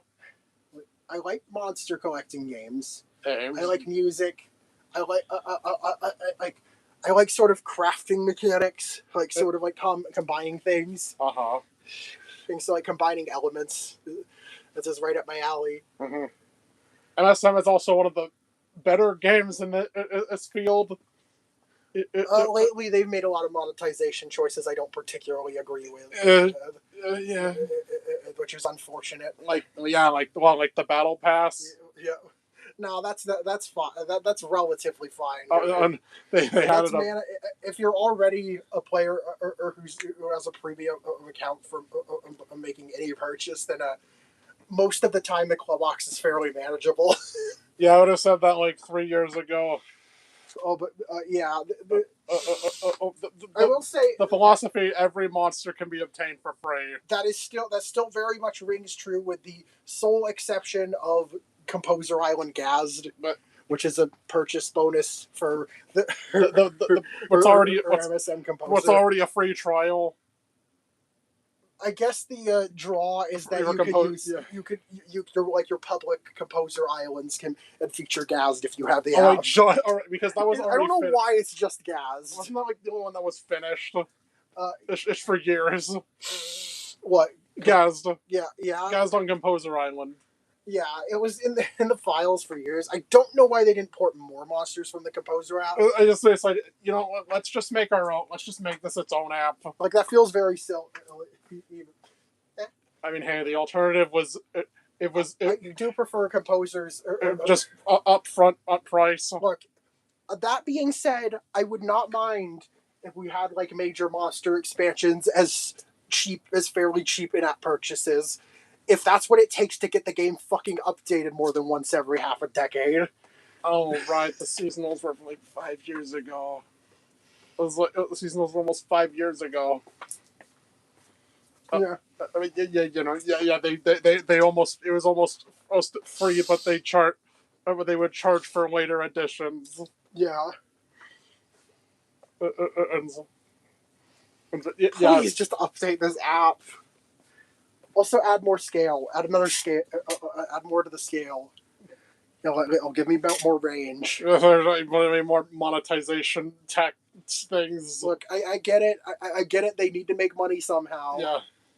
Like apparently, I heard discussion with like my tribe chief raised a point that a part of why the game's problem is monetization has been more aggressive lately is because after the TikTok boom, investors have been breathing down their necks. Oh no! Yeah, right. I think that BBB was bought out a few years ago. Yeah.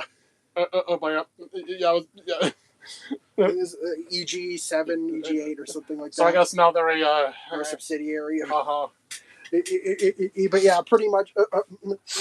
Much if their profits go down too much, us investors will probably drop them. Because I think they're now a public company. Yeah. It's a whole mess, and I don't want to get into that too much. But yeah, that MSM will always hold a special place in my heart. Yeah, we look. I just watch any of our other fucking. Just today, I feel honored to have gotten a new Paranormal released on my birthday, along with a new Epic Wublin and 7 new costumes. Yeah.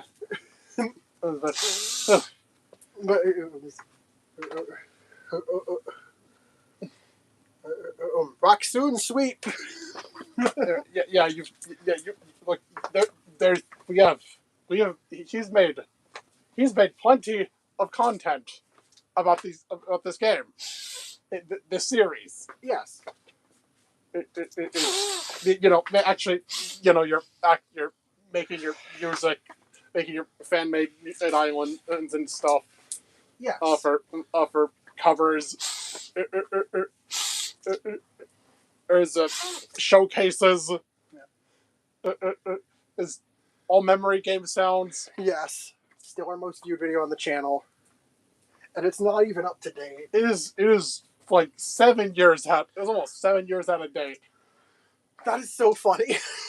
And that's our most viewed video. Yes. At over 1 million views. Mm-hmm. Our second most viewed video is at 29,000. Mm-hmm.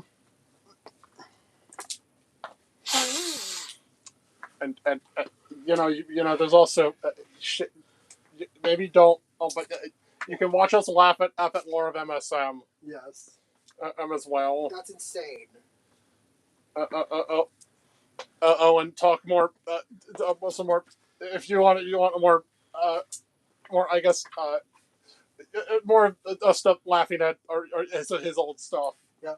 If you want to learn some stuff about me and my engagement with My Singing Monsters. Hi. A few of my favorite things include. My favorite monster is Krilby. My favorite class are the Paranormals, and my favorite island is Plasma Islet. Uh-huh. Your friend code is. No, my friend code. They changed the friend code system. That's now my BBB ID. Oh yeah, your ID. Well, it doesn't work as a friend code anymore. But I know I have it committed to memory. Yep. 176. 1763224GE. Yep. 3 is in the amount of nipples that Harry Styles has. Yes. G is in grandma and E is in egg. But yeah. That's okay, Jesus. I think this went on longer than mine. That's went on way longer because I have a lot because I tend to yap. Yes. It's been more than 4 hours. It's been nearly 4.5 hours. Oh yeah, mine was just under 3 hours. Okay, it's not that much longer than yours then, but yeah. This was a long one. And unexpectedly so. Oh. I told you this would take like 3 times longer than my Pokemon. Yeah. It took more than that. I know there probably would be some honorable mentions here. Yeah.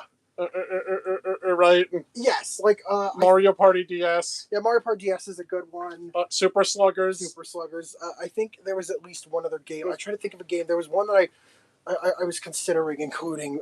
Bug Fables is a good shout. Yeah. I considered Pokemon Unite. It's more that's just a part of my routine. That's I don't really call that like a favorite game. Really, it's more part of my routine. That's same goes for Pokemon. Yeah, but I do greatly respect Pokken. But yeah, that's also just part of your routine. Mhm. It is Mhm. in a long term Yes. goal. Indeed. Oh yeah, there was probably more games if you could have mentioned. Yeah, But if you could have put here, but 25 was a good number, I feel. that was less than me.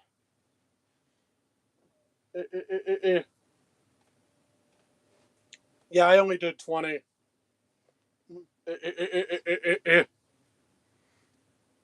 Although you did give me some ideas. Yes, like Is for some of these games. It reminds which ones? it reminds Bowser's Inside Story. it's like Bowser's Inside Story.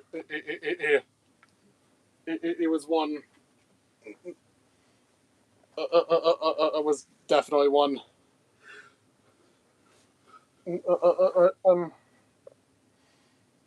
But yeah, fuck me. I, all right. Yeah. I think that's a good point to. What'd you call it? Anyways, till we have a New video idea. and also till we found a new name for the channel. I'm Mel. And I'm Alex. And bonjour, viewers. See you in the next video. Yeah. Yeet!